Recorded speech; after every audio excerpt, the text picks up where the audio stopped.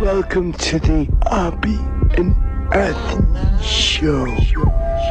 Never before has one radio show been so extreme. Oh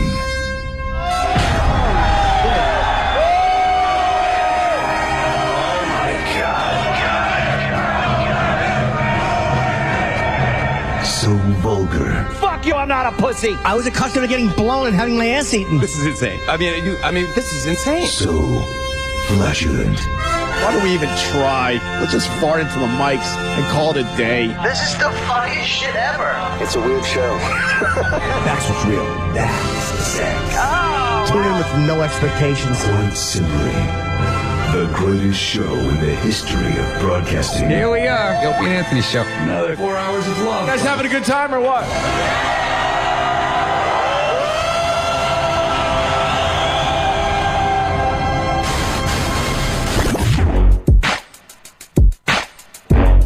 Yeah, check, check it. I'm up early in the morning, yawning. Put Opie Anthony, Jimmy Tranny pointing. Opie like brother man, Ant wants to join the clan. Jimmy on the other hand, he working the other hand. Turn my headphones up. There are horrible people to say in this old objectionable human beings, and I want you to know unacceptable to my scene, but I'll give it a go. 50 Cent, Larry King, Opie and Anthony Show. Go.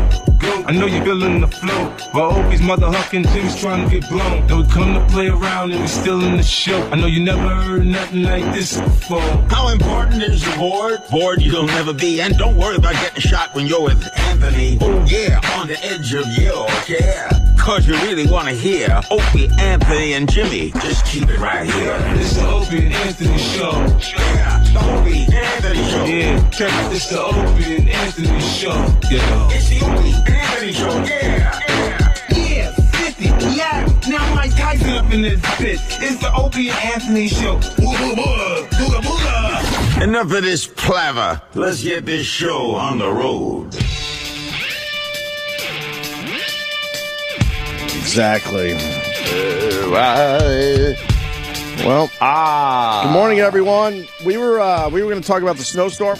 We were going to talk about the Grammys, but we got breaking news. Oh, The Pope is resigning. the Pope. This is breaking as we start the show. Breaking news: Pope to resign. Yeah, what's going on? I don't know. That sounds a little weird. What's the official statement? He can't. I heard he's sleepy. He's a little sleepy. We'll stem down. Excuse me. We'll step down February. Trying to read that fucking 28th. February 28th. Couple weeks. The Pope is saying, "See you later." He's protesting Black History Month. He objects. Is that it? Yes. What are they saying? He's too weak or something? Yeah, they to said. Continue. He's very tired. Right. But it's like that's your job as the Pope. I don't think you're really allowed to resign. Well, the popes have historically dropped dead as the Pope. Right. That's what they do. I think that's part of the job. You're appointed basically by God himself, and yes. God is the one that says you resign, and that means he kills you. Exactly. Your life is over. We're trying to look around in the history of the popes, and in recent memory, this has never happened. And when I mean recent memory, I'm talking about like before before like the year 300. Thank you. Yeah. We went back to the year 300, and this hasn't happened. Something. He's either really sick and it's going to debilitate him, or he's got some weird scandal. Something's up. Look. Something's up. They're pushing this forward, but I would love to know the real story. Think of Pope John Paul there. When he first came in, like many, many years ago, he was the energetic young Pope. They showed video, I think, of him like backpacking across Europe. And remember, they used to show his little fucking groovy car he used to love. And then, fast forward a few years. If you remember, when he did, right before he died, he was still the Pope, and he was a fucking disaster. He was a shaking mess. He was shaky. He couldn't fucking move his head. He tried to wave, and it was... Blah, blah. So there's nothing to do with being debilitated as the Pope. No, I don't think so either. You know? And this guy... I think they're trying to get ahead of something. I think they are fucking... putting something in fucking, lining up their ducks, lining up their popes. Didn't the Catholic Church just kill the popes when they had to? That's what I thought, right? They would poison them and stuff, They give them that old school poison in their wine or something. Last pope to resign. Seriously, Sam? Yeah. The year 1417. It's like Who won the Grammys in 1417? Oh, Why did he step down? Huh? The only reason he resigned was because there were two other people also claiming to be the Pope. Oh, really? So that's when things were a little more complicated. yeah. Wow. So That's before Columbus sailed the ocean blue. By the way, Wow. Jesus, it's a long fucking time ago. that's almost 600 years ago. That's like history that never really happened. It's Nah, so that's- long ago, you can't even imagine it ever really happened. That's some vague history. But now this Pope, And don't forget, the Bible was already around. Pope Benedict the XVI. What? Pope Benedict the XVI. Who do you got in that game? He's big sporty logo he's got there. He's stepping down. Yeah, I hope it has something to do with the pedophilia scandal. I really do. there's gotta no be something. pedophilia in the Catholic No, Church. I'm not saying he is, but he was in charge. His office, he was the cardinal that got all that shit sent to him. Like every allegation, when I Played think, for the Cardinals. yeah, he was a shortstop. Oh. So he was aware of a lot of stuff that was happening, and then Yeah. he was like, he acted like he wasn't. The HBO documentary called Maximum Mea Culpa or something. Right. It's fucking awesome. Huh. He also there was those I'll have to check it allegations out. of Yeah, that's Nazi, right. being a Nazi. Right? Yeah, I think he's a shitty guy. You got to take the bad with the good, good with the bad. But what's the official statement? We still don't know. They're just saying he's too weak to continue. Yeah, But that's this your comes out of job. nowhere because we didn't even know he was sick. And how old of a man is he? I don't know. He is a creepy ass looking pope, though. It might be something that will affect his job, like Alzheimer's or something like he just like literally won't be able to do the job. It might just be something like that. But they leave them in suspicious. there. They really do. They surround them with people that put out the statements, and Right. because it's more important to have the dumb pope there, and He's the Dave Thomas. Dave Thomas didn't make the burgers. yeah, exactly. He's the figurehead. So they keep him in, and then you got people, like you said, around him that will take care of everything else. This is extremely rare, so we're trying to figure out what the fuck this means. Here's his statement. I have come to the certainty that my strengths, due to an advanced age, are no longer suited to an adequate exercise of the Patrine ministry. Patrine ministry. More like latrine ministry. You fucking told him. So he's saying because he's getting old and frail. That's every pope. They're elected old on purpose. They don't want a Yes. young pope. Lack of No, strength. they want old pope. Yeah, man, you're not even considered unless you're in your like 70s. Right. It seems. Because they don't want you there too long. They don't want a pope to Yeah. be they want you to the title to be the fucking Yes. the face, not the guy. the man. Yes. People saying he's resigning because he's evil. He does look evil. He was weak, man. Like as far when he was the cardinal, he was fucking. When he could have done a lot more to help those kids in those pedophilia scandals, and he didn't do anything. He did investigate it, and I think John Paul stalled a lot of it. What about George and Ringo? I think they were for it, but they were just so happy to be in the band. Okay. Where's Pete Best? Poor Pete. So that's all we know so far. Bet you something else comes out in a couple weeks. Yeah, I bet. But then again, man, they're really good at covering up shit. Oh, they're really good at that. I mean, but no one even knew the guy was weak or sick whatever. or- how old is he? How old is Pope Benedict the XVI? It's like 80. What does an ex-pope do? Like we've never seen an ex-pope. There's before. no ex-popes. No, there's no ex-popes. They're always the Pope. You've always been the Pope. 85.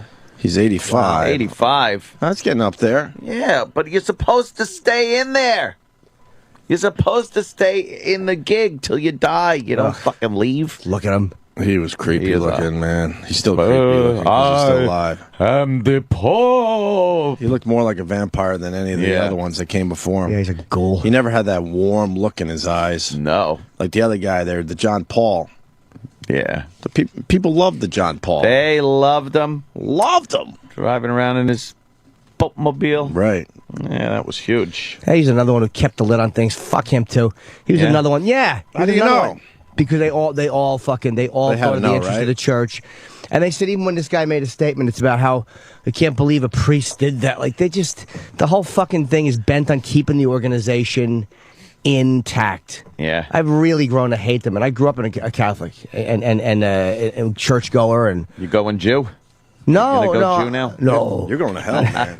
You're going to hell for that. But the whole organization is just fucking terrible. And I know they do a lot of charity work, and they've helped millions. And I'm not saying they haven't. A lot of great people in the church, but the hierarchy of the church and the structure of it is fucking disgusting. You know, it's all meant to protect the church. It's amazing how they would continually put kid fuckers back into rotation.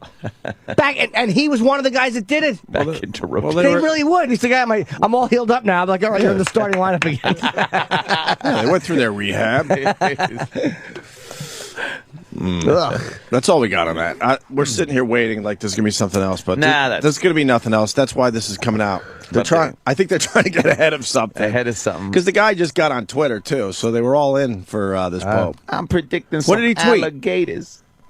Do we even know what his Twitter is? The Pope tweeted. Pope don't tweet. It was Pontiff X. Yeah, it was a big deal when he... well, he only has 1.5 million followers. You're the Pope and you can't get fucking followers? Who's he following? Only 8 people? What the hell does he Himself follow? in different I languages. follow Colin Quinn and I follow Louis C.K. You think he's a believer? Maybe he follows the beeps. I follow the Beebs. He follows Joe Rogan. Oh, that's Sam's Twitter. That's Sam's Twitter. I got confused for a second. Who does the Pope fucking follow? Come on. Yeah, who does he follow? Oh, he just follows himself in other languages. I said that. Ah, Yeah, what? you did? Yeah. I didn't hear It's that. himself only in different languages. That's correct. That's kind of pompous. Yeah. He actually, wait, one of his languages is Arabic? Yeah, you see Yeah. that at the bottom All there? right, that's crazy. He doesn't know what How do they're you get saying. verified in every language? I don't know. He's verified, huh? He's verified like 9 times. Why don't you, how do I get verified? He's only tweeted 34 times? He sucks. What kind of tweets? 34 tweets. Did you see Taylor Swift last night? She was beautiful. Boo. Give me some of his tweets. We must trust in the mighty power of God's mercy. We are all sinners, but His grace transforms us and makes us new. What day was Those are that? It Jimspirations. was yesterday. That was yesterday's tweet. What's Live the And one? then today tweeting he the fucking, Grammys. and then today he fucking resigns. Right. Stop. How about a fucking Grammy tweet? You're right. Yeah. And he doesn't use hashtags. What the fuck's wrong with this guy? LL Cool J, his suit looked like he was an ice cream man. LOL. Dude, LL Cool J stinks. Yeah. He's horrible. I think he stinks. Boo. One reason he was hosting the Grammys is because he's got that show on CBS, a little tie-in, right? Yeah, that was the second year in a row, by the way. I know. hosting the What? Grammys. Why? They couldn't find anyone else? I don't know. He's like What the fuck is that about? He's a safe black guy who's got Well- a CBS show. Or maybe they felt bad that Whitney Houston dropped dead right before his big hosting Probably good duties. news for him. So they felt like, you know what, we got to Duties. give you another one because the other one was a real downer for everybody. Instead of live tweeting the Super Bowl, the Pope said last Sunday, "Let us imitate the Virgin Mary in welcoming and guarding the world of Jesus in order to recognize Him as Lord in our lives." Oh. Nothing about the Ravens. You could read this stuff on like a placemat. Yeah. Thank you, Lord, for the winter, because it makes the water that comes out of my faucet really cold. Give me one more before we move on. Everything is a gift from God. It is only by recognizing this crucial dependence on the Creator that we will find freedom and peace. So when a grown man's dick goes into like a little boy's ass, that's a gift from God? Oh, boy. No, I don't know. Because it says everything. It says everything. So I want to clarify. Is that actually a gift from God? I don't know. Should I It's up tweet to him? you to, understand that as a little innocent child. Does anyone know? If you watch that special, I have no you will idea. hate the church. Really? Really? Hate. What is it on? HBO documentaries. You saw it, I'm Mars? all about it. How hateable are they? I hate this fucking guy. The whole organization from him on down. And again, a lot of good people in it, but when he was in charge, when he was the cardinal who was in the fucking Vatican. Baseball? Right. No, the football. Baseball would be childish. I grew up Catholic, and when I go to church now, which I do a few times a year, I get really creeped out by every single priest. Yes. And I know there's some very good guys there. Yeah. But this scandal has gotten so out of control, and you know that even the good priests all kept their fucking mouths shut for the most part. Yep. That it's just so creepy for me. I try to keep my mouth shut because I go with a lot of people and family, but they always creep me out. It's amazing how the image of a priest is now a pedophile. It creeps me out. Yeah, it's great. Like you just wonder right away if that person has been touching kids. Yeah. And I don't know if that's the right way to think, but that's where I'm at with it. Yep. And I would change the fucking uniform or something. Something a little more up to date without the collar. Yeah, I don't know. Something new and hip. Good luck to the Catholic Church. They're in a tough spot. I don't know how they turn it around. And they're not willing to change. That's the problem. It's a very old school thing, man. Right. They have their ideology and their little boys club there. And that's it. That's what it's going to be forever and ever. Yeah. Forever and ever. And their veil of secrecy. Yes. Over what they knew and it makes you, they're just despicable. Yeah. Are we done with his tweets? Give me another tweet. Just in case you thought we were the only ones with assholes. Yeah. Oh. Everything is a gift from God. Yeah. The second reply is, when is Half-Life 3 coming out? Really? I love it. He's got his Twitter haters. I love you, Popey. I'm resigning. Why don't you try working a real job, Pope? This guy says, "What, you can't handle it? You can't handle you fucking being the Pope? Try being a roofer." AIDS! Exactly. That makes me and probably most people listening right now feel better about themselves. Exactly, that really. The Pope also gets haters. Pope has his haters on Twitter. In reference to God, one guy responded, "So he got me that pasta machine for my birthday. Can you ask him for the receipt? I don't need two." Oh, he doesn't mean a gift from God like that. That's a gift from God. Oh, no. And another guy asking, "You sassing His Holiness again? He gonna be mad." Assassin. Son, all I've ever asked of my Marines is for them to obey my orders as they would the word of God. The word of God. God. You got another Pope tweet? Yeah. By the way, I'm not questioning anyone's faith. No? No, because you get those tweets after we do these breaks. I'm not questioning anyone's faith, man, at all. It doesn't seem to hurt Ricky Gervais. Yeah. He's constantly going after the Catholic Church. Yeah, he loves it. Yeah. Which is good. Yeah. I would love to see them turn this thing around, but I don't know. Not going to happen. They just won't. They won't. Because whenever these victims groups sue, they pay out so much, billions of dollars they've paid out. They don't want to give out the information. The Catholic Church has paid out billions of dollars. They said, I think Boston has lost half of their fucking, well, not their, what's the word? So what are they saving all their money? No. What are they saving all their money for? If they have billions of dollars where they could go, take this billions of dollars, they just got piles of billions of dollars. So they're like, take this billions of dollars and just pay off everybody. We still have this pile of billions of dollars and this pile of billions of dollars. Like, what are they waiting for? How about you start fucking giving a lot of that money to the people that need it? No. I wonder if Timothy Dolan will be considered. He's another fucking. I know he's the cardinal here in New York, but he's fucking awful too. He's another one that's a big church apologist and was I think the church has handled. He thought they handled the scandal well. Wow, this really? idiot. Yeah. Wow. Well, I bet I know who's going to be making the rounds on the news. Why don't we get him on the phone today? Yeah, maybe That's who we should be getting on the phone today. Donahue. If you got a Pope resigning, we go right to Donahue. Bill Donahue. Let's see if Bill will come on and explain a thing or two. I'd like to hear his comment. He was in the special for a second. They show him on Fox. Right. And the woman from the blowing a boy. No, there's a woman from the Times who blew a lot of the lid off this stuff with some article on what the fucking Vatican actually knew, and everyone always blamed these cardinals and blamed the local bishops, and then they have all this proof that they were writing the Vatican trying to get help, and the Vatican was saying no, don't say anything, keep it quiet, and don't turn them over to the cops. So Donahue was defending this Pope. Oh, he was? Yes, on Fox saying about a case about the guy who molested all these deaf priests who that documentary's about. Jesus. And he's like, the case is from the 50s, and he found out, and the guy died while they were investigating. Yeah. But then she's saying that this guy had a lot more to do with covering it up. Or not necessarily covering it up, but not being actively going after her. Well, let's get a call into Bill Donahue. That would be great. I'm sorry I'm giving a lot of half-truths. I mean, like half information. Like I'm giving 10% of the information. That's what this show is all but about. I'm telling the truth, but I fucking run out of steam quickly and forget. Well, I'm fucking going to watch that documentary today. Yeah, What's that your call, sounds Mars, good. you know? Mea culpa. Oh, mea culpa. Could you what is that in English? My fault. So just say my fault. No, it's Latin though. It's not Spanish. Oh. But it's a great documentary. You're Same right. thing. I let me Were tell you touched as a kid? I can't stand. No, I can't stand by a this, priest? Yeah. no. bottom of it. He said it really Did you go to quick, church? too.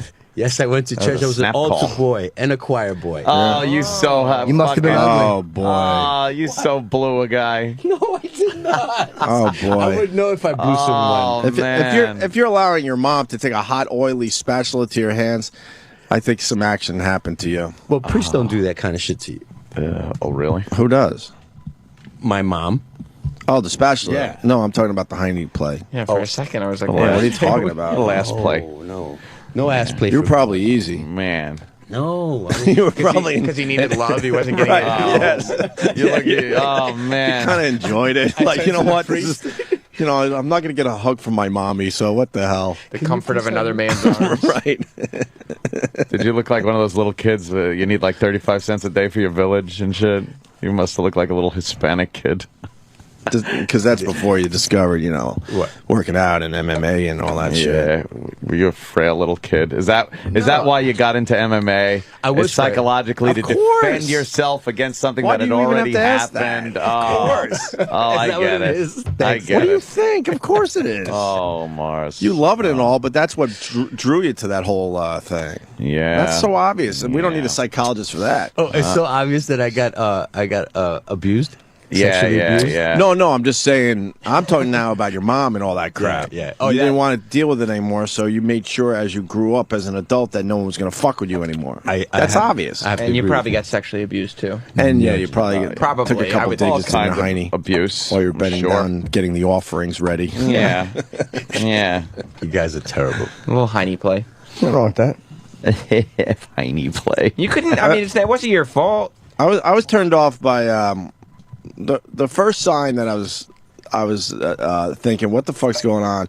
I was a caddy at the Huntington Crescent Club, and the head priest and the second in charge of Our Lady Queen of Martyrs, Yeah. way back in the day, out there in Centerport, comes pulling up in a sick brand new Cadillac to play golf. He was a guest. He was driving a Cadillac. And I ran down to get his bags, which you had to do as a caddy, and I pulled out the fucking nicest golf clubs, and I'm like, holy seriously? Guy's turning a nice dime, huh? Yeah, but they hit all that shit from Yeah, you. yeah. You know, when you did see him, when you didn't see him out and about, like I was fortunate enough to see him that way because I worked at the golf course. Uh-huh. You never saw him like that, all flashy and shit. Yeah. It was a brand new. I'll never forget, a brand new black Cadillac. Gorgeous, Aren't gorgeous they car. supposed to like be impoverished or something? Well, that was my Or is there a point with- vow of poverty. Well, that was my point with the billions of dollars that they're collecting. It's all bullshit in the end. The church has got a lot of money. My favorite part about churches, most churches in Manhattan lock their doors. You have to. For what reason?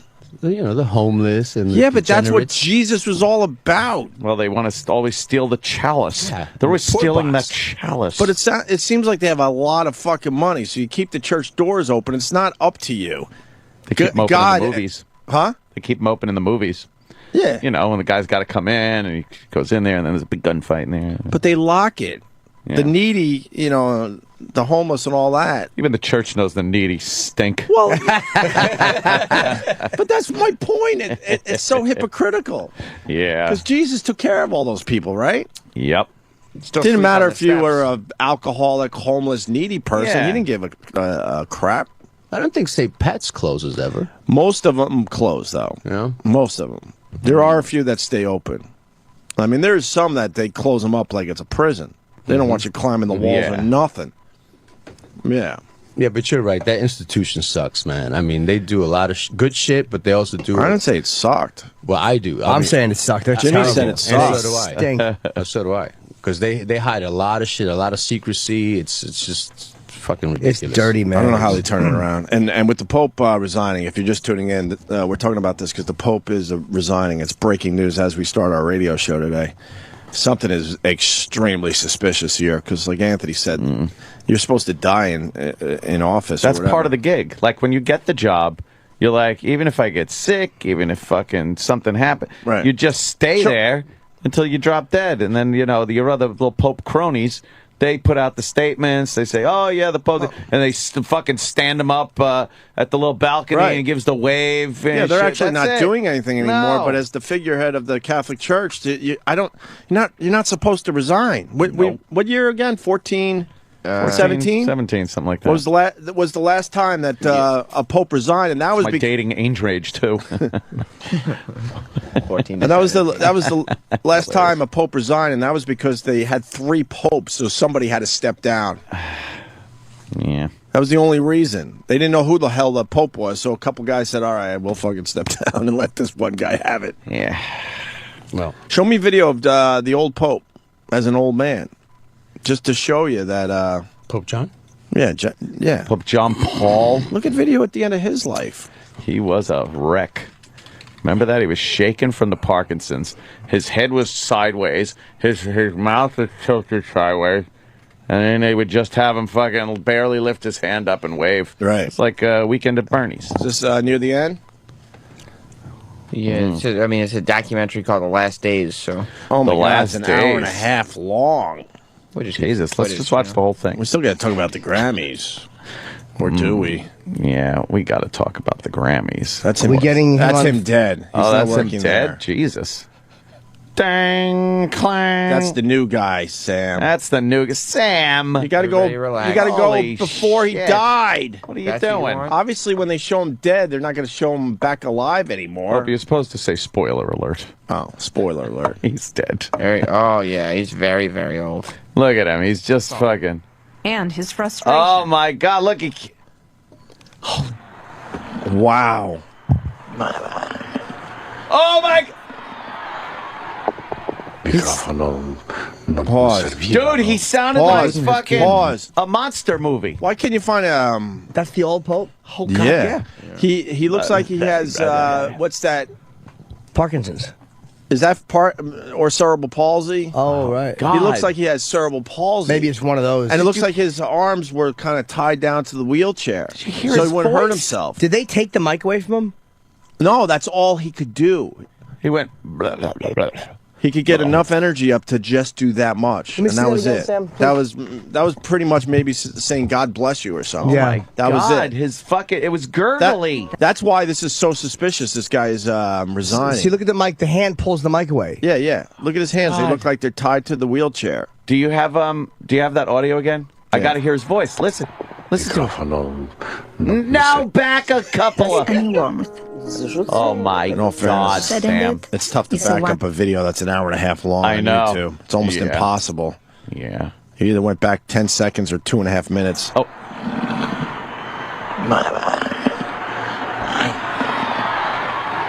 Oh my God. Looks like he's still trying to talk and they pulled the mic away. Yeah, because they were like, "Holy fuck, we can't let this out." yeah, because he wasn't in control anymore. They were just showing him. Is that all they got of him talking? There's got to be more. Go on YouTube. See if there's anything else. Oh my God. He sounded like a lion or something. It was like gurgly, like full of old fucking water lungs. Yeah. That's terrible. But that's usually what happens. They go right to the end. Yeah, see that guy, believe me. And there was no hint that this pope was sick or anything. No. Pope's last public appearance. He's trying. That was last public appearance? That might be the same thing. I think it is, yeah. They just got him like in a window at the Vatican. He looks like he's having such trouble breathing. Yeah, he's just He's shaking like, and he's moving around, and then they wheel him. Oh my God! They wheel him into the shadows, and the curtain goes, and that was That's it. fucked That's creepy. I've been here some years ago, and he was full of power and energy, and now he's an old, weak man, but still strong in faith. Strong in faith. This message he gives us now, that even a life as this is now is a true important life and has worth. Oh my God, is that fucking awfulness? Wow, that was definitely creepy, man. Wow. So, all right. Does this? There is a translation as to the statement made by the Pope. So are we getting Bill Donahue? Hopefully. We've left a message. It might be a little okay. early still, Yeah. but we'll try to get him. Oh my. News is breaking, God. so. I wonder if Dolan will be considered, or if he's too young, or if they wouldn't consider an American guy. Who knows? Yeah. I'm sure he's on the short list. You know who the Pope sounded like there? He sounded like if I can remember, Ash, the android guy from Alien. Wow. When after his head got fucking cut off and they put it back together and that white shit was coming out of his mouth. It's terrible. It really is. As we rebuild our economy. What? What? What's that what about, happens? Sam? What happens? How's that end? We're rebuilding our economy? Oh. John Paul II is without a doubt the Pope who has broken the most records in the Church's history. Look how His vibrant he is used the to be. longest on record. He was head of the Catholic Church for 26 years. People love Only this guy. Pius IX and St. Peter's pontificates lasted longer than John Paul II. What are we looking at here? Then he's Hold also up the a video and you. Oh, okay. Didn't they shoot him too? Yeah, he he got shot by a Turkish guy. Yeah. And he forgave that guy. Yeah, that's your job as the Pope. You got to forgive. Always a lot forgive, of forgiving right? going on, Oh, no matter how boy. bad things get. Paul II might have broken many records on different fronts. He was the first to visit a modern-day synagogue. It's the first. Oh, crazy. All right, well. Due to advanced age. No, they all have advanced age. They were promoting him getting on Twitter Yeah. only recently. When you still have your faith, you're supposed to still be the Pope. Sure. Absolutely. That's crazy. Absolutely. They're gonna pull out some fucking Nazi shit or some pedophilia shit. How about Nazi pedophilia? Because that's got to be some real heinous stuff right there. Maybe that's kind of pedophilia. Nazi pedophilia. Holy shit! That would be. That's got to be crazy. That's like movie shit right there. Mm-hmm. Kid. So we got that today, which is nice. Which is nice. I don't think anything earth-shattering is going to happen for a week or two. I have a feeling something else is up with this whole thing. Yes, I think we're just scratching the surface here. But then again, they know how to cover up shit, so. Yeah, that's what they do be best. Very interesting. The Grammys. A lot of people saw the Grammys last night. Yes. What do you think of the Grammys? Well, I thought the opening number with the lovely Taylor Swift was very nice. She had her little with her weird nose, a little hat, and her. She doesn't have a weird nose. She was stunning. She was stunning. She looked lovely.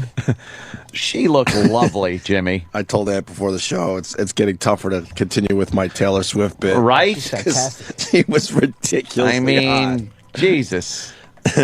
She came out with that top hat and those legs for days. Yeah, the long legs. And, the little top hat. She's got skinny bunt, though. What? Skinny bunt. Skinny bunt? Yeah. Did you see skinny bunt Oh, on her? yeah. She might be too thin, which is creating the illusion that she has like a bunt. I don't know. You got to go to the part where she takes off her long coat. Oh, man.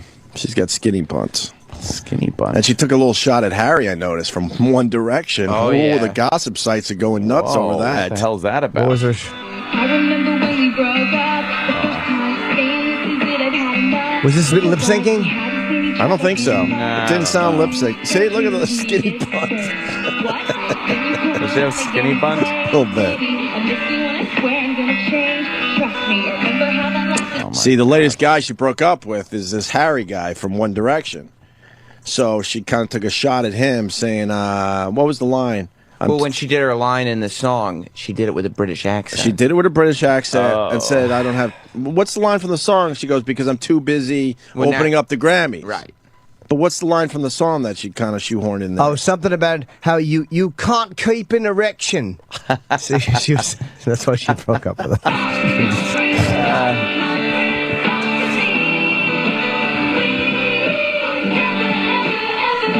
This stupid song's catchy.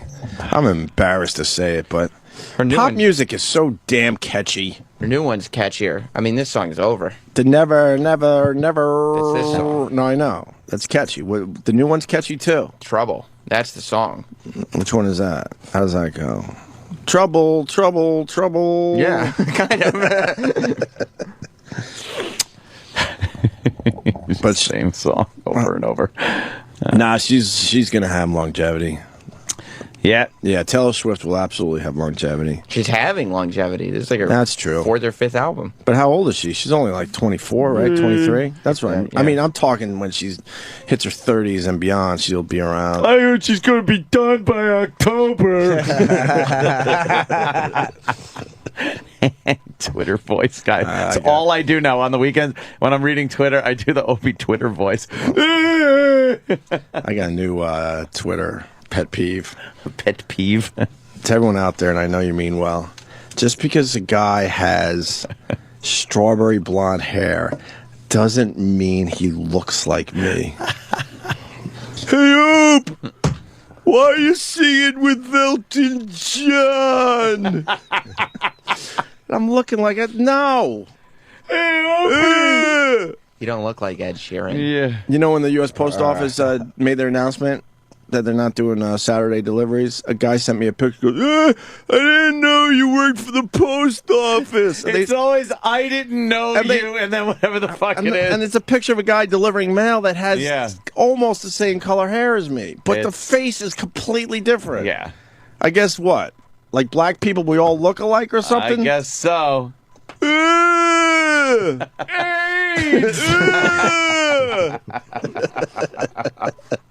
I didn't know. Supposedly I played in 3 or 4 different bands last night. Of course. So now that I know what I just did to myself, by the way, I'm not love stupid. That's all I'm going to get now. Yeah. On Twitter. Well, I was getting a little bit of flack over the weekend about our snowstorm. Yeah. And, you know. Yeah, you really don't know how to predict snowstorms. Well, you know, I might have You're had 0 for 2. Little prediction about the snowstorm, and I don't think it went my way. But hey, you know, I'm not a meteorologist. Wow. Oh. Not even a radio guy. No. Just a mean person. That snowstorm was a motherfucker. How many inches you get out near was a good you? one. I would say I got probably 14, 15 inch. Basically, 14, 15 inch. South of the city, you pushed about, 10 inches to a foot. Yeah. The city was about the same. But then, man, north of the Long Island Expressway on Long Island, that's where the line was, basically. That got some crazy fucking shit. Like over 30 inches in some places. Yeah, yeah. We haven't seen one of those in a long time. And in a while. I mean, everyone got the blizzard from, Jersey all the way up to Maine. That never happens. Connecticut had fucking feet of snow, Connecticut 40 was inches. Crazy. Fairfield, Unbelievable. 40 inches. Yeah, Connecticut was crazy. Fucking Eastern Long Island, North Shore was insane. Yeah, my brother got well over 30. Yeah, my brother's in Port Jeff, and he got like, he had pictures of his back door of his house. Right. It was up 3/4 of the way up the door. Yeah, I retweeted one of his pictures. Yeah, He had an amazing crazy. picture.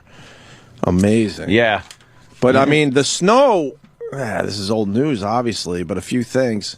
The snow was coming down so heavy that people had to just leave their cars on the Long Island Expressway. Abandon That their never cars. happened. Because usually what happens in snowstorms, we all know, the cars kind of keep the snow packed down enough Yeah. where you got at least one lane and everyone could get home. Yep. The snow was falling so hard that they couldn't keep up with it. They just reached the point where their cars wouldn't go anymore. Well, you probably also get stuck behind other people who Yeah. can't, who Well, don't then- know what they're doing. There's a chain reaction. But in most snowstorms, you're able to like maneuver and get around those dummies and get yourself home.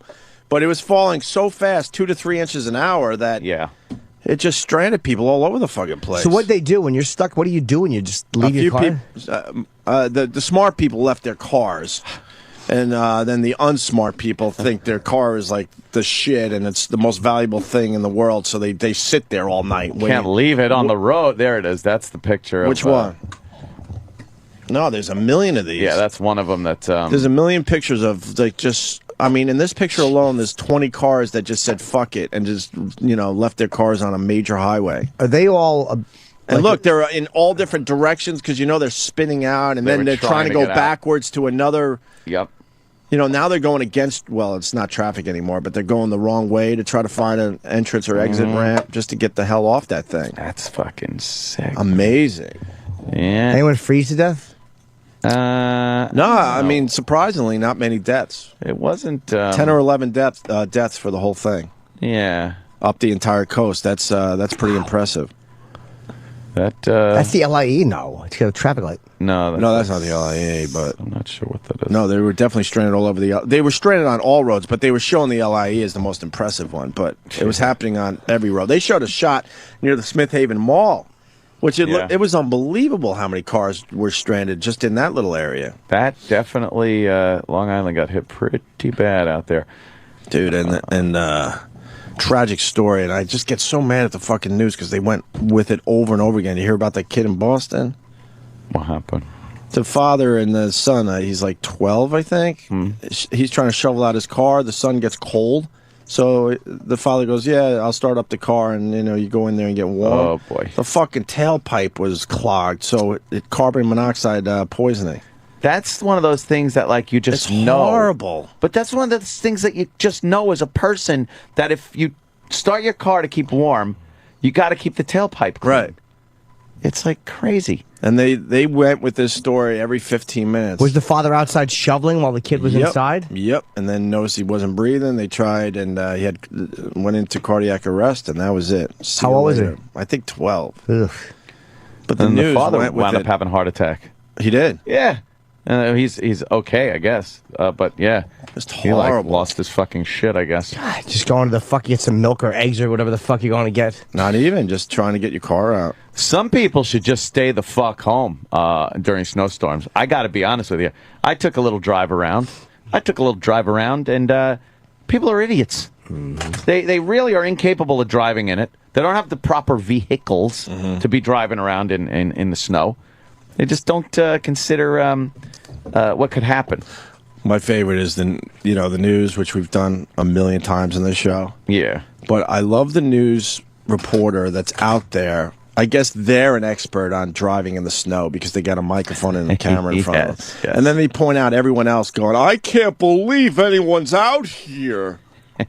What makes you special? They got a mic. It's like, how did you get around? Guess what? How you got around, a lot of other people could do the same exact thing. That's how I'm doing it. Right. I can't believe it. Yeah. No one's heeding the warning. How about you heed the warning? We don't need your stupid report because you're not getting anything done anyway. Right. How about you go home? They told people in Massachusetts just to stay off the roads. They made it. They said, "Hey, you're not allowed to get on the road." They said a year in jail. Yeah. No one would get the year in jail, by the way. I don't Did they really understand. say that? It was $500 fine or a year in jail. It's like, that seems like the fine should be a lot higher. It's like, oh, what'll I do? I think I'll take the $500. I like my pocket money. I'll take the year in jail. Year in jail? We got the Mayor Menino audio. Here in Boston. We absolutely should have the Menino audio because I know it's old now, but yeah, he had to go live to talk about this the snowstorm, and people were just once again amazed by how this guy speaks. He's not very good at public speaking. I'll tell you though, I think you said it before we started today. It's not like the old days. You get your shit right back together after these snowstorms. It's not. Everyone still remembers the 70s when cities would be shut down for days. Right. And people were like, oh, I can't get out, and this needs to be plowed. I can't get to the store. There are, instances where I guess some roads don't get plowed. And shit and I'm sure we got a few out there now. Exactly. But for the most part, when we were growing up, you would look out your window and you would just see that, just frozen tundra, and you felt like time stood still. Yes. You could hear like a bird in the distance. Yeah. And nothing was getting done for a few days. Nothing. You just knew that you were done for 2 or 3 days. Not anymore. Your street didn't get plowed. Like, it just sat there until this hit maybe Saturday. a day, 2 days later. This hit Saturday, right? Yeah, for the most part, sure. If this was when we were growing up, people would not be going to work today. Yeah, still there would be. But everyone people is expected at work today. Oh yeah. Oh, if you're calling in, look, E-Rock's here. Enough said. There you go. Enough said. E-Rock, you shovel a lot of snow? Comment? Yeah, some.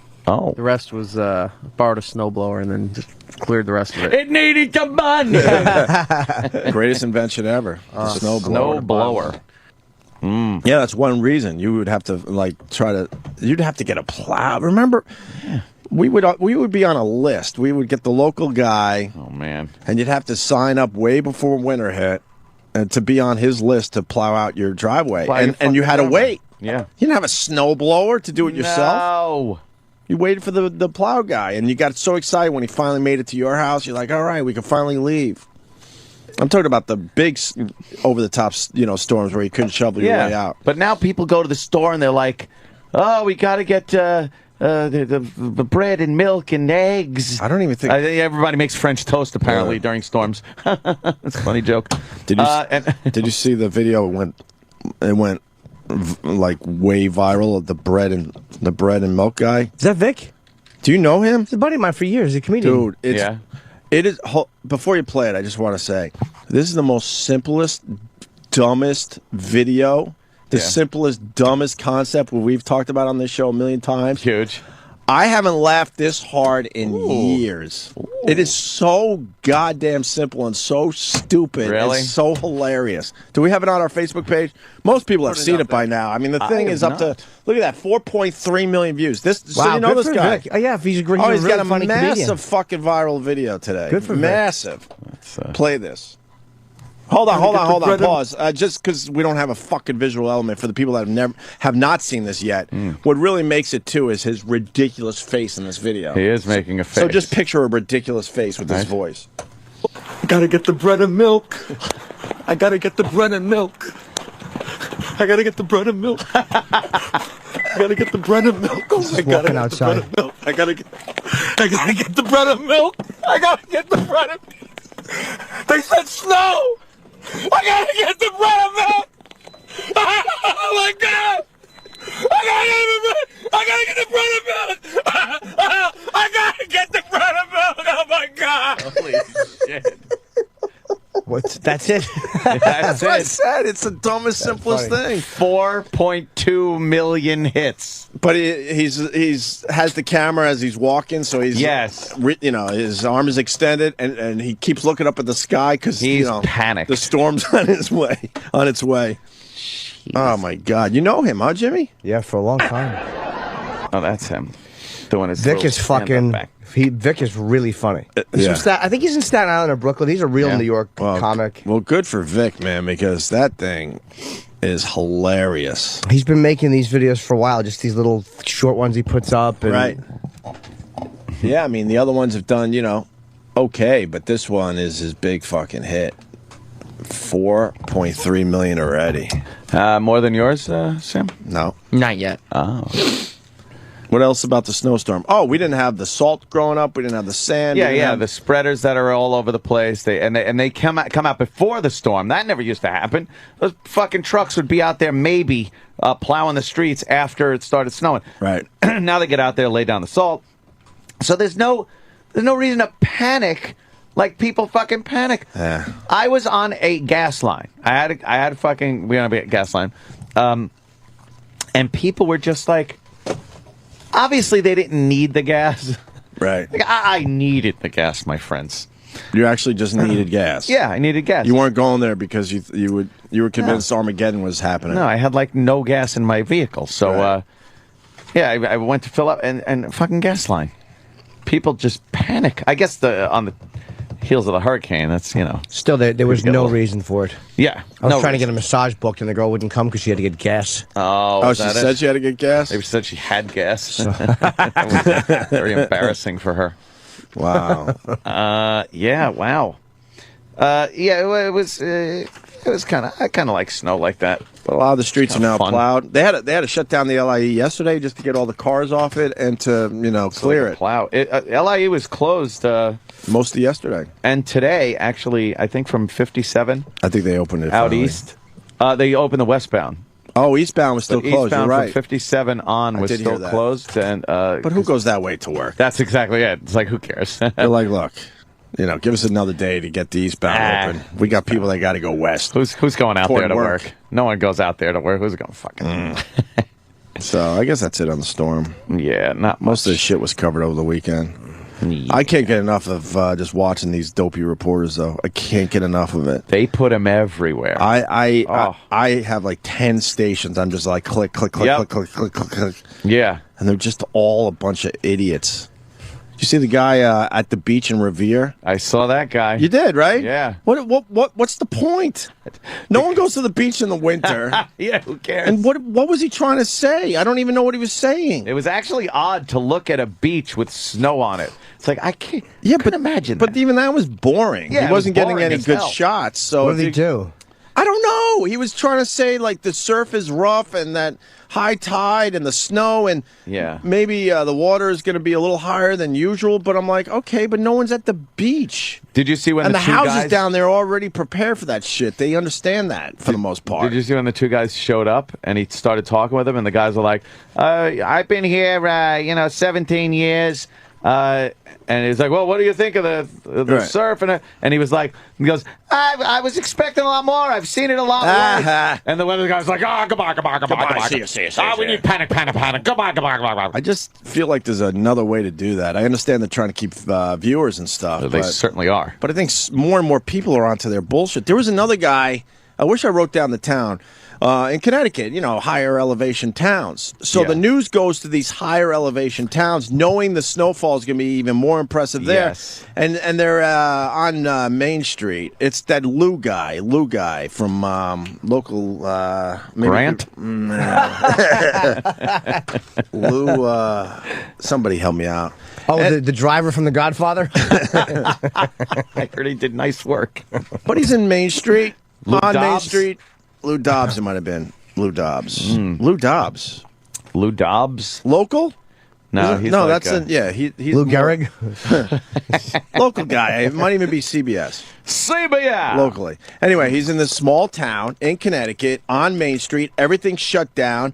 And a guy walks by and he's like, "So, what do you think?" He goes, "You know what? Another big snowstorm for us, but, we live in a higher elevated area, so we get this." And he was so pissed All that right, this get out of here. guy wasn't going to play along with his bullshit. They need panic. They need craziness. They need it to be the worst ever so they could go like, here we're talking with this guy. Oh, my God, I've been here forever, but I've never seen it this bad. These towns in Connecticut, it snows a lot, and then you got a blizzard on top of it. Of course, the snow totals are going to be off the fucking chart. Yeah. But those people are used to it. Is my point. Of course. Dummies. I love it, though. I can't get enough of it. Can't get enough of it. Yeah. The big events. They love a big event. Yeah. Big But they just snow look like idiots. They look so stupid. And then there's this one, too, where they're covering this storm, and they're like, well, I hate to say this, but we're looking at another low-pressure system getting organized in the Midwest. We could get a 1-2 punch with it. Like, the one storm isn't enough. Right. They got to make it sound like, here comes another. Do you think they hate to say it? Oh, Do you think they really hate to say that another storm might be coming? Oh, they're kind of like... they love it, of course. Because they know so many more people are going to be watching their shit. Yeah.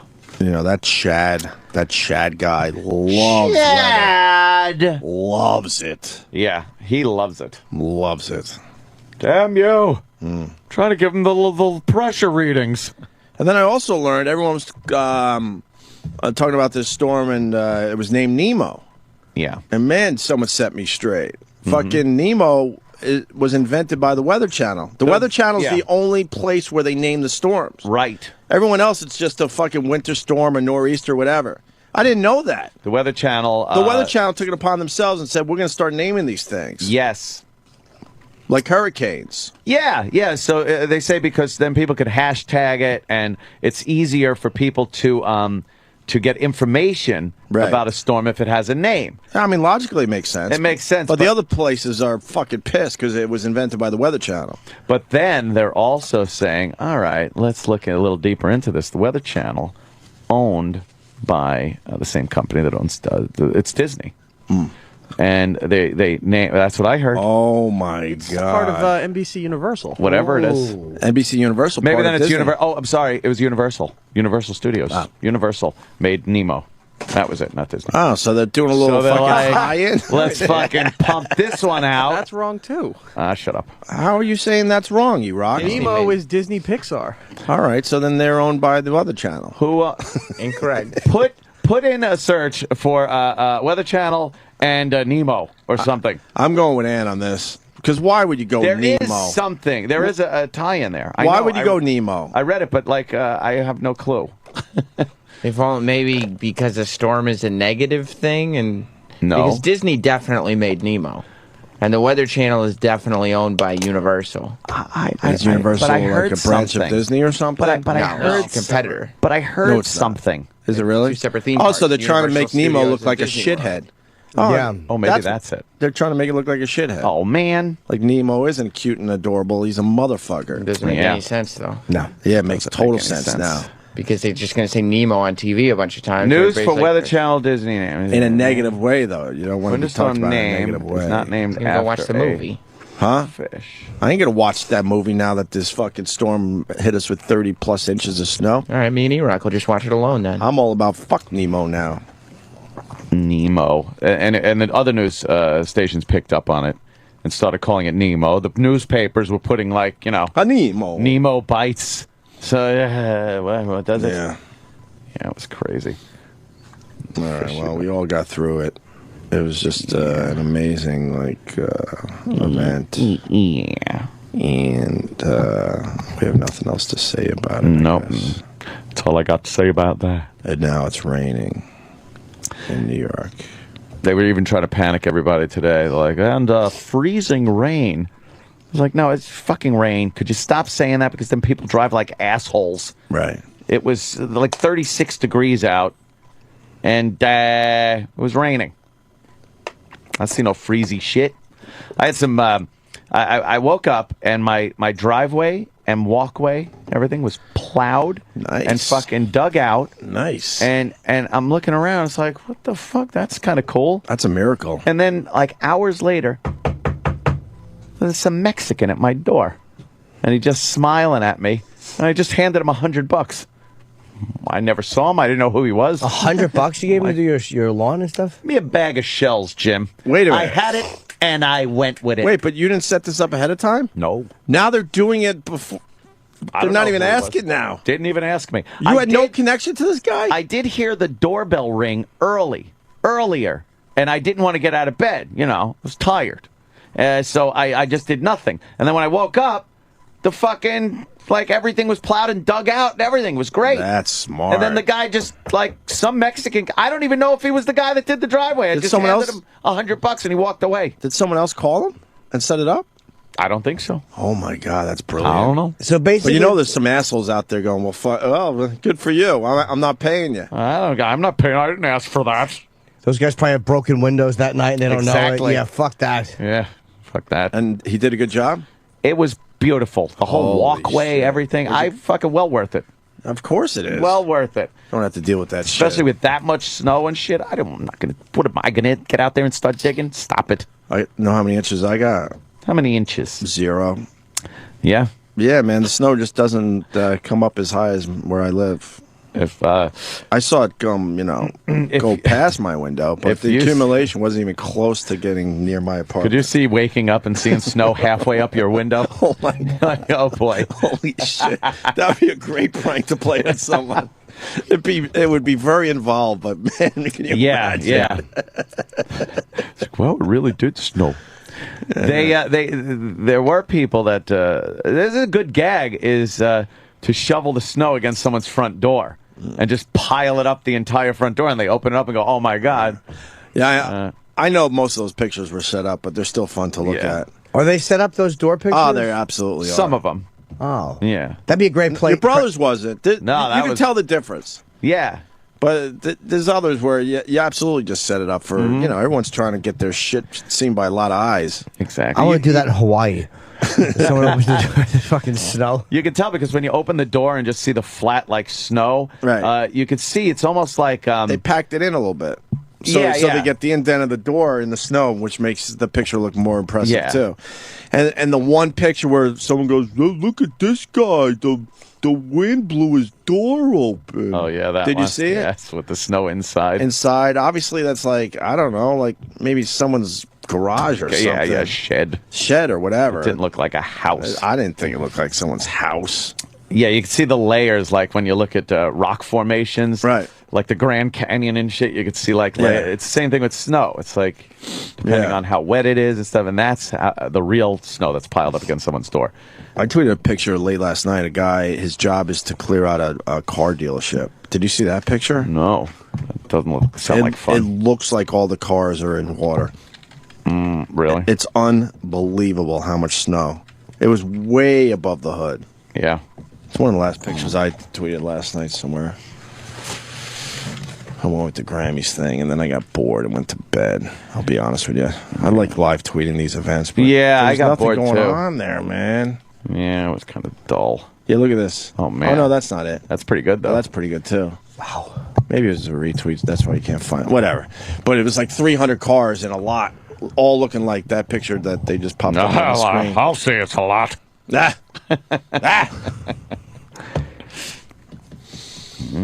All right, we could break. Eat. Yeah, I want to eat. How many live reads today? 16. Wow. And is there one right off the bat here? Oh, yeah. Fuck. I don't get a chance to shove food in my fuck face. 16. Oh, cool. The hell's this about? I don't know. This is the first time I'm seeing my copy, too. E-Rock music. E-Rock. It's called the Wow Factor, Opie. That's impressive. It's that moment when you picked the perfect Valentine's Day gift for that spatial someone. This year, experience the Wow Factor yourself when you send your loved one giant freshly dipped strawberries from Sherry's Berries. Yes, starting at just $19.99. That's over 40% savings. Double the berries for just $10 more. These enormous juicy berries come dipped in white milk and dark chocolatey goodness and topped with chocolate chips. Decorative swizzle and nuts. Just use the code OPIE when you're ordering this to get this special offer. These gorgeous, tasty berries are the perfect way to show that special person in your life how much you care. Here's the only way to get the amazing $19.99 Valentine's Day deal. Call 866-FRUIT-02. Or even better, visit berries.com. That's berries.com. Click on the microphone in the top right corner. Type in OPIE. Go to berries.com. Click on that microphone. Type in OPIE. But you've got to hurry. This special offer ends Tuesday. Order now. This is the Opie Anthony Channel on Sirius XM. Guys, you can make your fantasies come true this Valentine's Day with Fun-to-See pajamas from Pajamagram. Fun-to-See pajamas are both fun to wear and fun to see. Fun-to-See pajamas are sexy, comfortable, and fun. Fun-to-See pajamas come in 3 playful styles: nurse, police officer, and cheerleader. They're only available from Pajamagram and just in time for Valentine's Day. These are amazingly comfortable short sets that she'll love wearing, and not some novelty shop costume that she'll only wear once. The more she loves wearing them, the more you'll get to enjoy seeing them. And now for a limited time, you can make it a triple play for Valentine's Day. Buy all 3 Fun-to-See styles and enjoy great savings, plus many nights of fun. Fun-to-See pajamas are sexy, soft, and comfortable. Most of all, they are both fun to wear and fun to see. Pajamagram has lots of great pajama styles. Every Pajamagram delivered in free gift packaging. Overnight and Valentine's Day delivery guaranteed. Order now at pajamagram.com or call 1-800-GIVE-PJs. The Opie and Anthony Show. The Opie and Anthony Show. Sirius XM. Sirius XM. Sirius XM. Yeah, this is the Opie and Anthony Show.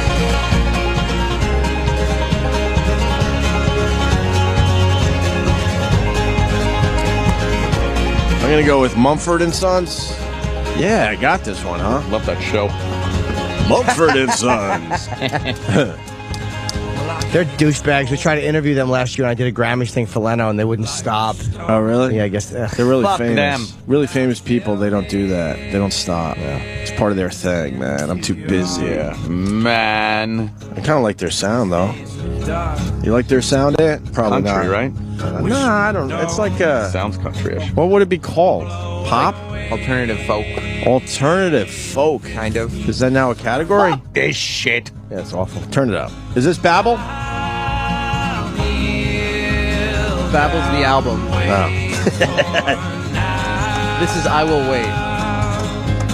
Yeah, I've heard this before. You don't like this? It's very hickish. It's bluegrass. I don't mind it. Yeah, so It like, needed like all right. Irish bluegrass. Yeah. Yeah. You like it, Sam? It's all right. You say Irish bluegrass? It sounds like. Are they Irish? Yeah. It's catchy. Bruno Mars, who was just walking around these hallways a mere couple weeks ago, I pointed him out to you, Jimmy. Yes, I He was took a big- photo like I was a huge fan. You don't even know him, right? No. He He was very pleasant Yeah. for a famous guy. he's very small. Yeah, he's slight of frame. Little guy. He's a tiny little guy. Slight of frame. I'm glad Sam picked up on this because they did a Bob Marley tribute last night at the Grammys, Yeah. but it had nothing really to do with Bob Marley.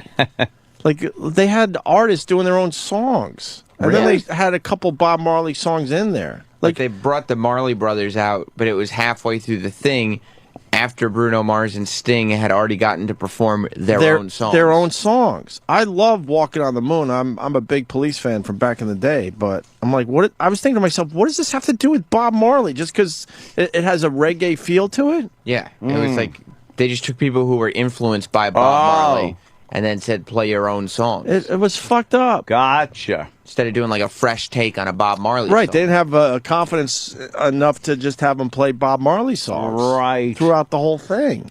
It was weird. Yeah, like they, I don't know why they did it, or why they just don't announce it as a Bob Marley tribute. Just have the Marley Brothers come on as like a surprise. Yeah, it was Ziggy and who was the other guy? I don't know. You don't know the other guy? I only know Ziggy. Yeah, the other guy. Damien, maybe? Where his hair was pretty much touching the floor. Yeah. No, that's a Ziggy. Was he good? Were they good, the Marley Brothers? They were fine. Ziggy can sing. He sounds like Bob. It was all right. It wasn't anything special. The only thing is with the Grammys now, they're so focused on having a Grammy moment that they announce things as Grammy moments before they happen. Oh, yes. They did that with a Grammy You know moment. what? They got me though, and I should be smarter than this shit. They go. Coming up, a Grammy moment from Carrie Underwood that everyone will be talking about tomorrow. I'm like, well, if everyone's going to be talking about it tomorrow, I got to see what she's going to do. She did a basic song. What did she do? Nothing. How can it be like a special, spontaneous, crazy thing if it's planned before it happens? Right. They said everyone will be talking about it. But they were right.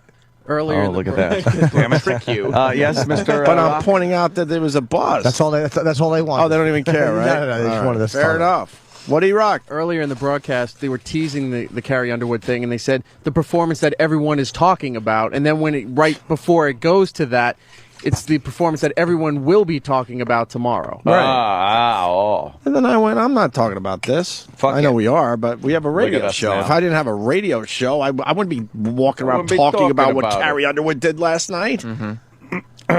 She's got to start showing some skin, though, man. She wants to be like an adult performer. Enough with dresses like the preacher's daughter. She's got a really nice face. What's going on under those dresses that cover up most of her body? That fucking Kelly Clarkson is just... She's giant. Fucking fat. I got a theory on that. Wow. She was never supposed to be not fat. Right. She toned it. She got all thin and shit for that American Idol, but that wasn't her. Now she's living her life where she's supposed to be. Well, I think. fuck that. If anybody needs an eating disorder, it's her. She's got an amazing voice, though. Well, she sounds great, but she's... And she gained weight since the inauguration. You notice that? Yes. We just saw her 3 weeks ago. She was wearing like winter coats and shit, and she's bigger without the winter coats on. Let me see a picture of her skinny. Let me see a fucking picture of her skinny and then fat. She is chubby. She's not portly. skinny. Well, you know. She was never really Put in skinny. She was able to kind of keep it down and keep it together. Was she? Yeah, but she was always kind of Put slim or thin Slender. or something. Svelte. See. Oh my God! No, but you could tell even there that she's like Can ya? big. Yeah, look at the arms. Those are a little big. I don't know, dude. A little big. Wow, she fucking puffed up. Yeah. Yeah. She puffed up since. Yes, she's like a frightened blowfish. She looked like that at first, and then, oh boy. What song did she sing? Natural Woman, right? Was that her? Yes. Holy fuck, she hit that one out of the park. Wow. Little Aretha Franklin. Man. No one will question that she can't sing, man. Oh, God. That was last night? Yep. She's almost bigger than Adele. She is Adele size. And Adele just had a kid on top of it, so she's still carrying some of that baby weight around. Adele wearing the drapes. Oh, Adele had a terrible outfit. Oh, not if you asked the fashion police. They thought her dress was amazing. I thought Adele's flower print dress was stunning. This guy blowing him as he's talking.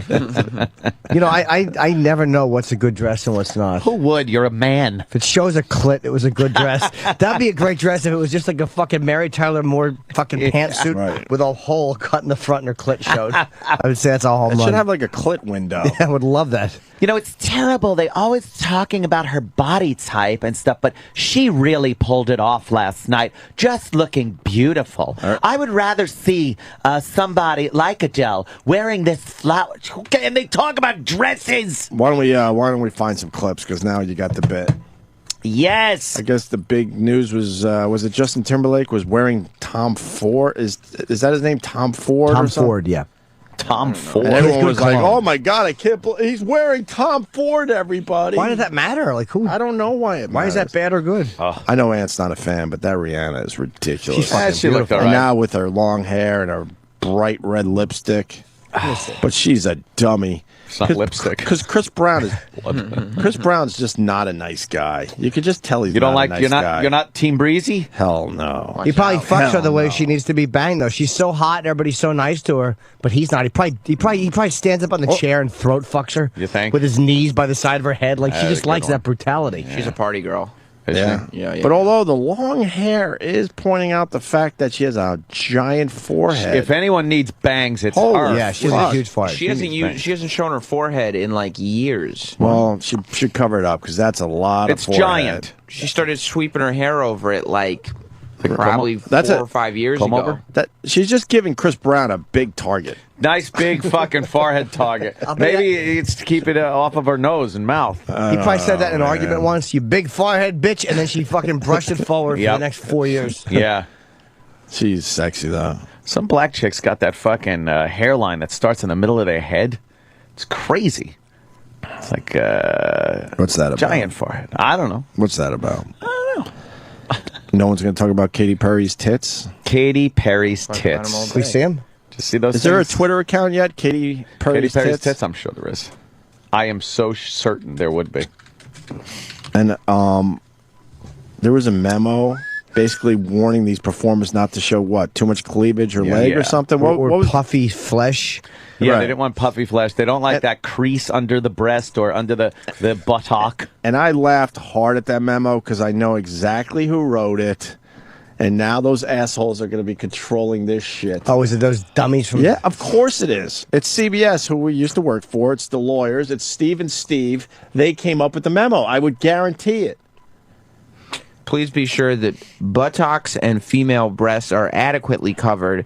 Thong-type costumes are problematic. Please avoid exposing bare, fleshy undercurves of the buttocks and buttock crack. Bare sides or under curvature of the breast is also problematic. Please avoid sheer see-through clothing. Problematic. Do you That's hear, such fucking faggot lawyer But talk. you hear Steve and Steve in that. We've had a million of those type memos sent to us. Is that the fucking, I don't want to say his name, but is that the same worm that I had a meeting with who's like, we're not pornographers? I think so. Really? Yeah, Jerk that's off? the Steve and Steve guys. Yeah, they're so stupid, though. How were the ratings last night? Before I say what I'm about to say, I don't know if they're in yet. I kind of do watch some of these award shows because you know you're going to see some really hot fucking women in some, some fucking hot outfits, showing a lot of cleavage and a lot of flesh. Did Miley Cyrus have some fucking scandalous dress on? I Was don't she know if even Miley there? Cyrus was there. I don't think- Really? I don't think. Well, maybe she was there, but no one gave a shit. I didn't see her there. No? Oh. And the Biebs, was he there? Was he shut out? No Grammys for the Biebs?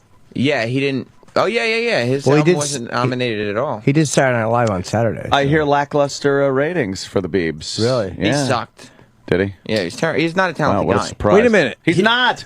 He was hosting? Yeah. Hosting and musical guest. Oh my God, that's He's so terrible. stupid. And they're all. He can't sing. He's Why not a would good you- singer. And He's not. And he's not a funny guy. so No, it- he's terrible. He's done. He's a fucking. Why can't people just realize he was a teen idol thing? He gets older, and that goes out the window. He is gone. He's still got his fan base. They want to turn him into. It's not as much. No, as it used it's to not. Be. No, huh? A lot of them have No moved on to One way. Direction, right? Yeah, he doesn't have Yes. One Direction's fan base. He's I done. don't know Direction about is that. You look way at- bigger than Bieb? Nah, I don't think so. Look at Twitter. There's no way they're bigger Right than now? him. No way. He's got 35 million people. I don't and they know. have like what 10? Yeah, but Or that's whatever. Yeah, but they're that's just selling- lazy they're people selling more not tickets. And unfollowing. that's Yes. over time too, Right. because the Biebs fucking. Yeah. When he got those followers, that was a few years ago. Like he was hot when Twitter first took off. Right. So then people were really. Yeah, no one following. unfollows really. Exactly. I got to go through mine. There's a ton of people I would unfollow. Oh, in I a second now. I follow 4 people. I know, and I'm one of them. But they want to turn. They want to turn Justin Bieber into like Justin Timberlake, so he can make that transition. His voice is not strong enough. He's not a talented guy, so he can't do it. Was he being auto-tuned on SNL or no? I couldn't No, tell. he had a lot of reverb. Oh, you watched Jimmy? I watched. Well, yeah. Can we see the performance? I thought the monologue I thought was good actually. The tie-in to Black History Month I thought was funny. And Bieber did the monologue? Yeah, he the did opening I thought he did a good job on, but it was different. I thought he did better than the crowd gave him actually. Wow, I didn't realize he was hosting. I Yeah. thought they would just give him the musical guest, but maybe give him a little extra. Yeah. Wow, that's ballsy on SNL's part. They've been doing that a lot, though. I think they did that with like Bruno Mars. It's probably how they get them to host. Right. Yeah.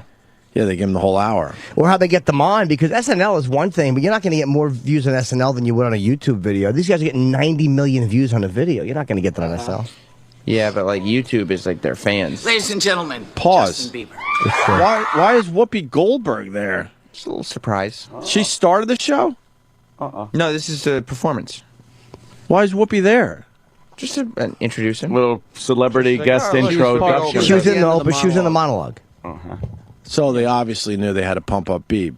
Well, no, it was just a thing. They tied in. Yeah, it's like a bit. It wasn't. Yeah, it was a bit. She was part of the bit. Yeah. She was part of the bid, and then Yeah. but obviously they're bringing some names to kind of just pump up. I don't think Whoopi his Goldberg hosting. is pumping up Justin Bieber. Yeah, I think it was more. It was a Black History Month tie-in. Yeah, no, Sam, it's not all about getting the teenagers. SNL's looking at all the demos, so yeah, they're pumping up the whole fucking show in general by bringing Whoopi and other people in. Of course. What song did he sing? I didn't watch any of the musical performances except the open. It was I want to good? hear how bad he is. As long as you love me. All right, I will. Just play it. See, I wasn't pretending he I said that saw. today. Is this I it? saw. This Yeah. was the good one? Yeah. Funny. All right. I can't see. Sam thinks he's home watching TV. Thank you. What is? Oh, he's trying to be a man. Oh, you hear the echo. Okay, a lot Crazy of echo. reverb. We're under pressure. 7 billion people in the world trying to fit in. Keep it together. Smile on your face, even though your heart is frowning. But hey now, you know, girl, we both Sounds like something, know yes. it's Right, Jimmy? cruel, but I will take my chance, say yes. As long as you love me, we could be starving. Do you have a tat? We could be Yeah, A couple of them. He's trying to Steve's look just tough. getting tatted up. Yeah. As long as you love me, I'll be your Do you like the way he touches himself like he's a black performer? I don't know. He wants to be black. He's trying. So bad. Doesn't sound bad. No, it's okay. As long as you It's not showcasing anything but his like vocal acrobatic thing that Yeah, you could do black trills. artists do. Yeah, he could do the trills. Yeah. but he has no range whatsoever. No. He's very fucking monotone. It's not terrible. It's okay. But he does. Someone, I forget who said it, but said he had he has a weaker voice. It's not It's a very powerful. thin. No. Thin. That's exactly. Yeah. It's not exactly a phenomenon that he once was. No, he's not. We got some Grammy clips to play. Yeah, if you'd like to. Oh, my Grammy's dead. Sorry. Well, we'd like to play a clip of the last time she ever threw someone a fuck. Oh my God, it's gonna be a fucking old clip. These Grammy clips are like. Mary had a little lamb, and fleece was white as snow. Are you offended that I said that? No, I don't care. It was me that threw it to her. Jesus. Imagine I fucked my grandma right before she died. Of course I can imagine it. Expect nothing less. Last thing she saw was your fucking the side of your awful baseball hat. That would be terrible.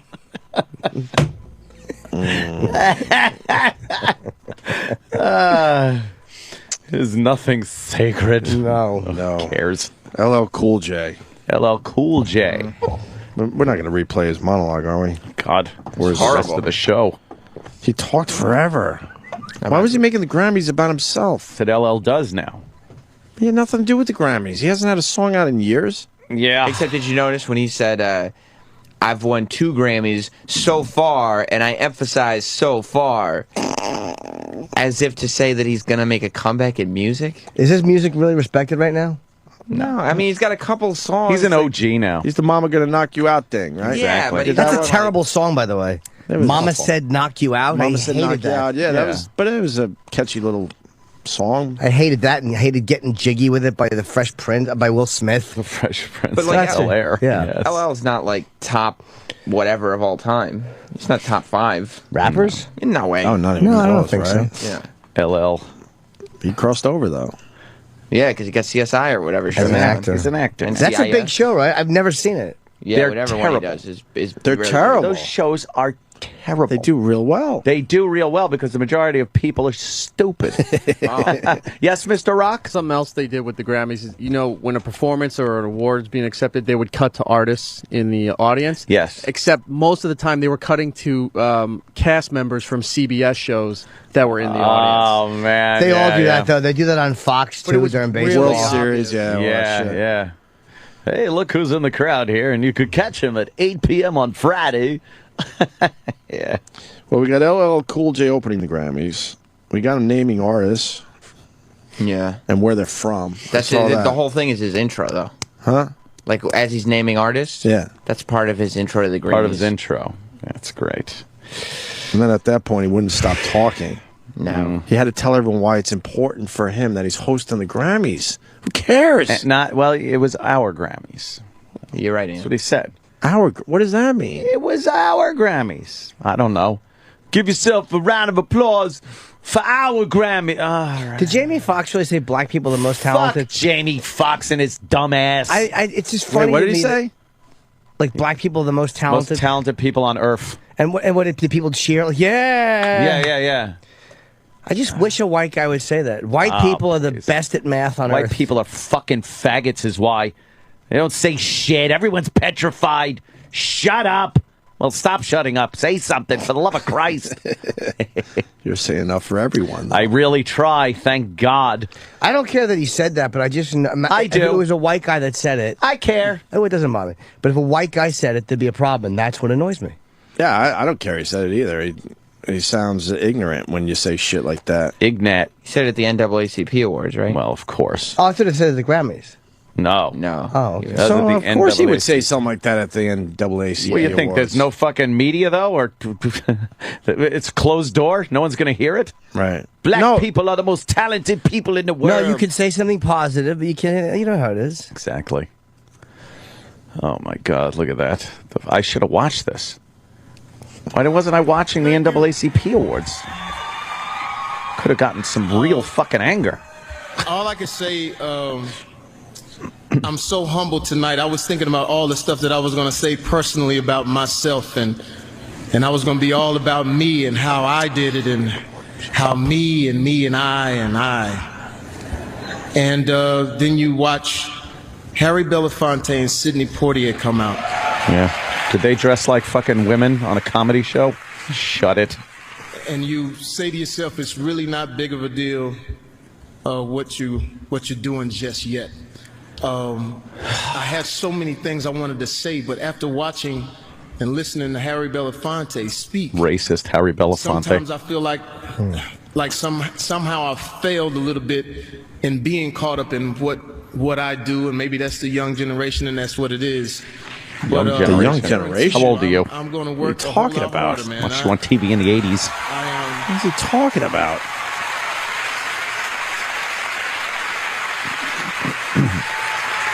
Is this the Apollo? Black people are the most talented people in the world. I can't explain it. Oh, yeah. Yeah, that's true. You can't sit in this room and not watch Gladys Knight sing and go like, golly, what in the world? That's how it ends? That's how this clip, yeah. Golly? That should be the quote. Black guy says golly. Why is that not the headline? That's much more surprising than him saying black people are the most talented. Who do you, what name did he just say? Gladys Knight. Gladys Knight. Gladys Knight in the pits. All right. I'll put Adele up against Gladys Knight right now. Will ya? Yeah, no problem. Good luck. Adele could sing her fucking balls off. But she's not black, so she's not No, I understand. one of the most talented people in the Pointing world. out there's some white people that could fucking easily hang, too. I don't think so. But that shit don't bother me. That's just stupid. That's just ignorant crap. Mm-hmm. Ignorant. So do we play the LL Cool J stuff? I'd love or- to hear some of it, because I forgot the Grammys were last night. Oh, you forgot. I wouldn't have watched it anyway. I have zero interest, but I did forget. I just watched for the show. I don't. I watched can't for do the it. show. I can't be that dedicated. I can't. No, huh? I can't do it. I watch for the show. I do too. That's But then I start realizing, man, there's a lot of catchy fucking songs out there. You like the catchy poppy songs? That band Fun, they know a catchy song or two. Yeah. But they certainly don't look like a bunch of fun guys at all. No, guy wearing fucking capri pants. Sounds like show tunes. You think? Absolutely. Show tunes? 100%. It's very like theatrical. a show tune-ish or two. Oh, yeah. Oh, no. I mean, they're not catchy. I'm not disagreeing with you, no. but What happened? What happened to your fucking show tunes? Oh, no. show tunes. Oh no. What? That just worries me. What happened to your girl? She didn't win Best New Artist or anything? Carly Rae Jepsen? Exactly. You know why? Why? She didn't pay her dues. She knew who got her famous. She didn't want to thank him. She didn't come on the after show ever. So guess what? Snubberoni.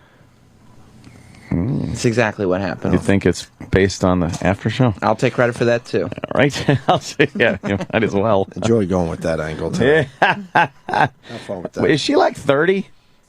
I think she's She's old. 28 or 29. 28? She's right around real close forever. to my age. That's one of the most, by the way, one of the most dangerous things for girls like that. Why? Because she looks really fucking young. She looks like she's in her early 20s, Yeah. if that. At like 30, very bad. Because then 5 years goes by and you go, woof, the hell happened to her? It all Catches up. Yes, you know who that happened to as far as a guy goes? Tom Skerritt. I don't know who that Tom is. Skerritt. Who thinks of Tom Skerritt, though? I do all the time. Tom Skerritt on in Alien. Alien, very good movie. Skerritt. Tom Skerritt was in it. He was a young guy, kind of, but right on the brink. And then, like a few years later, like right after Top Gun, he was good from Alien to Top Gun. He held it together, and then all of a sudden, he's like on the next thing. It's like, holy shit, Tom Skerritt's an old guy. So you're saying somebody needs to grab Carly Rae Jepsen and tell her the story of Tom Skerritt? Tell her the Tom Skerritt story. Just one or at least. And that's a guy. Guys have a lot of leeway. Not so much girls. And Tom Skerritt was featured prominently in the movie Ted. Tom Skerritt, yes. Did you see Ted? I certainly like did. Ted? I thought it was fun, yes. I thought it was pretty I thought it good. was a funny movie. But yes, Tom Skerritt. Stop saying his name. It's kind of fun to say after a while. That's why I'm saying it. Yeah. It's endless. Never heard anyone say his name so many times. Tom Skerritt. But he went from keeping it together to all Yes. of a sudden it caught up with him. Between Alien and Top Gun, he held it together, and then I'm an old guy. Who? Tom Skerritt. Look, see, that's Tom Skerritt in Alien. Let me see Tom Skerritt. Wow, that's him. Whoa. That's Tom Skerritt. That's so Tom fucked up. Skerritt. You forget he used to look like that. Yeah, Tom And Skerritt then, did. He looks all right. even that's an old picture now. That's right. Of Tom Skerritt. Tom Skerritt. Who's this actor we're talking about? Tom Skerritt. And then he got like old. Yeah, Tom Skerritt did. Who did? Tom Skerritt, for the love of fuck. Yeah. I mean, because you look at like a Sigourney Weaver. Now, Sigourney Weaver, although she has aged, you don't look at Sigourney Weaver and go, I know. Wow, look at those little panties on there. The 70s panties she wore at the end of Alien. Was she ever hot? No. Her body's nice, though. She had a nice body, though, right? She had kind of a flat Irish ass in Alien. When she had her panties on, she turns around and gets something up on one of the shelves, and you really see her ass, and it's very flat. Oh. Was it a stunt ass, though? No, it was her ass. It was her ass. And by the way, making fucking Jiffy Pop in the front of those panties. Oh, of course. It was 1970 something, 8, something like that. 79. A different era. Different time. Evolution took care of that. Exactly. It looked like Tom Skerritt's beard was in her panties. Look at that nice shaved beard. And then, so Sigourney Weaver, she looks, her age, but she looks good. Like, she still looks good. She don't look like, oh, that's the old lady, Right. But she was an Alien. So who do you think that happens to? Tom Skerritt. Oh. He was, he was a young guy, but he was a young, older guy. You could see some hints of salt and pepper in his beard in Alien, right? See? And then Top Gun, he was like the seasoned veteran guy, but still, you wouldn't say, oh, he's an old man. He was graying a little bit. Right. But Making then, him distinguished. Where's Tom Skerritt in Top Gun? Look, see? Look at Tom Skerritt. Yep. And then... the next then he's old guy. Tom Skerritt. What was the next movie after Top Gun? What was the next movie after Top Gun? That'll bring for this Tom whole Skerritt? bit together. Help me out. I don't know what he did after Top Gun. The next big hit movie. Of course. That we all saw him in. No, Tom Skerritt. He was in the Top Gun, and then go back. There we go. Now you got to keep going.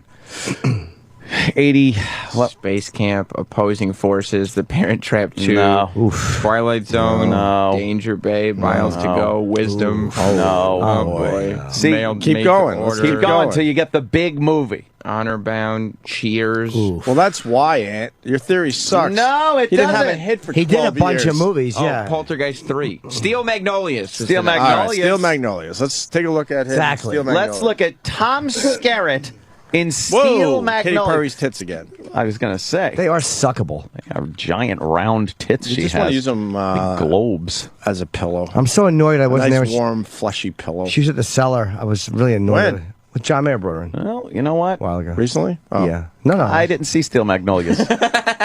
He looks all right there. He looks all right there. Your theory's falling No, apart. he got old real fast. It's like the Nemo thing. Ant is 0 for 2. Shut up!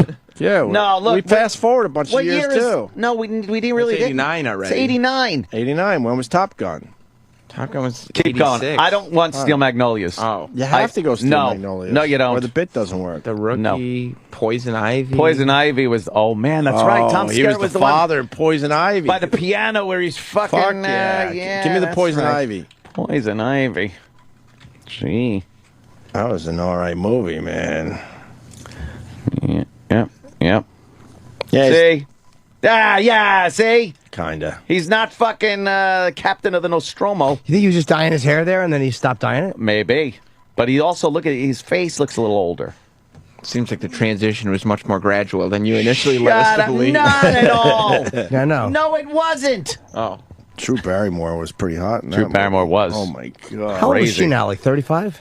Oh, I don't know. Something happened with her chin. That's when she had her chin under control.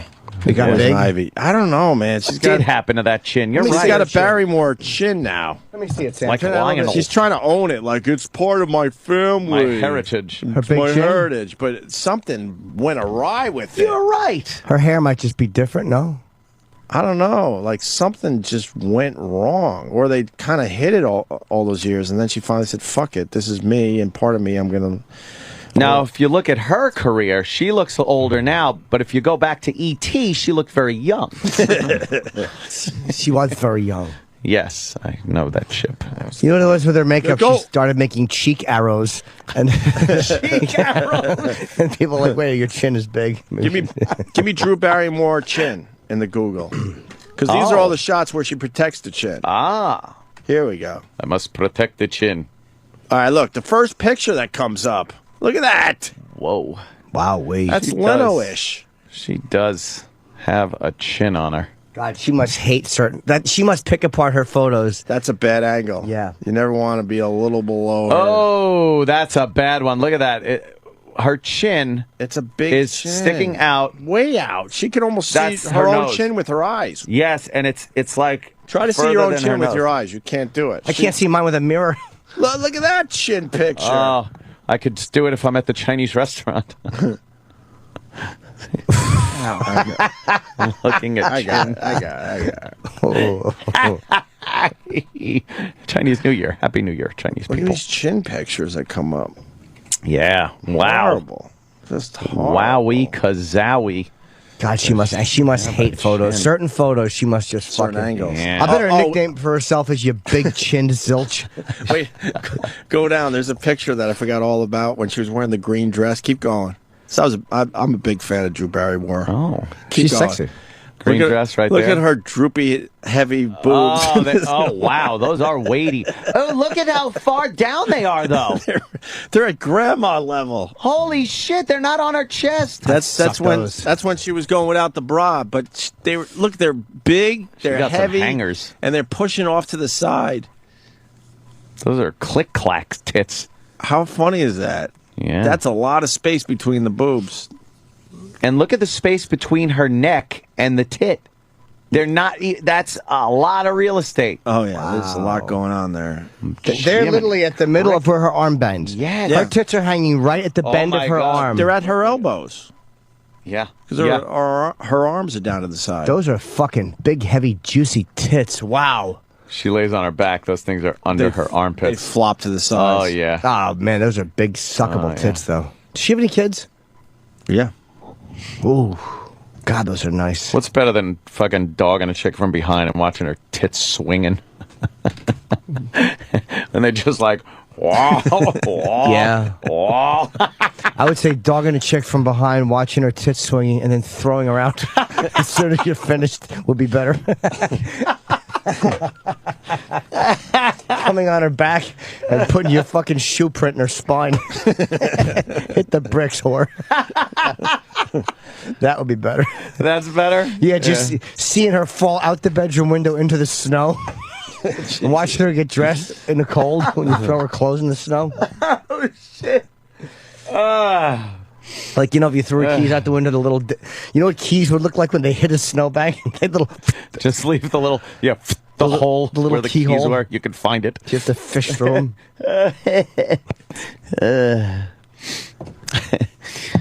Yeah, but hers look like, you're right, they're on the side of her body. Yeah. You'd have that's to like crazy. lift it off the bed, place it back where it's supposed to be before you. Yeah, you gotta Suckle it. you gotta bunch those up on top of her. Right. You gotta grab them, push them back onto her chest, and play with them a little. I would suck them. I would wrap my legs around her and then wrap my arms around her back. Would you? Oh, Yeah, and I would nurse. I would feed on her big tits. Ooh, Those are great. that's a good one. Tom Skerritt was Strawberry and Cheech and Chong's Up in Smoke. Fred from Brooklyn? Really? Wow, I forgot about Fred that. Brooklyn on Twitter. I He did not was. know that. I don't remember that. It was. Don't talk about his birthmark, man. He had like the big fucking. He was birthmark guy? Yes. No. Holy fuck. Let's see where. Whoa. Come on, Sam. You're Hey. failing. Find it. Failing? Put Tom Skerritt, Strawberry. Okay. Hurry up. All right. Futzing around. All right. There you go, right there. Wait, what? It's on his That's cheek. him. Yeah, it is on his cheek. Okay. Yeah. Wow, it's Tom Skerritt. That's Tom Skerritt. Holy shit. What's the actor's name? Put Tom Skerritt, son's birthmark. Just terrible Google things. I just checked Twitter, and of course, the first tweet is just a dumb fucking hater. Uh-oh. Have you fuckers looked in the mirror? Jesus. Oh, God. That's a I love guy. that one. I love that What do one. guys talk, you idiot? But what a dumb It's just question. A guy. Of course a we guy have. saying this. Unbelievable. Yes. Oh, what the fuck? Can't make fun of Drew Barrymore's giant chin. Are No. you kidding me? Can't make fun of Tom Skerritt. And then this just came in. This is a little better. The lead singer from Fun wrote that album as an apology to his girlfriend, whom he beat up. Is that true? Wow. No, all those Fun songs are due to the fact that he beat the shit out of his girl? Yeah, well, the hit song is Your Teeth Will Grow Back. Your teeth will grow back? Yes, that's why people, that was such a weird song. Oh. Knocked him out. Is that true? Yeah, let me see. What's the song list? I don't know if it's true or not. Oh, right there, track number 3. Sorry I kicked you in the cunt. that was a big hit. Well, no. Nothing on the Fun? The fun fact about Fun? That sounds like a rumor. You think it might just be a rumor? It's not a rumor. Yeah, it sounds like a rumor to me. All right, we got live reads to do. So fantastic. Looking forward to it. And we also got Menino. I know it's old news, but he had to do a press conference about the snow. We got a few clips. Boston. We can't get enough of the Menino clips. Talking about the Sea of Boston. That's what he talked about. The Sea of Boston? The Sea of Boston. Nice. Here in the Sea of Boston. Yeah. Yeah, here. Many people come to see Boston. Well, now we're going to have to play a couple clips from him after the break. And maybe more Grammy talk. Oh. I don't know what to do with the Grammys. There was nothing going on. Not really. I don't know. Talk about it. Talk about what happened. Play the clips. We could talk I want to about hear Cool J. Oh, yeah. All right, we'll What's do your favorite that. performance? Jack White. I love Jack White. What song did he do? I really love Jack White. Every time Why he don't you just... get a tattoo of his name Hell put on your arm? Hell no. Oh, sorry. So, I do love sorry Jack to him, White, not to though. me. I got one. Everything he sings, I find interesting, I guess. Because is the he's word. incredible. He really is. That's right. No jokes here. I just like Jack White. And he's been in a million different little projects. And every project I like. He's amazing. He's amazing. Not worth putting a fucking tattoo on your body of his name. Yeah, I just don't feel Jack White, even though I recognize Really? he's very good. I don't hate him. I just, Yeah. it's not my style for some reason. Like, I would love to love him, but I just don't. Boom, boom, boom, boom, boom, boom. That one, what's the Seven Nation Seven Army? Nation Army. That song, Boom, boom, boom, boom, boom, boom. when I was doing the pilots for MTV, was the big song they played during the one pilot. Yeah, that's when I first heard that. I was like, wow, this is good. I like And Dead Cancun. Leaves. Dead Leaves is my favorite song by him. Dead Leaves in the Dirty Ground. And the Dirty Ground. I don't know that one. It's a great song. Well, So well. many great songs. I might know it if somebody would be on the fucking stick in there. He thinks he's at home, is the thing. I wish he would like be exposed as a pedophile or something. And Jack you'd have- White. yeah, and you'd have his name on your fucking arm. I wouldn't care. I'd leave Or it. serial killer or something. Yeah, I mean, it wouldn't take away the fact that he's put out album after album after album. Of, kind of would. I don't think so. Look at Michael Gary Jackson. Glitter. Oh well. This is Dead Leaves. We'll go to break with this. Then we Oh, do that's live cool. reads. Wait, what's this sound like? Sabbath. It's got that fuzzy Sabbath guitar. Yeah, it does. The opening to Lord of this World, that sounded like.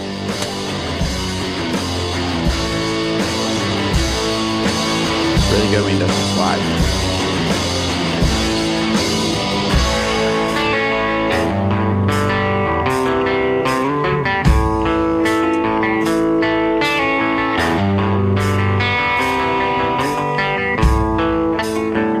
Dead leaves in the dirty ground when I know you're not around. Shiny tops and soda pops when I hear your lips make a sound. When I hear your lips make a sound. 30 notes in the mailbox, well, saying that I'm coming home. And I think I'm gonna stick around for a while so you're not alone. For a while so you're not alone.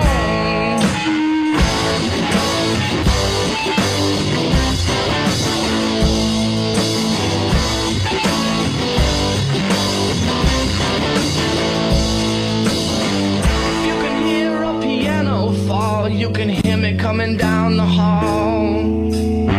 If I could just hear your pretty voice, I don't think I need to see it at all. Don't think I need to see it at all. Soft hair and a velvet tongue, I wanna give you what you give to me. And every breath that is in your lungs is a tiny little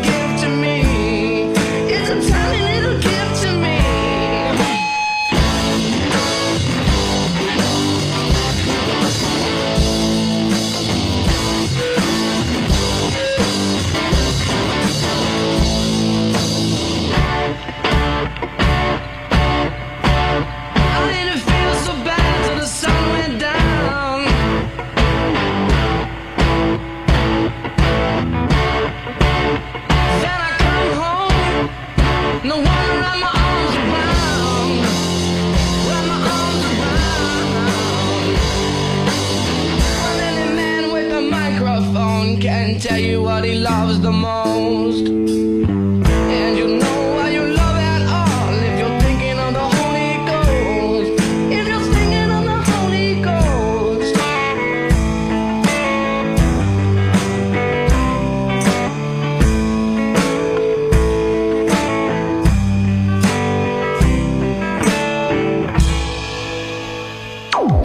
You're listening to the Opie and Anthony Show. The Opie and Anthony Show.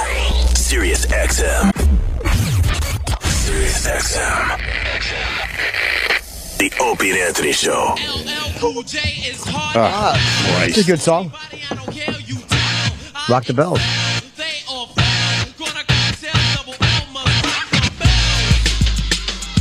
Don't know it. Yeah, this is old, man. This is like when radio came out, which was a bigger song, I think. This is where you used to wear the Kango hats? Oh, yeah. I'm going to guess this is this 85? Does this leave him It is alone? 85, I got Does this it. leave him alone days? Well, let me think. I was 17. Yeah, Leave Him Alone days was between like 15. Do you have radio, Cool J? I forget the name, the proper name of the song. There's something, my radio. So you liked the LL growing up? Yeah, back then he was very in it. Like he's one of the old school guys, like around when Run DMC were around. Yeah, I was a Run DMC guy. Yeah, they're great. Not so much with the LL. Yeah, but he just never these days. None of these guys really. None of these guys came. They all sound forward. Like it's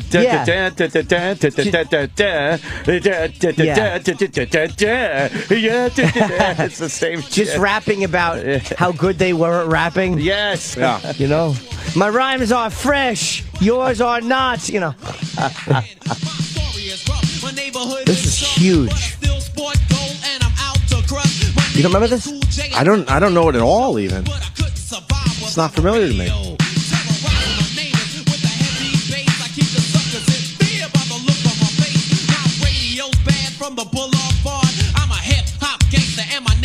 Ooh, gangsta. He started the gangsta. Yeah. Fresh batteries if it won't rewind. Oh my god. Yeah. How old is this song? You said it, 85, so. Wow. 85, that's 28 years ago, right? And the beats were Holy so fuck. basic. Right. Yeah. And like, you know. It was the sound, obviously. Yeah. Speaking of getting old, remember Dick Cheney shooting his hunting partner? Oh, boy. That seems like yesterday, right? Yes. Oh, how long ago? 7 years ago. Oh, There's my no way God. that's 7 years ago. Oh my god. How is that 7 years ago? 7 years. 7 years. Wow. I remember, like, that Mandela guy. Yes. Nelson or Winnie? Nelson. Remember Yeah. he was in captivity for 27 years? Well. Yes. Remember that? No, here's the other side of it. Yeah. He's already been out of that situation for 23. Wow. How is that possible? How old is that motherfucker? I'm gonna guess 90. Jesus Christ. Is he 90 or is he older? He was in for 27, and he's already been out for 23. So that's 50 years. 50 years when he went in. How old was he when he went in? He's 6 months old. He's 80 Very something, racist right? over there. I'm going to go with 85, 86. 94. 94. He's 94. So he was 44 when he went in? Yeah. And spent he's my age when he goes in. Right. Spent 27 years in, wow. and then got out and became the president. Right. Dude, That's amazing. from this point in your life right now, picture spending almost 30 years from now in jail. And then having a life after that. A huge life. Go What? back. What? What's he looking at? Oh, Yeah. Jay? Jay-Z looking at... There was a whole bunch of pictures of Jay and Taylor Swift going nuts in the crowd, and Jay just not being impressed by anything. Jay-Z? Grammys. Yeah, no. That's his thing, though. He can't be impressed. He looks Why would Jay-Z. Why would he be impressed? He looks like he's looking over at, what's her name there? Jessica Biel. Yeah, Jessica Biel. Oh. Looks like he's giving a stink eye. That's not is that oh, instead of looking at the stage, I mean? Yeah, he's kind of like looking over like, yeah. He has giant hands. Jay? Yes, he is a big-handed guy. It's much more slight of frame than you would guess. I've seen him here once briefly, but it wasn't saw close Jay-Z up. here. When he was doing Stern, yeah, but I was like literally he was just I didn't get a good look at him. That'd be kind of cool. Yeah. I went to a book signing. Did you? What do you mean he's small? He's just like a small guy. No. Yeah, he he's not seems like a guy. big figure, right? He looks like he's real tall. No, he's a small, skinny Yes. guy. He's like, No, come on. How tall is he? I don't. He's not much taller than me. Yeah, but you're not short. He's more popular than you. He's more popular than you too. Not you too. They're all over the Oh, place. Sam got I mad at know. that. Oh, Why He's did you not get more mad at popular that? than me. Jay-Z. He's not. You don't think Jay-Z's more popular than Nah, you? it's, No. it's close. Not at all. It's not even sort of close. It is sort of close. 'Cause It's I had kinda good close. numbers in my last few gigs. You did? Yeah. Yeah. Let's see Jay-Z do fucking 2 almost sold out shows on a Friday in San Diego. Exactly. I'd give the edge to Jim Norton on this one. All right, maybe it's you're close right, though. Joe. It's close. I got a little testy. I'm sorry about that. I'll take JN over Jay-Z any day. That's right. JN, Jim Norton. I like Exactly. There you go. that. SC. The gossip sites are Carter. a buzz because the 2 pigs won the Grammys, Oh, yeah. and all the hot ones got shut out. Ah, The 2 pigs being Adele and Kelly Clarkson, and the ones that did not win, Taylor Swift, yeah. Katy Perry, and who was the third one they were pointing at? What a frump. What a fucking Oh, and Rihanna. Rihanna. frump. Rihanna. And Rihanna, of course, yeah. Oh, my God. Look at that. Those Oh, look, 2 frumps right that there. the Frumps won the Grammys. Kelly Clarkson and Adele, the frumps. But they and then can you scroll sing. down one fucking thing and you got Oh my fucking God. hotness. You got Playboy models. Although the Frumps are significantly better singers. Who cares? You're You right. want to look at a frump? Why would you say significantly? I mean, Kelly Clarkson and Katy Perry's got some catchy songs. She's not a good singer. She's just She's she a has catchy terrific songs. singer. Listen to that And fireworks giant titties. song. Giant. Mm-hmm. Biggies. Yeah. Giant. I mean, big. Yeah, I know. Yeah, no. We all know. You see him? And she obviously Scroll down a got the little. I memo. want to see some other thing. Yeah, keep going. Just Shots from the night. Oh, look at her fucking Adele from the side is a behemoth. It looks like somebody wrapped a fat body in a rug. Like they murdered her and wrapped her fat body in a fucking throw rug. Yes. She is wearing a fat suit. Yeah. Wow. She's awful. That is look at the Rihanna with that forehead. on forehead. Who'd you rather have sex with? Rihanna. Why did I say Rihanna. It's obvious. Rihanna's fucking head. She's a pretty face, though. I mean, Rihanna is beautiful. Bitch got a 5 head. She's got a 5 head. You're right. But look at this. Look at the size Oh of my Adele's head compared to her. Adele's head literally goes down. She's got a Robert Plant head. A Robert Plant head. That's why she's such a good singer. All the sound gets caught in that big fat fucking head and you just can't. Resonates in that yeah. head. I cherish my Robert Plant head picture. Me too. Good one. Giant heads. Oh, look, some hats. All right, so Carrie Underwood was showing more skin than usual. All right. But she makes sure no cleavage is showing. Who are those? The Mumfords? Mumford and Sons. Now, one guy looks like the guy who I don't know his name from the Morning Mashup. The one in the Ryan? middle? Yeah. You don't like his hat and his pork pie hat? All the fucking hipster. We really are kind of in the decade of the hipster. Yeah. It's not Because- hip anymore because everyone's wearing them. I know, but it's still like a hipster. The fucking pork pie hats and the wacky instrument that you bring out on stage to play. The fucking hipster beards. You don't like that?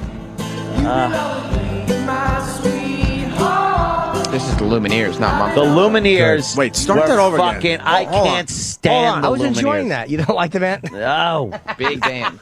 I got a question for you. Yes, sir. Listen to the first 5 seconds of the song. Tell me what band it sounds like. Okay. Let's have a little fucking fun here. A little fun.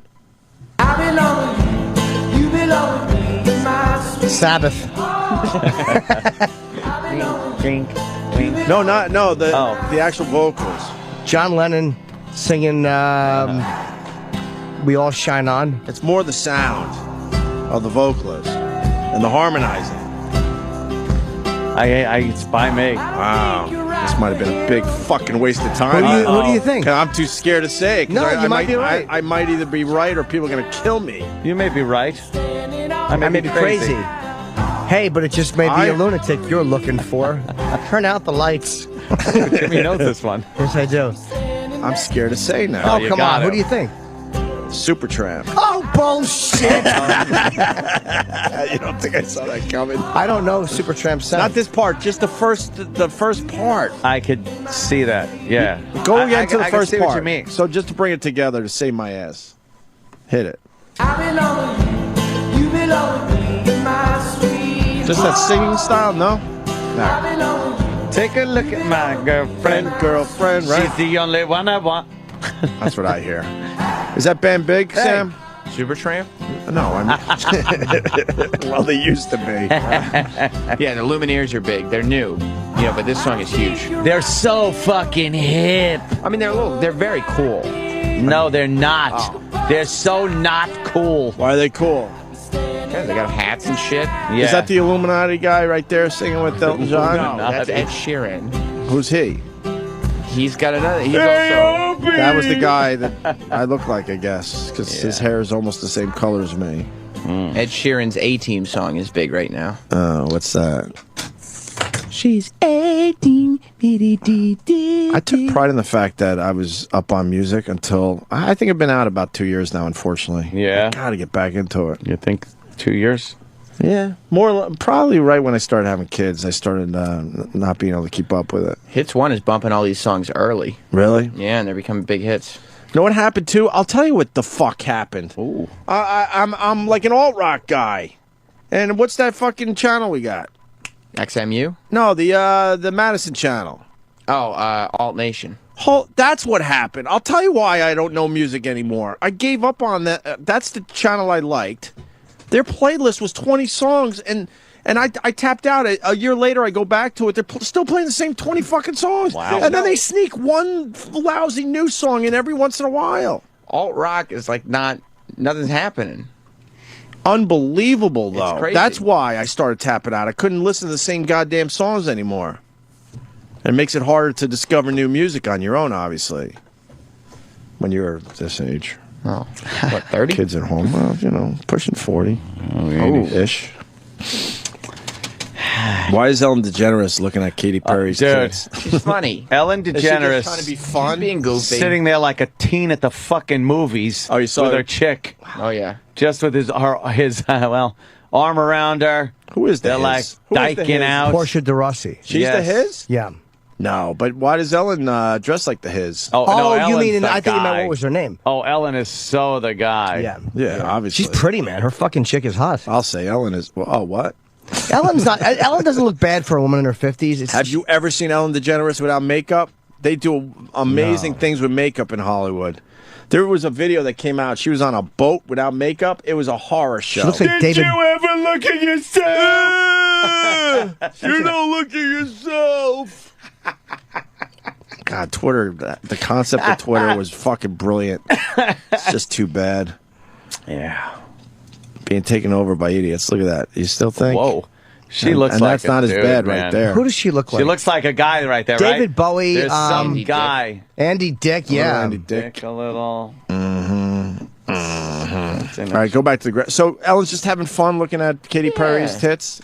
She was up there with Beyonce, making her Beyonce uncomfortable because when they were presenting Justin Timberlake and I Jay-Z, saw. She Ellen was- just stared at her. Just stared at her like, wow. Was it part of the joke, or did she get caught staring at her? No, Nah, she was she was kidding? going for the Okay. joke. Ellen It kind of has- worked. What it the did hell? work. Ellen has no qualms about being a fucking, She loves pussy. girl loving, Loves pussy. Oh, yeah. You know how much great it must be for her to be out of the closet. Like you watch her old video. You ever see? Like she was a funny stand-up. I think she's very funny. I remember her from 20 years ago, but she had she looked like Regan. She had like a mullet and this kind of like weird guy outfit and a tucked in shit, like real awful 80s guy clothes. Terrible. All the female comics look like that. But right? she was- Paula, what's her name? The Paula one- Poundstone, but she's also gay though.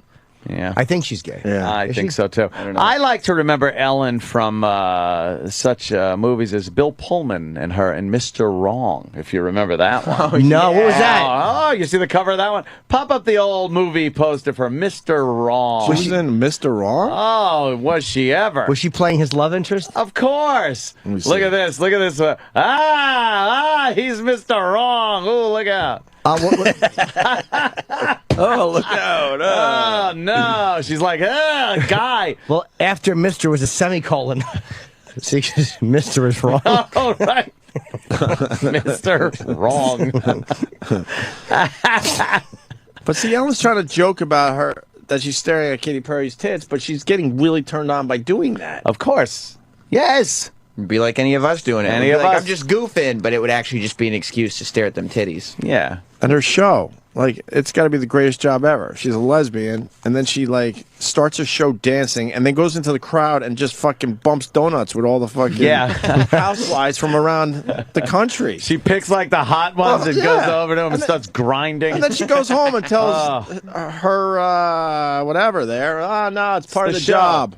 But It's you're for the- right. She for the fucking show. She'll look at the audience, and go, Yeah. wow, she's hot, she's hot, she's hot. So I'm gonna go down their rows. I'm Oh, gonna yeah. fucking rub up against these. It's gotta Yeah. be the greatest gig ever. They're in the aisle scissoring.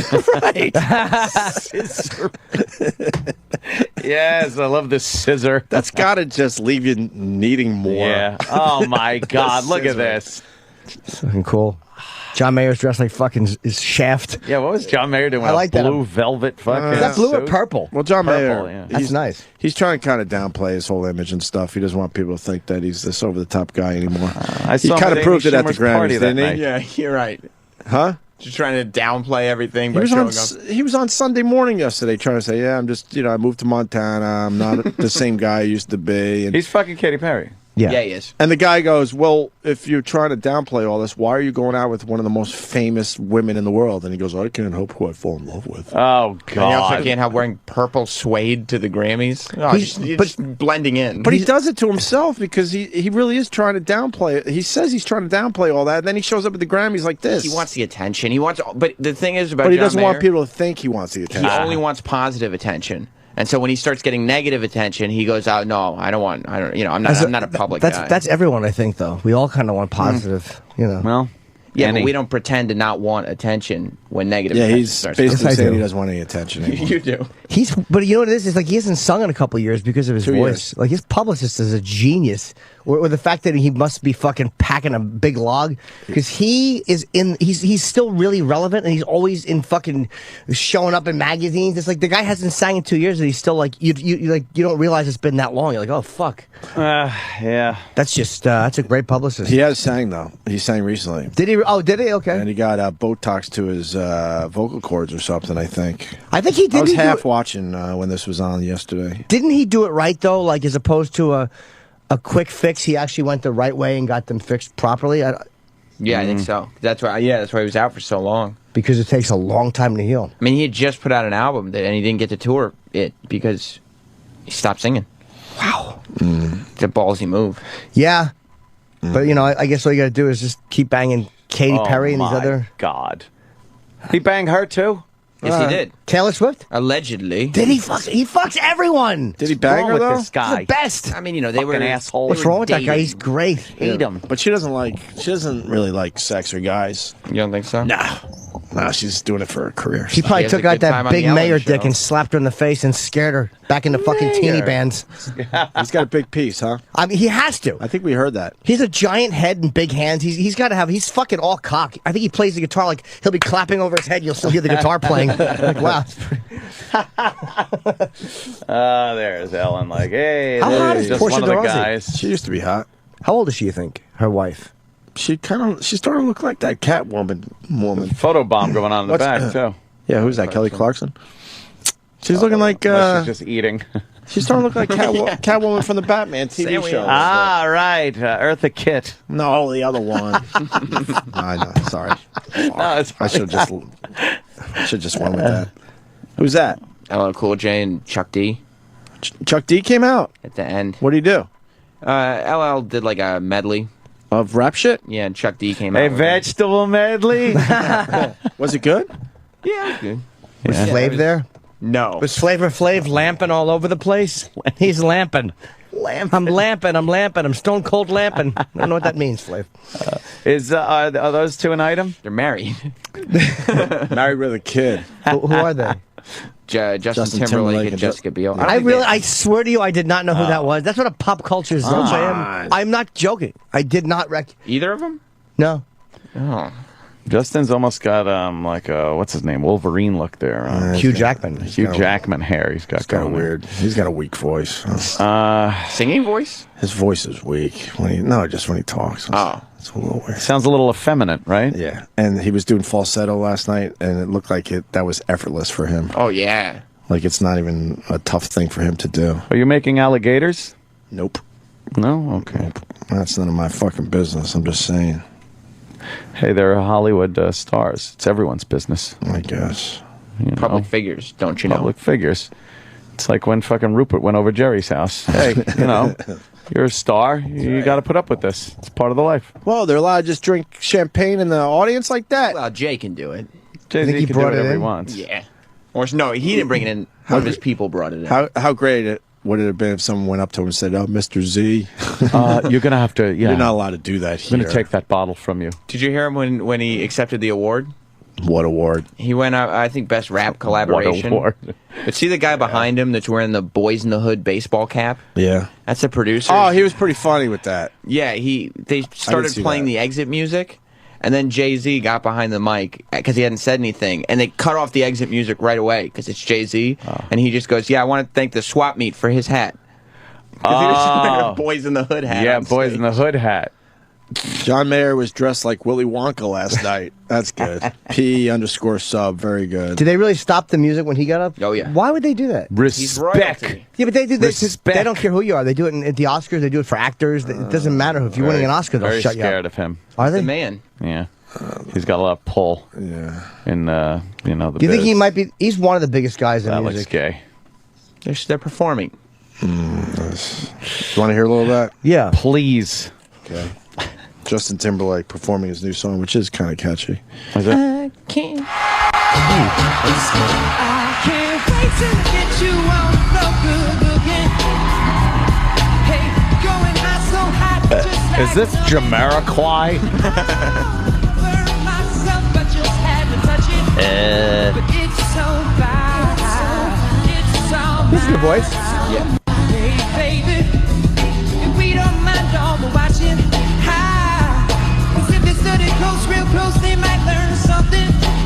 She ain't nothing but a little doozy when she does it. She's so fine. Come on tonight. As long as I got my suit, I'll see you. He had the whole orchestra thing behind him, right? Yeah. Bruno Mars. That whole thing. 2 years ago, Yeah. Bruno did that. Everyone's done that. Fucking what's his name from the Stray Cats did it. Frank Sinatra. Frank Sinatra did it. Benny Goodman did it. Perry Como.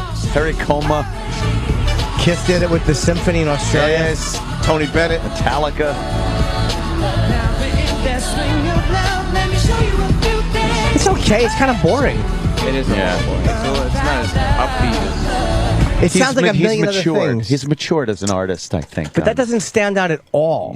It sounds like It sounds like the non-rap song they play in an '80s rap movie. Oh, like that's the fun, frolicking like music during breaking. Is it? Yeah, like when they're all run, like the rappers. A montage scene. Yeah, they'll run by a lake and they'll show each other being fun, and right, goofing off and warming up. Oh, that's a good one. That's what that sounds like. Yeah. Well, Jay-Z comes in like right there. Good for him. Oh, he does. Oh yeah. I'm tired of Jay-Z.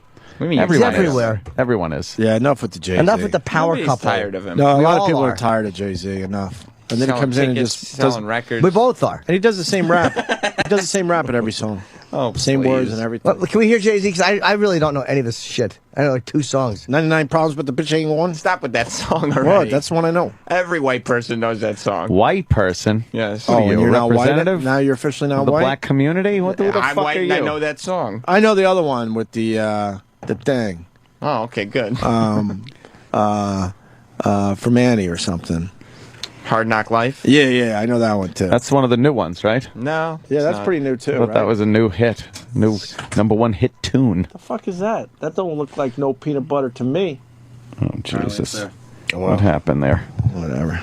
On the dress, try to hide a face with some makeup sex. See, it's that New York song. It's obvious. Yeah, you can hear New it. York. I'm waiting for the New York part. This is trouble season. Time for a tuxedo for no reason. All saints to my angels. I am so fucking sick of hip hop. Fucking sick of it. Just injecting it into every fucking other song. It sounds like you can't keep up. Like there's too much words or something. It's not good live. Hip hop is not really good live. It stinks He might be live. the best live rapper in concert. he's good fantastic. for you. Good for you. And he was good last night. I don't like it live. No, No, man, it's terrible. It's terrible. It loses something. I don't know why it loses something, but as opposed to traditional singing, it loses something live. Well, because like in actual rap songs, like on the record, they're so the vocals overproduced. are It's all doubled crazy. up and, you know. This is the Bob Marley tribute. This is how it started. Is that Bruno Mars? Yeah.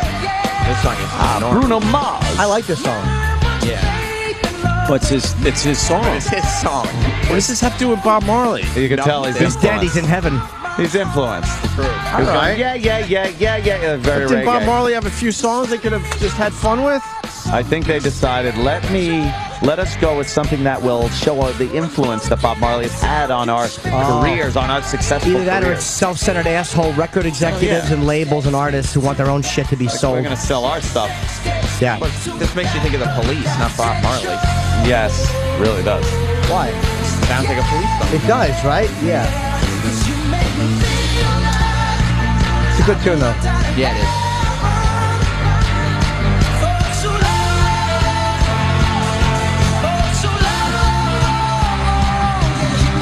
When's the hip hop come in? Destroy it. Because you like this so much without hip hop. No. I'll tell you one thing about Jay-Z. Yeah. I'll give you a little, Sam. You can He eat. is the coolest fucking guy out there. I just Is he? remembered something. Yeah, there was another song he did.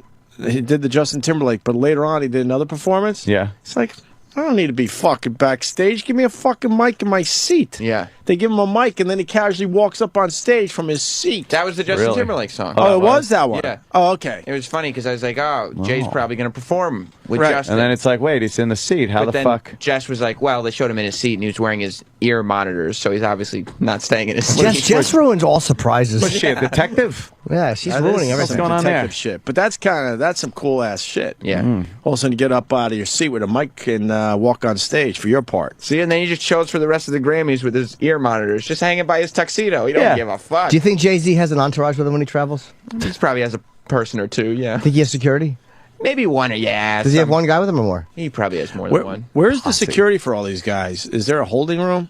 No, I think they sit around them. No, they don't. No. No way. Not For there. every You can see, celebrity, like, there's no way. Because all Not- those guys have people. You tell me this guy sitting next to Portia de Rossi and Ellen is a celebrity? No, He a boxer? they don't give Sam them just all. gave us a face. They don't give them all seats, man. That's a fucking. Those are celebrity seats. That's what I'm saying. There's so many seats would be taken up by their own people. Yes, and security. true. And once you're in there, who's gonna bother Jay? What is Ellen gonna attack Jay-Z? You would with a camera. Yes, every I 2 would. seconds. Yes, I would. Oh, sorry, Jim. I guess I would.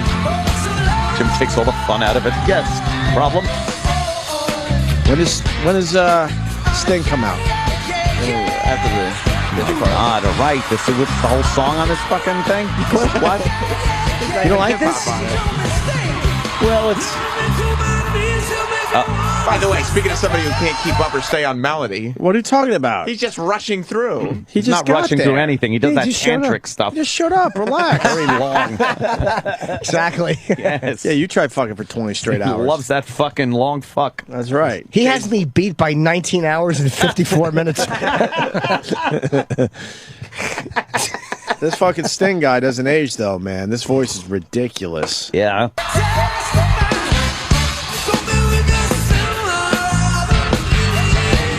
Mumbling.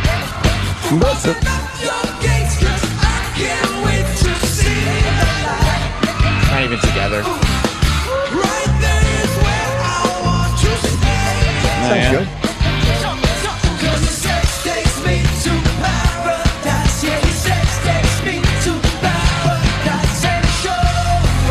Message in a bottle. Message in a bottle.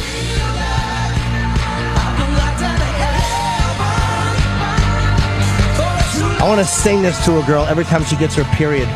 And point accusingly at her crotch.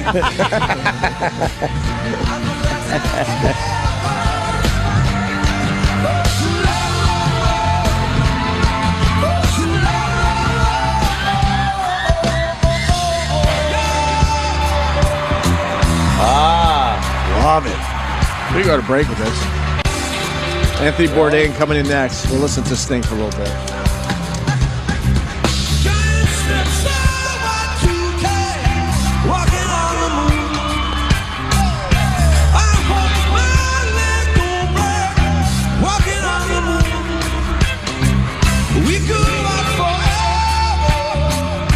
Walking on the moon. We could be together. Walking on the moon.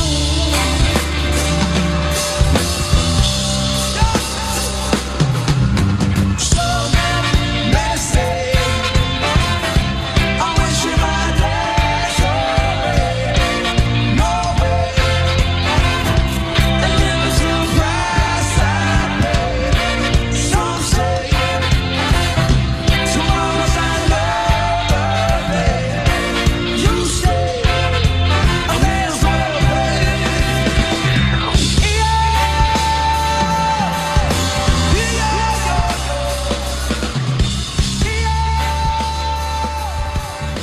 You're listening to Opie and Anthony. Sirius XM. This Valentine's Day. Don't be that guy. You know, the one who forgets to send flowers. Be the guy who comes through for Valentine's Day. Today only send two dozen romantic rainbow roses and a free glass vase from ProFlowers for just $29.99. Plus, listeners of this very program can upgrade to long stem roses, gourmet chocolates, and a spa kit for just $9.99 more. That's a great deal. Use the code word OPIE when you order. This beautiful bouquet is the perfect way to show that special person in your life how much you care. Yep, not with just one, but 2 dozen roses. Valentine's Day is just 3 days away. Order now for Valentine's Day delivery. And remember, satisfaction guaranteed. The deal is for today only, by the way. Order now. Here's the only way to get this amazing Valentine's Day deal. Call them. 1-800-PRO-FLOWERS, P-R-O Flowers. Mention Opie. Or go to proflowers.com. Click on the microphone in the top right corner and type in OPIE. That's how easy it is. Proflowers.com. Click on the microphone. Type in Opie. Order now. This deal expires at midnight tonight. The Opie and Anthony channel. What's that? On Sirius XM.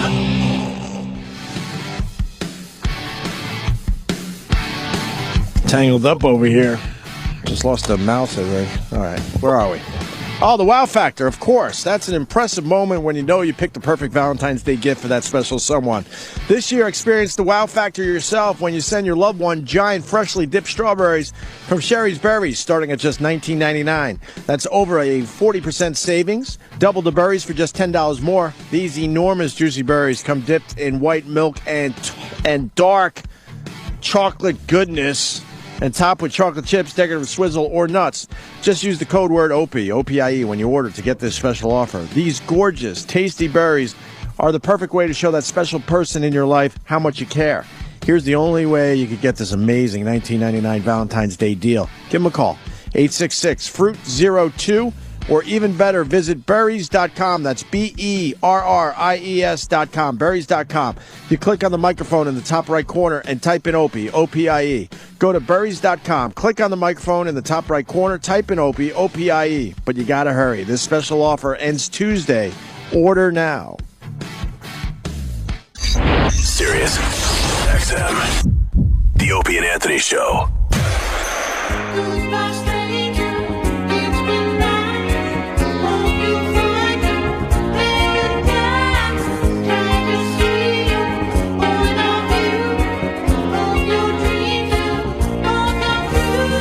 E-Rock's on the ball today. Got Anthony Bourdain outside the studio. He's a big star, this Anthony Bourdain. Yes, indeed. There he is. Hey, sir. Hi, sir. Here, take a seat. I'm telling everyone you're a big star and getting bigger by the day. See him all over the television. I love the promo for your new show, Parts Unknown, coming to CNN, where you're just kind of hanging out on the rowboat. It looks like a little rowboat in the middle of like the Amazon or something. Just taking it all in casually. Off the record, it's a rock quarry in Atlanta. Oh, that's They it. hired some guy with Is it really? Man, that looked I really. swear to God, I'm like, wow, where is this amazing place? That looked You know we're on, treacherous. right? Pardon? You know we're on the air. No. Yeah. Oh, this is how we start. He's like, whoops. Also, you just gave us A an rock exclusive. quarry in Kuala Lumpur. Yeah, that's where it was. Wow, they pulled it off. It looks like a faraway land. Yeah. I just got back from Libya and Tangier, and Libya was a trip. Off the record, it was Jersey. It was Newark. It was a very, very, very tense shoot, and we Really? security was an issue, and we arrived just in time for the British government to say, no sensible person should be here. There have been specific threats against Westerners, blah blah blah. So suddenly, our already kind of tense shoot becomes riding around with guarded by these militia dudes from Misrata, who were the sort of prime movers in the revolution, and it was an amazing experience. Other than the fact that we're driving around in these procession of cars filled with young men with automatic weapons and hand grenades rolling around on the floor. Wow. They were all guys who'd been playing PlayStation a year and a half ago. They were medical students in Montreal, shopkeepers, guys with IT jobs, just ordinary people who, when the revolution came unexpectedly and they realized, Jesus, we have a chance here to overthrow this son of a bitch, they all came back and all, became weapons specialists like overnight. Huh. And the weapons they put together, these guys are facing, Russian tanks with pickup trucks that they've sort of pimped out with homemade rocket launchers made out of PVC pipe, powered by with hair dryers as the trigger system. Jesus. Crossbows, big crossbow, Molotov cocktail launchers. This before or after Benghazi went over there? Just a couple of weeks ago. Oh wow, okay. You had balls. You took over there after that happened. He just got back. I didn't realize if it was just got back a couple months ago. Wow. The mood there is, look, there were a lot of people trying to put together a country from nothing. They had no plans to have a revolution. They thought they'd be stuck with this guy for 40 years. Yeah. Overnight, it became clear, wow, this might happen. So, there are no traffic cops in Tripoli. It's people, volunteers, young kids in camo pants, trying to run a country. They know that there's going to be a lot of problems and a lot of shit going on they're saying like probably 5 years, maybe even 10 years to get their act together, but they want it by and large. Believe it or not, Libya, Tripoli, our first night there, the main square, Martyr Square, was filled with like Libyan skater boys, hipsters, inline skaters, kids throwing fireworks around, guys doing donuts on Troy motorcycles. Mohammed Kwan. Why pretty inspiring. Wow. Why do they hate Westerners? Because Westerners kind of helped. Why would they say that it's not a good place for Westerners when Westerners kind of helped get Gaddafi overthrown? There, at the end of the revolution, there were these massive amounts of arms just laying there. I mean, literally, you want a AK-7, you want a rocket launcher, the whole army has just been gone to seed. So, it is a neighborhood where there are bad people who would like to hurt us, clearly. And they're very aware of it, and they're trying to deal with the problem as best they can, considering they got this sort of, fledgling, not particularly together government. There are people there who hate us and would do us harm. There are people running around with guns with all sorts of agendas. But by and large, everyone I spoke to there, they said, we don't want Western money. We don't want Western control. We just want to... we have oil. We like our place at the table, like Europe. They use Europe as an example a lot. So I didn't get any. I got a lot of thumbs up. When we said we were CNN, people would say CIA, and they put their thumb up. Oh God! People were very, very, very cool with us. And we ask you this every time you're in, and you're just not scared in that situation. I've lived a long and productive life. I'm not a particularly heroic guy. I don't want to, I don't want anybody, nailing my nutsack to a chair, particularly. What gets you through that? It was really exciting. Who gets to go to a country right after one of the worst dictators in most maniacal dictators in history has been toppled, and see something like this where it's really talking 2016. It's kids. It's like imagine the kids who grew up at the mall got to overthrow a government and figure out how to run a country. It's it's an historic moment for me. It was like the Spanish Civil War, but the good guys won. Right. Any threat? Yeah. You come across anything that you went like, oh boy, or uncomfortable, like just strongly uncomfortable? You're very aware that there are bad things going on around you. Getting in and out of the car. You're riding there in a car full of weapons, where nobody has a uniform and there's no cops. No, I mean. No, actually, it was pretty inspiring. Were you packing a piece? Nah, going full Geraldo, like I'm walking around. Yeah, with the friggin' gun. Remember that, Geraldo? Yes. I am armed, just in case. I mean, there was what a dramatic ass he really is. An over dramatic douche. You were aware of where the weapons in the car were in a worst case scenario. Yeah, but nobody. I think that would be considered even worst case scenario than having something bad happen is the on camera talent starts popping off. Yeah. No. Are you excited? You're excited to be joining CNN, huh? I am. You're going to do real well there. I'm having a lot of fun, and they've let me do whatever I want. We shot in Burma so far. We shot a really kooky show in L.A. that pretends that no one but Korean Americans exists in L.A. It's shot entirely in Koreatown from the point of view of Koreans. So we've been doing some really trippy, really interesting shit, and most importantly, we've been getting to go to really interesting places like Libya and Burma that we never, ever would have been able to do. And the gist of it is just looking at different cultures and whatnot? It's all about me having a good time. All right. That's good. Yeah. He just moved over to another network. Gotcha. I found that if you show up at a place like Libya where you're not presenting yourself, I'm here to report the hard news. Let's talk about Benghazi. I'm there. That if you show up and say, look, I'm just interested, what do you guys eat and drink and have? What do you do for fun? People are lower their defenses and tell you a lot of things that they might not tell. Well, with that said, because I'm a big fan of all the shows you've done over the years, what do they like to drink in Libya? Well, they don't. They do. They don't really. It's a Muslim country, so you cannot buy beer. All the major beer guys have non-alcoholic beer there. Oh wow. It's called No Fun Beer. Every once in a while, you will bump into somebody who has something called boca in their pocket, which is a quite good moonshine. Yeah. So some people over there, kind of skating the rules. Every once in a while, people will. You think when they develop this new country, though, they'll start escaping more of the rules, or they're going to stay traditional? I think they're going to have to find a balance between people who are, very traditional, very devout, and people who are absolutely, and most of the people I spoke to, absolutely committed to having a secular government. Whether or not you go to the mosque 5 times a day or not, they would like their government more or less to be along secular and European lines. Gotcha. Was there any nice hotels or anything like that there?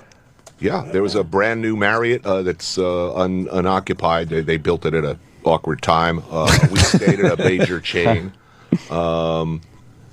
I stayed at the Angelina Jolie suite in Misrata, which was sort of kooky. Oh, look at you. And yeah, it was something I did consider, It's nice. Should I sniff this sheet?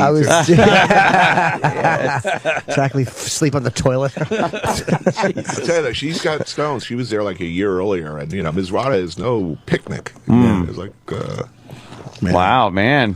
Where's Misrata?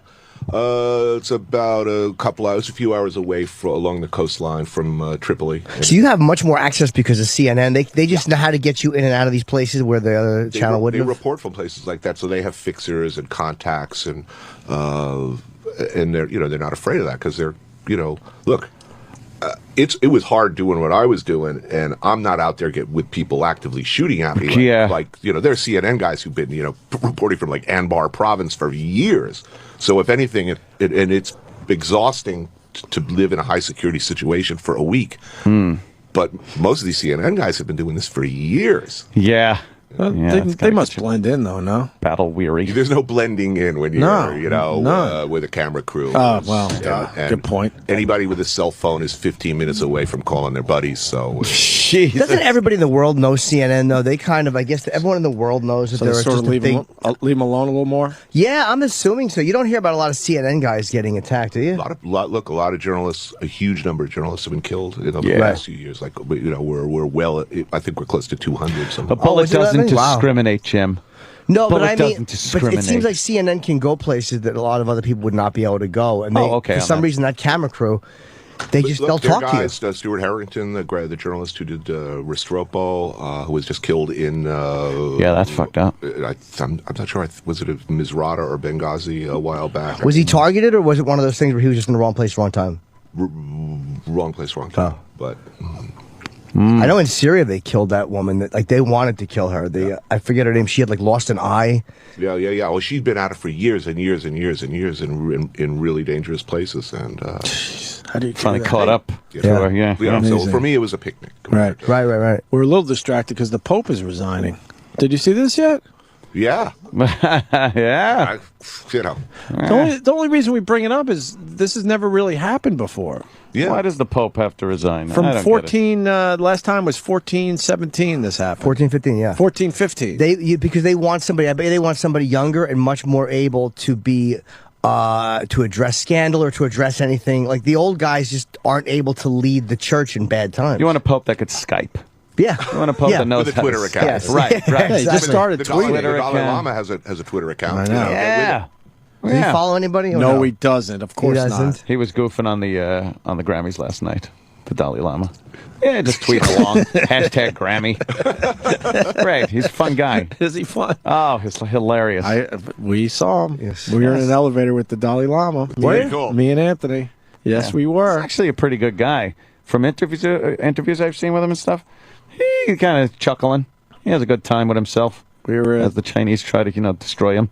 We went down to Atlanta for a radio job, and we were at the Ritz-Carlton. And we walk in the elevator, and it's us and the Dalai Lama. And I think one of his guys, right? Yeah. He's always got a security guy with him. How fucked up is that? Before I forget, I want to thank Jim for doing the roast a little back, man. It was funny as hell. I heard it was great. You're welcome. It was fun. What a night. Yeah. It was very. I didn't eat though. I should have eaten. There's so many good chefs. Everybody's eating, and we're up there, sitting behind the dais. That was we got the butt end of the deal there, but it was. I got off easy. I thought. How did Guy Fieri hold up? I sat next to Guy actually. Rock and roll. He got a beating. Extreme. He got a beating. Yeah. Oh, good. Mario got a beating. Yeah. Gilbert killed Mario. Did he? Yeah. Oh man. You don't want Gilbert getting Yeah. He got into one of his Gilbert loops. He's so fat, and he just did. Mario is so fat. Mario Battaglia is so fat. He just wouldn't stop. He just kept coming back. And the fact that the repetition ended it just makes it funnier and funnier. Yeah. Because then he would stop, and then it would just be Mario, and so people were already laughing. The fucking. You were awesome. Thank you. I thought Rachel Ray had the line of the night. What'd she say? She said, "You gotta love it." She's talking about Mario. She's gotta love Mario Batali.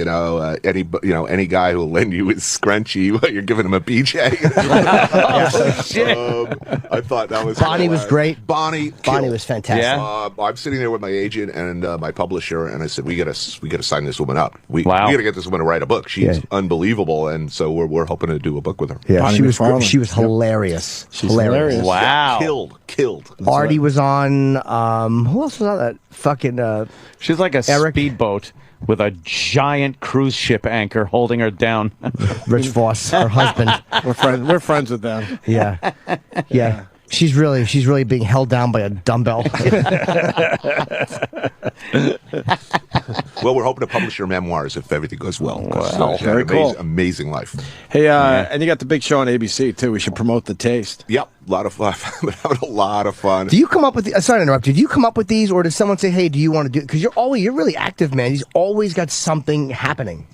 With The Taste, they came along. These are people I knew who do big network shows, and they came along and asked if I was interested in a big, noisy, flashy studio network production, something I'd never done before. But I was able to get in at the ground floor, help develop the idea, pick who else was on the panel with me, pick the guest mentor chefs, and I'm wary. It seemed like the dumbest, most out of character thing I could possibly do, which frankly had an appeal for me. It's like somebody says to you, I got an F4 Tomcat, jet, you want to fly it off this carrier deck? And it's like, okay, I don't know how to fly it. Yeah, but it sounds fun. It's probably a really bad idea, but somebody's just handed me the keys to this massive jet plane. Right. You're kind of obligated to do it. It's an irresistible impulse. Yes. And in the end, I travel for 10 years now. I've been traveling like 250 days a year. So the prospect of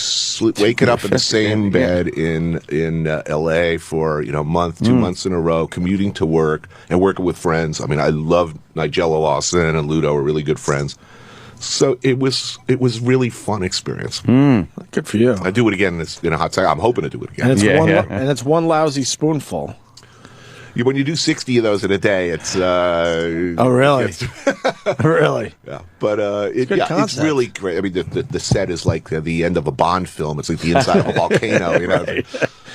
So what exactly is the show? Did we do it justice? What It's exactly pretty much a lot of up and coming chefs, right? Oh, okay. It's a blind. Basically, the producers did a nationwide casting call. So. They get they narrowed it down to 60 people, okay, and of course sprinkled in there people who are they're interesting and they're hoping that we then the 4 judges we basically choose our teams based blind on spoonfuls, and then you find out afterwards who you've picked for your team. Right. I ended up picking 4 very attractive women, really, which I had absolutely no. Which is what's interesting. You assume certain things from this mouthful of food. Okay, it's going to be. If it's a barbecue, somehow you have these gender associations. Oh, it's going to be some dinty Moor-looking motherfucker in there. But I ended up with 4 really smart, really good cooks. Feisty would be an understatement. And then every week, once you selected your teams, we have a guest mentor comes in. There's a challenge. There's a team challenge, and basically at the end of the day, we have to evaluate these spoons and send somebody home not knowing who they are, whether they're on our own team. Oh, no kidding. So it can lead to humiliation and pain. Oh, so you could send home one of your own team people. Wow. Yeah, that's it happens all the time. That's kind of a different angle. Yeah. Yeah, there's very few things you can actually do that with singing, you'd recognize the voice. I mean, that's one of the only things you could do it with. What's weird is we don't know if there's a heartrending backstory, right, cancer survivor, and we don't know that. We've already decided you're going home. I quit my job. It's awful. I feel like some sad sack, and you just no, him out the door. I look like I sent home, some nice Jewish grandmother from New Jersey the other day, and it was like, I'm looking at the show, and I'm like, oh man, I am the worst person in the world.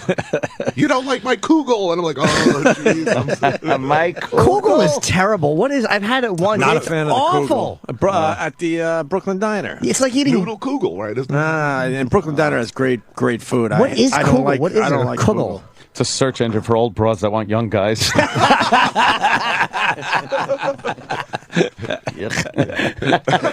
was a good one. It's better than a real answer. Fuck it. Yeah, I didn't really bring anything to the table with that. I just asked what it was. I kind of want to know it. I kind of want to know what kugel is, because any noodly dish I usually like. That one I don't like. Are you surprised with? It's amazing, what interest people have in cooking. It's a popular thing, but the last 10 years, chef show, anything with a chef or with cooking is fucking massive. Look, I'm happy about it. Right. My feeling is the more the better. For years, the chefs and cooks were the backstairs help. Nobody cared. Nobody ever gave a shit. The chef thinks you should have this. I don't care what the chef thinks. Whatever. I'd like a steak and I'd like a baked potato. So, the extent to which chefs can now kind of suggest you or get you to eat what they themselves think is good and what they know they're good at, I think it's good. Chefs actually do something. They do something good for the world. They produce food. So, to see chefs, even chefs I don't particularly like, putting down a nice score, hey, I'm all for it. It's working out for me. What does a chef need to make the jump between just being a good chef and being a good chef on TV? Because there are a few on there, and they're compelling. Being a sociopath helps. Yeah. Is that it? Yeah. Yeah. I mean, there's definitely. It's funny because most chefs got into the business originally because they sucked at communication. They had serious personality disorders. They sensed in themselves that they were uncomfortable. Doing anything but hiding in a kitchen and preparing food or managing others who prepare food. So it's been a steep learning curve for a lot of people, and clearly some people are good at it and some people just are not, have a very hard time talking about this. Well, I think you had, obviously Julia Child early on coming up, and she was, really the first one on television. Mm-hmm. And then people remember who's that Cajun guy? Oh yes, yeah, the Cajun guy that used to Chef from Apocalypse Now, Justin Wilson. Yes. Chef. Mangoes. Yeah, associate Justin Wilson, and then all of a sudden, like you started getting like Emerald would come out, and he has a little catchphrase, and Emerald was a groundbreaking figure because he was the first real chef. You know, right. with real restaurants, professional, to become widely loved. And I think what was also important about Emerald is that he was so kind of awkward and not TV friendly initially. Yeah. And that really communicated to people. It's kind of fun to watch. Do you remember a gentleman, the Frugal Gourmet? Oh, God. Yeah, wasn't he like a rapo? Yes. Was he really? Yes, it turned out that here's the story. He was getting sued by some former man altar boy. He was a minister. Yes, and there were allegations. Yes, when he was younger, this guy, when this one guy was younger, he said that the Frugal Gourmet was trying to come on to him. And, And I'm not saying I followed him on book tour. Every time I go on book tour, I always ask the media escort. I said, okay, who's the worst, most miserable, uncontrollable son of a bitch you've ever driven around? It's always fun to find out who's the real kick out. Unanimous, Frugal Gourmet. Really? Horrifying. I mean, Really? the stories of alleged projectile vomiting and just huge drinking, bad behavior. Making out with his assistant in the back of the car in like middle of Bible country. I love it. What a creep! I mean, absolutely, like fucking Dr. Lecter scale. Yeah. Because he came across on the show as a caring guy, and then all these allegations started coming out. That's great. Well, the original show was the Frugal Content. They're like, that'll never sell. You really need to We're gonna soften it a little bit. Not a good guy. So he wound up dying. Oh, he's dead? I think he's dead. Did he go to jail for some of these allegations, or did he He escape? pled out or made a settlement. There was a deal. Settlement involved, I believe. There was a deal that went on or something. But to the best of my knowledge, he was like a huge, gaping, steaming asshole. That's why I love when Bourdain comes in. Who knew? Tells it like it is. What else are you going to be doing for CNN? You're going to do a little, not just the show, right? No. Just you'll be a pundit. No, I mean, no one wants to hear your views on. I thought you said you would do a little of that. If there's a food related story, chances are they're going to call me up. Cottage cheese crisis. You know what? Yeah. I mean, I'm not going to be. But I could see election results or. No. But I could see you easily sitting in for Piers or somebody easily. Yeah, I could see that. Easily. Yeah, you could. No, you got that kind of personality. You could definitely sit down. Yeah, sit down and talk to some of these people. Can you be a completely pompous asshole like Piers? Whoa, that's his coworker. Sorry, that's his coworker. Whoa, that's all right. Hey. That's like saying, that's like us sitting here and saying, the broad down the hall's got giant feet. I did a talk show format. We did an experiment years ago on No Reservations where we did a special episode. It was like a talk show format where I assembled, 4 people, opinionated people. I sucked so bad. Really? Talk show format as interviewer, host. I was lucky to not be tarred and feathered. I would have led the posse, actually. Really? I'm surprised by that. I was really, really bad. What'd you do bad? What was harder about than you thought? All of it. Everything's hard. Really? And I just sucked. And I didn't see it at the time. Afterwards, it was like, oh, geez, oh man. The best way to run a talk show is when you want someone to talk, you do this. You clap and you point at them. That could be your thing. That works. You know how quickly that would get so annoying? Yeah, you throw out a topic. So let's talk about whatever the topic is. The Pope's retiring.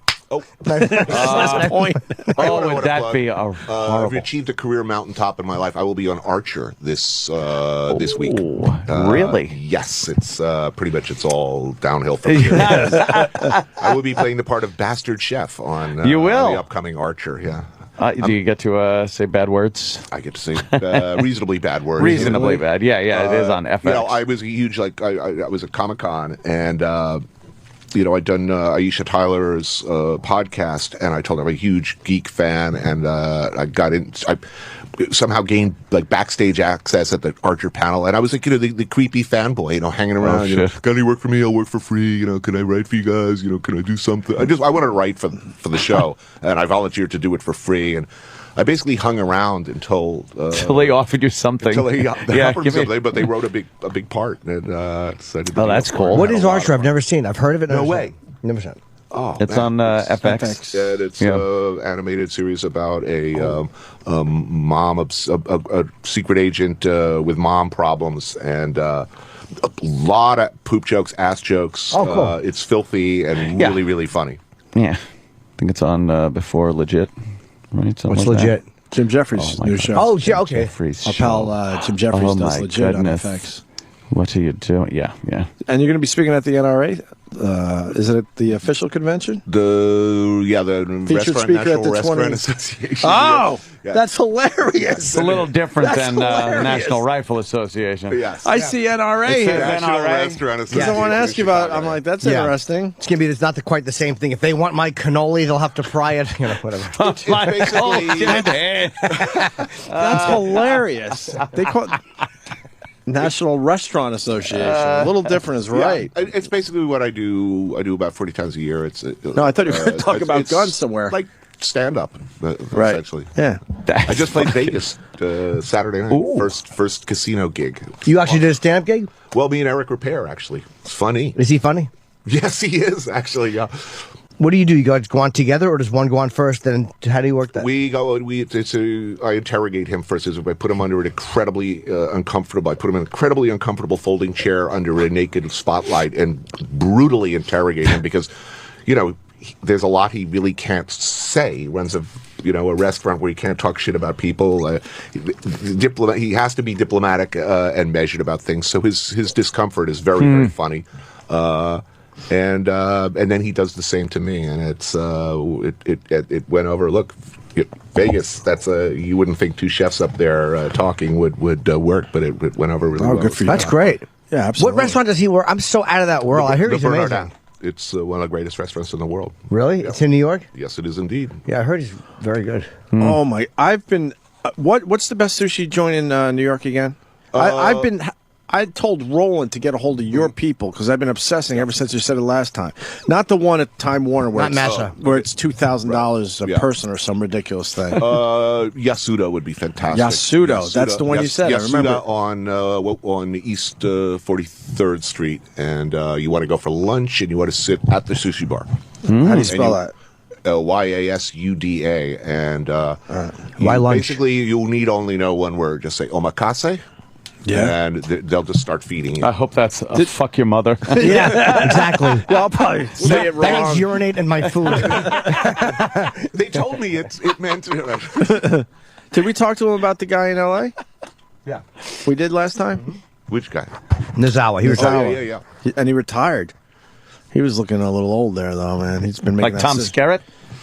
Yeah, just an old man hunched over fish. Hunched cranky. over, really cranky, but, Yeah. but an amazing experience in a dumb little strip mall. Yeah, just looking at dead animals all day, staring back up at him. Sounds like heaven to me. Yeah, does it? Did you ever go there? No, but I mean, I love, that super old school, basically they throw you out if you ask for California roll kind of mentality. I like that. Is that what kind of place this is that you're? No, they're pretty. They're very cool. Is it hard to get in there? I heard that place in Japan that's supposed to be the best Jiro. place. But What is it called? Like we're gonna be there, Sugiyamashi never mind. Jiro. If you've seen the film Jiro Dreams of Sushi, if you haven't seen it, please see it. It's amazing. It's a documentary. This guy's like 80 years old. He's been making more or less the same 35 cuts of sushi for his entire career, trying to get better and better and better at them. It's What makes? How do you get better and better after? Yeah, a while? that's Seems like the learning It is a curve. quest for perfection, the right temperature, the right cut, the better rice. It is incredibly obsessive, and it's one of the greatest meals I've ever had in my life. But they don't have. I like to dip it in sauce. Oh, don't be doing that at Jiro. Oh my You're pretty God. much yeah. Is it hard to get a reservation there? I think like Very. 6 months booked. Very, very hard. There's Wait. like 12 seats. It's But why is it so good? Besides that perfection thing, but after a while, the best seafood available on the market, coming from people who won't even sell their stuff to most people because they don't think they're smart enough to understand it. It's cut perfectly. It's served. Each fish is served at appropriate temperature and age, which makes a big, big difference. And the rice. The rice is a hugely important component of sushi. It's not just about the fish. It's 50% of the story is the rice.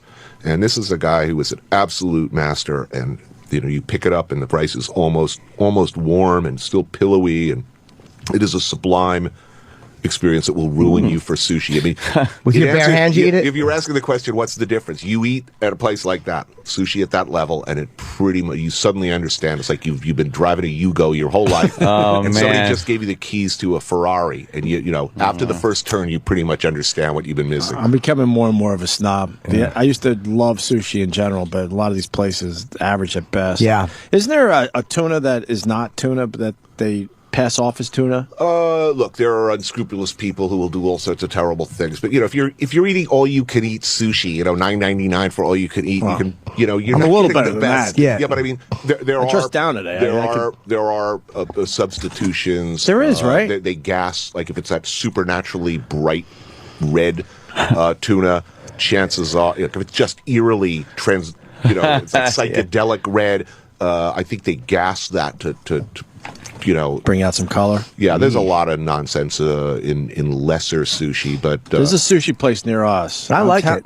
Their tuna doesn't seem like it's actually tuna, though. All right. Yeah, the color of it looks good.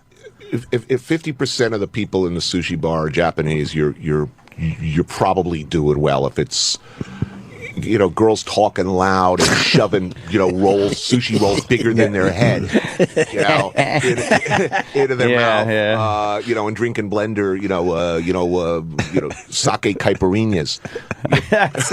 Sounds kind of cool to go there too, though. Yeah, every so often. Yeah, but you're not going for the Pick up sushi. some broads. Might pick up a broad or two, though. No.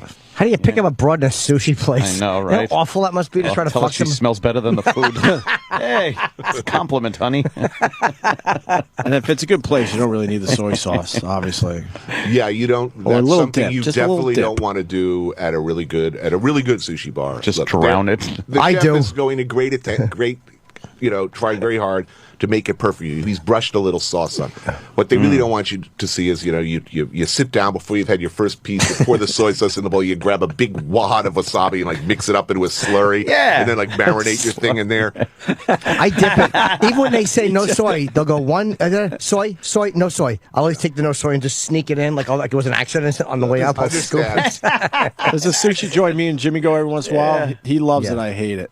I really don't like Gary's. I love that place. Gary's Sushi on Columbus Avenue near the museum. Kind of Japanese name is Gary. Yeah. Oh, Sushi of Gary. That place is awesome. I don't like it. Oh, I don't know why. It's a good place. Yeah. But you got to understand a little respect. Your sushi chef at a good place has spent 7 years.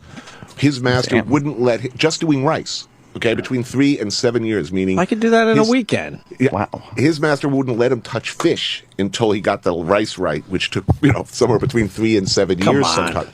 That sounds 7 years that's for rice. ridiculous. I'd be like, look. Yeah. What more else do do you I want have to from do? me? Yeah, this is perfect. You're tearing a hunk out of the guy's heart when you basically take a big dump on his food, as he sees it. You should see when I put peanut butter on it.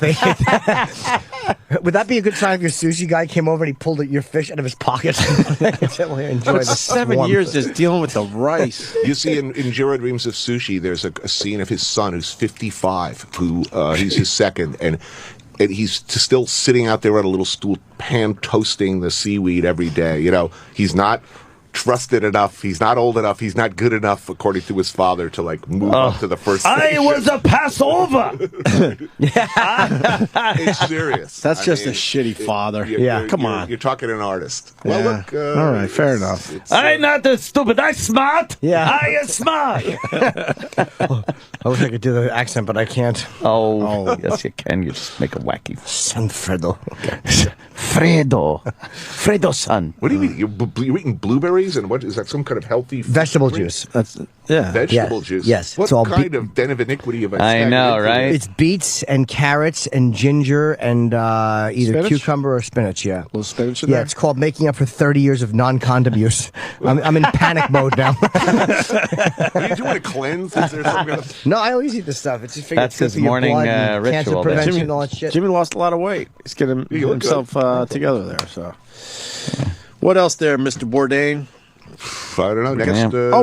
I did want to ask one more thing. This Parts Unknown. When does it start? April. Okay. I feel like we've been talking about this show forever. So yeah, well, look, You're almost there. We started shooting in October, and each show takes between 9 to 12 weeks to edit and post produce. So we're constantly shooting, and at the same time, I'm writing and post producing what we shot already.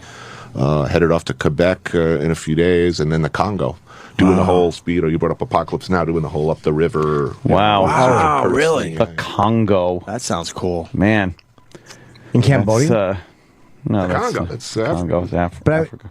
Oh, okay. I'm thinking Vietnam. But like the whole, up a lazy river. I'm thinking the Nung River. A jungle river. Yeah. That's wow. That's crazy. But how many shots you got to fucking take before you go to Africa? I'm up to date. You're all up to date. Oh yeah. You must have had to get a few, right? Oh, the first time I went out, it was just that they lined up this row of syringes. Oh, and I'm like, man. Oh man, here we go. Do you ever get sick from those shots? They ever like the flu might give you the flu for a while? No. You Really, just slightly get smallpox. Yeah. Now, you look at this. What do you protect? On our show is the things we don't want to get. Are the things that no shot will Ebola. Like what? No, you don't want like guinea worm. Ooh, what's Guinea that, worm is man? like a 5-foot long worm. Yeah, it extorts all the other worms. No, it gets worse. He lives in an apple with marble floors.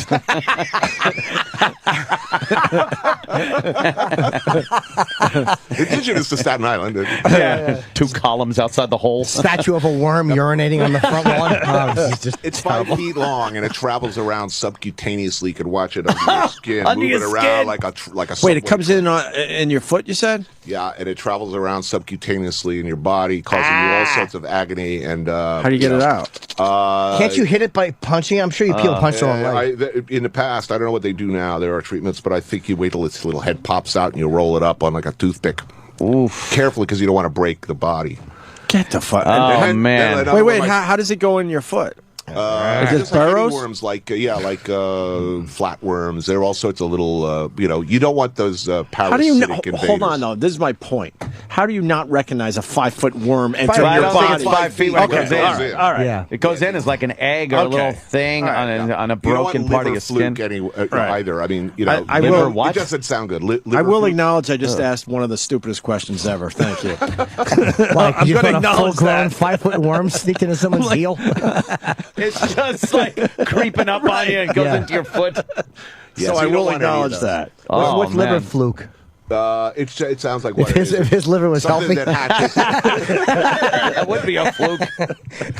Something that hatches little baby flukes in your liver, which that doesn't sound good, right? Holy shit, that doesn't sound good at all. Bone break fever. You don't want that. That's pretty what's much. that? Essentially, you become like a stale box of Triscuits. Is what he was like crunch.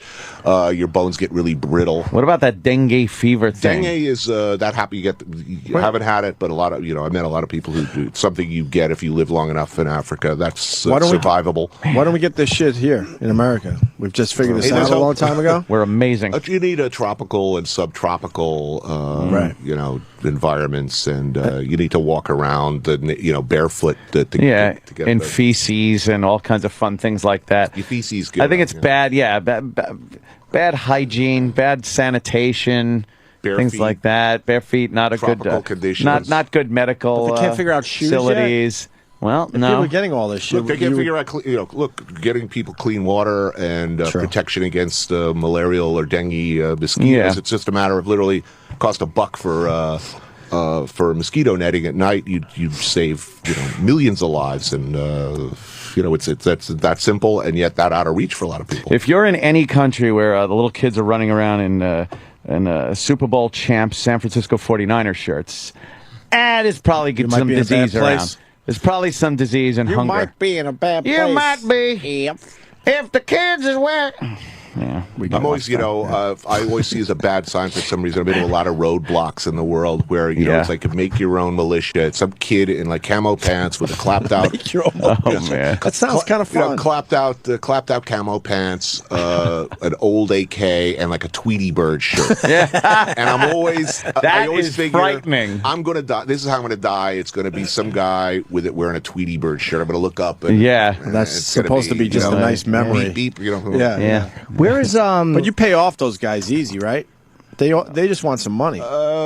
It depends. You know, people are high at some of these things. You know, I've been in early 2000s in Cambodia. The thing you did was you'd slow down your car, throw a whole bunch of packs of Marlboros out the window, and stomp on the gas. But you know, sometimes some guys just having a fucking bad hair day, and and you just happen to come along. Is Vietnam worth checking out? Vietnam's totally awesome. That's what everyone says. Totally awesome. That would be #1 on my must-visit countries. Damn. Why? Yeah. Great food, great people, incredibly beautiful. Pro-American. They like Americans. They like showing Americans how good their food is, how beautiful they their kicked their their ass. country is. They're all like, "Hey, how you doing there?" They rattle your hair a little. Shuka. How you doing, kid? Nah, everything's What cool city now. did you go to? I travel around. Saigon, Hanoi, Hoi An is amazing. It's a very diverse country. I mean, they have a lot of. It's not all jungle. It's a lot of different areas. There's an area that's very much kind of like the Alps. Really beautiful country. Have you checked out? Sorry, That's Jimmy, okay. one last question. Have you checked out the tunnels? I didn't go. Yeah, You probably wouldn't fit. Yeah, it wouldn't fit. Although I heard they made the tunnels bigger just so us fat Americans could fucking go and check them out. What where the VC used to hide? Yeah, and live? but it was intricate, man. They they had hospitals. it was unbelievable. Down there, little movie. You could watch movies. Under Right? it, Really? R&R. Yeah, they had it figured out. That was So they were living underground. That was a motherfucker for our guys. Within an hour of Saigon. You know, right in the heart of the South, and heart of enemy territory. You know, room for like a division of VC or visiting Crazy. NVA. You know, under hidden away underground. And it was all just dirt tunnels. Yeah, Yeah. huge network. That opened up to big, like you said, there were hospitals and all sorts of shit down there. Are you going to go to? And I don't know where this is. Where's Chocolate City in Africa? Isn't Africa where? It's where General Butt Naked is. Oh, that's Liberia. I've been there. Okay. General Buck Naked. That's right. From Book of Mormon. Yeah, but he's a real guy. Yeah, I know. And he's. I know someone who met him, and one of our old bosses actually. Of course, met him and had photos with him and talked to him. I think he's in the Parliament of Liberia now. He's a preacher. He's a preacher. A religious preacher, and the guy I know asked him something about, because he would sacrifice children and eat their hearts. Jesus. And he asked him something about eating a heart, and he He'll be all How do you that's, season it? That is, he would not be the only guy to have done that. It's called Poro, and that's sort of their sort of hidden bush religion. And yeah, that was a hardcore show. I got really badly poisoned in Liberia. That Oh, was you not- did? Really? Oh, did you go near where he was? Yeah, yeah. Oh, What got you? Take your pick, spin the Baby wheel. heart. I think it was everybody in the village eating out of one bowl situation. What were they eating? How do you do bush that? Meat, bush No! meat, whatever they had. I love mean, some they're good they're bush very meat. Poor, honored guest, and they're serving you what? And they just protein call it found. bush meat, whatever they found. Did it smell bad? Oh, More it to had the a point, there's not a lot of running water where I was. Hygiene is, catch can situation. You got, 10 people eating out of one bowl. One of those is going to be the bitch of the bunch. I would hate that! Wouldn't you? Yeah. You got violently vomited? Oh, crawling around on my hands and knees, praying to every known religious figure. Please, God, kill me. Holy shit. An explosive, both ends. Wow. Horrifying, For how long? delirium, the whole. Wow, the whole thing. man. How long? A couple days? Yeah, a couple of days. So what, you just stop the shoot at that point and go, I got to fucking just stay here and do nothing? When you're laying there on the Yeah. floor in a, Sweating your ass off. Just, it made that first scene in Apocalypse Now. Look, good. I was just really, really killed. You just want to die. You've been there. I don't know if I've ever gotten food poisoning like that, though. Like, I've gotten it, but not to that point. That's fucking international. Liberian food poisoning is probably different. That's bad. And it's a situation where when you finally feel well enough to stand up and maybe make it out the door of your room, you walk out and it's like 120 degrees, 100% humidity. It's like somebody punches you in the chest. So right away you're like down on your knees again, crawling to the that's breakfast terrible. nook. That was difficult. That was a difficult. And then you got to shoot and eat again as soon as you're able. My Right? first scene was like a beach party and surfing scene. I never, I'm like out there like laying on my board. It's like I'm not, I can't make it past the first little wave. I would just lay there and groan. What happened to you on an American Airlines flight? Maybe have you talked about this already? They said you. Yeah, it was hardly the worst, plane story ever, but it was funny, and that the usual situation. The gate agent standing there said, on time. The plane hasn't even arrived. Clearly, there's a problem. Finally, it arrives, and it's just sitting there. The voice, someone says, there is a special situation on the flight that just arrived, a special maintenance situation. And finally turns out that somebody had apparently shat all over their seat. And that's special. And it took about an hour or two for them to figure out that this is a non-cleanable situation, that they had to take the whole whole plane out of they had to take the whole plane out of service. What? Wow. God, that would bring in another plane. They took a dump in their own seat? I hope it was their own seat. Wow. It would be terrible if it's someone else's seat. It was a coach passenger. They shit in first class. It's airborne. I'm the directional event. Wow. They couldn't clean that shit. Apparently not, but apparently it took them a long time to figure out. Well, I bet a lot of nooks and crannies. They got to get rid of every bit of that. But it was interesting, the way they were struggling to describe the event. Yeah. Special maintenance situation, and then finally somebody blabs.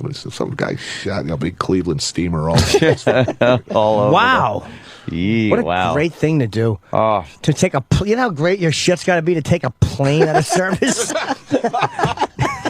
Yeah, your fucking shit is as powerful as a Stinger missile. That is fucking awesome. That is awesome. How many flights have you taken in your life? What do you guess? Oh man, I've got well over 1 million miles. Yeah. Each shoot is thousands. I don't know. Thousands. I mean, between the speaking gigs, 40 speaking gigs a year, other stuff, the 100, however, 16 no reservations, 10 layovers, a lot. With internal travel, and some of them on some very shaky, interesting airlines. We've heard about it from Jonathan, a few of those. Yeah, my manager flies a lot of them. He flies a lot of those weird planes where they come on board with their chickens and goats. And you've seen those? Just flew in. I was just in Colombia, and we were flying out into these old, what used to be, traffickers strips in the middle of the jungle. And the only way to get in and out and supplies to the village is these old World War II DC-3s, which were actually amazing. If you're a plane nut, you like old planes. These things are pretty amazingly maintained World War II cargo planes. Tail dragger. And they use them because they can land on dirt strips, and they don't need that much runway because there isn't much runway.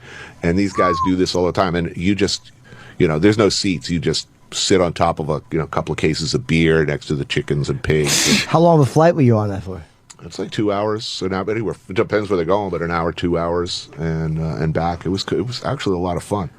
People, smoking, hanging out the hatch, very loose interpretation. That is ballsy. Yeah. You're crazy. I would never do that shit. Never. What was the worst flight? Did you ever have kind of a really scary situation? We've had a lot of little private planes where the stall sign keeps going stall. It's white out weather. The whole crew's in there, shaking, and suddenly the little light goes stall, beep, beep, beep, beep, and you drop, and then engine starts again, and then this goes on for a while. We've had some wacky pilots, these Vietnam dudes who are now running puddle jumpers in Africa or remote areas of South America. They haven't seen Americans for a while, so they want to show you, how this baby handles. This is how we used to do it in Nam, man. It's like, Why are you stalling though? That would fucking scare me. I was too busy clumping my teeth. It's really, and what might be the problem here? You try to ignore shit like that. Right. You don't want to be the guy in the disaster movies. What's going on? It's embarrassing when it lands. It's only good if you actually crash for you to get upset. If it lands, you just look like an idiot. Yeah. It's like, that was the guy that lost his fucking shit on the plane. Yeah, we've been on some pretty wacky planes, trains, boats. But I think probably the most danger we've ever been in on the show is just, in vehicles. Drive in Vietnam, Highway 1. Oh, my God, everyone's Asian. Yeah. That's insane. That'd be my nightmare. I have a hard enough time driving through Queens. Please. So why was that dangerous on Highway 1? The apparently acceptable practice there is you're on a 2-lane highway. The shoulders are completely completely filled with people on bicycles, motorbikes, 6 people on a motorbike, with all of their stuff headed to market. There's no room to pull off the road, is what I'm saying. You got 2 lanes of traffic going in opposite directions. And then there's the line in the middle. Acceptable practice is to just pull into the middle line, straddle the line, tear ass down with no room to pull in on the side because it's bumper to bumper at high speed. And what you do is you just tear ass down the highway at full speed, banging the horn constantly. Problem is, somebody coming in the opposite direction is doing exactly the same thing in a water truck, and they're coming straight at you. And just at the point that you're about to hit each other, both cars or one will just suddenly slide into traffic on the right or the left. And how this is achieved, I don't know. I'll tell you, because that's my drive to the Midtown Tunnel every day, cross town. But, you're 60 miles an hour headed straight into another vehicle, and you do this 40, 50 times in the space of 2 hours. Eventually, at first, it's totally white-knuckle. You think, oh, my God, we're all going to die. And then eventually you just kind of get used to it. But common practice, yeah. Beeping there doesn't mean look out, look out. It means I'm here, it's okay, I'm here, it's okay. It's when you stop beeping, there's some kind of communication going on there that I didn't really understand. But it was truly, that was terrifying. That's when I really thought we're cooked. Wow. Adventures. Yeah. Global adventures. I haven't done shit. And where do you call home? New York. But you're never here. How many days a year? A week out of the month. Week out of the month? Yeah, on a good month. And I try to bring my family with me, if we're shooting someplace reasonable, like, Western Europe or somewhere fun. And you don't bring them to the Congo? Yeah. Try to take a month. Just started trying to take a month a year, and then... but of course, I travel a lot. My wife's a MMA psycho, and so really, that's right. Yeah. We when I'm home, there's a lot of overnights to see a UFC event. Who's her favorite? Well, she likes John Jones, of course, who's riveting to watch. Anderson Silva. She trains at Renzo Gracie Academy, so any Gracie associated fighter is of course going to be somebody she's rooting for. You got a wife that's MMA trained? She's a blue belt with a stripe. Just got her stripe in Brazilian Jiu-Jitsu, and she trains MMA and Muay Thai, boxing. She like Ronda Rousey? Yeah, very much. He's amazing, especially because Rousey's such a great wrestler, judo. But she competes, and we train 3 hours a day, 6 days a week, and she's not messing around. She'd like to do. Damn. She competes amateur, but I think someday she'd like to do one professional fight. Could she kick your ass, really? Oh yeah. Could she really kick your ass? If she gets inside my reach, I'm cooked. And at this point, look, she gets her hooks in you. It's over. You're done. It's over. If it goes to the ground, you're done. You're done. I mean, you would not be the first guy who blacks out. Does she fuck with you every so often? Does she fuck with you and be like, hey, there's none of that. That's it's like playing with a gun. That's not funny. Wow, yeah. At this point, with the Muay Thai, I'd have a real problem if she was super pissed. Oh man. And it's not like a hobby. It started out 5 years ago as a hobby. Now she's training to compete. And, wow, it's an obsession, and even injured. I mean, she fractured her collarbone. She's still training. Pulled a hamstring. Breaks toes. Goes in. It's so yeah. It is a nice feeling though. And she's spoiling for a fight. She's looking at. She's looking to take someone out at a social situation. And, well, you should do what they do. Mouth off to someone in the movie theater and watch her handle it. I've explained that she's from Italy, and I've explained to her that liability laws here, and we're very litigious here. You can't just beat somebody up because they talk bad to you. So I'm waiting for the appropriate moment where some guy in a bar is, puts his hand on me, and, she's coming back from the ladies' room. He's really not going to want to tell his friends about what happens next. Right? Wow. Anthony Bourdain? Yeah. His wife choked me out. Yeah. And broke my arm. Yeah, he'll be all beat up at work, and they'll ask what happened. Anthony Bourdain, wow, he beat you up. No, his wife did. I'm guessing it would be a choke out situation. Choke out? Really good. Her rear naked choke is pretty amazing. Oh, man. Yeah, that's amazing. That is. Learned a little more about you today. Well, we got to move on here there, Anthony. Yep. And we're actually ending the show with you. Oh. So we got a couple things. The Taste Tuesdays on ABC and Parts Unknown coming to CNN finally in April. I can't wait to see that. And Archer coming up this week. Archer, right. We're all big fans of yours, and we appreciate you stopping. Absolutely. Always fun, guys. Thanks for coming Anthony in. Bourdain, everyone. And I want to tell people, music, E-Rock. It's called the Wow Factor. That impressive moment when you know you picked the perfect Valentine's Day gift for that special someone. This year, experience the Wow Factor yourself when you send a loved one giant freshly dipped strawberries from Sherry's Berries. Starting at just $19.99, that's over a 40% savings. Double the berries for just $10 more. These enormous juicy berries come dipped in white milk and dark chocolatey goodness, and they're topped with chocolate chips, decorative swizzle, or nuts. Just use the code OPIE when you're ordering to get this special offer. Yes, these gorgeous, tasty berries are the perfect way to show that special someone in your life how much you care. Here's the only way to get the amazing $19.99 Valentine's Day special. You call 866-FRUIT-02. Or even better, go online. Go to berries.com. That's BERRIES.com. Click on that microphone. It's in the top right corner. Type in Opie. Go to berries.com. Click on the microphone. Type in Opie and get that special deal. But you got to hurry. The special offer ends Tuesday. And today would be Monday, so that's tomorrow. So order now. Your turn. Right now is my turn? I heard your turn.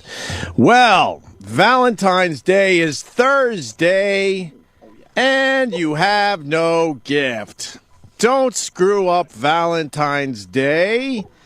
You know, Steven Singer's always coming up with something new that will blow her away. Well, this Valentine's Day, there's still time to get her something really special. Something that will make her friends say, wow, wow. Sky Blue Diamonds, I bet. Wow. I'm going to go with Sky Blue Diamond. There it is. Music. What? I kind of like him with music. Well, no bed. No, but I like music with this shit. Yeah, but you can't. Why? Steven Singer says no. Oh, that's his only rule? We can That's call him his a only cunt and a dick bag and all that. You know but why? Because you don't hear music. You go, that must be Steven Singer out there. See, he knows not to get lost in the sauce. That's fucking smart, man. Smart guy. God, I knew that guy was smart. Yeah. Sky Blue Diamonds. That's right, Blue Diamonds. Steven's new Sky Blue Diamond collection is not only unique and beautiful, but it's affordable. Are these like glass rocks? No, they're That I used to find out there in Wading River when I walked the beaches? They're diamonds. So it's blue glass rocks he's selling. Nice. You have to check it out. How? Well, you don't even have to move. Go online to IHateStevenSinger.com and view the brand new collection of Sky Blue Diamonds. Order today by 5 p.m. That's a lot of pressure. Oh, yeah. And have it shipped for free directly to your door for Valentine's Day. That's right. Steven will ship your gift for free in time for Valentine's Day. Got to order by 5 p.m. today. And don't forget about the 100% money-back guarantee. Truly risk-free shopping. So take the advice and get the woman in your life a great gift. Steven Singer's Blue Sky Diamonds, also known as Sky Blue Diamonds. Order today by 5 p.m. for free shipping in time for Valentine's Day. Steven Singer Jewelers, the other corner of 8th and Walnut. Or you give them a call, 1-888-I-HATE-STEVEN-SINGER, or online at IHateStevenSinger.com. The Opie and Anthony Show is available later today with SiriusXM On Demand. All right, you've heard about it. You've waited 4 long hours for it. And now the moment you've waited for rears its ugly nose. Fantasies. And after Opie and Anthony Live is coming up next. When? Guys, make your fantasies come true this Valentine's Day with Fun to See pajamas from Pajamagram. Fun to See pajamas are both fun to wear and fun to see. No, God damn you, Jimmy.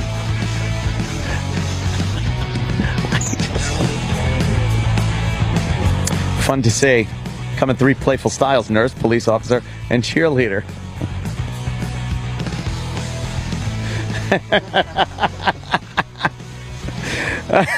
He just walks away. They're only available from Pajamagram, just in time for Valentine's Day. These amazingly comfortable short sets. She's going to love wearing them. And they're not some novelty shop costume she's only going to wear once. The more she wears them, the more you get to see them. Yeah, see? Now, for a limited time, you can make it a triple play for Valentine's Day. All 3 fun to see styles. And enjoy great savings, plus many nights of fun. Fun-to-see pajamas are sexy, soft, and comfortable. Most of all, they're fun to wear and fun to see. Pajamagram. They got lots of great pajama styles. Every Pajamagram is delivered in free gift packaging. Overnight and Valentine's Day delivery is guaranteed. So order now at pajamagram.com or give them a call at 1-800-GIVE-PJs. The Opie and Anthony Channel on Sirius XM.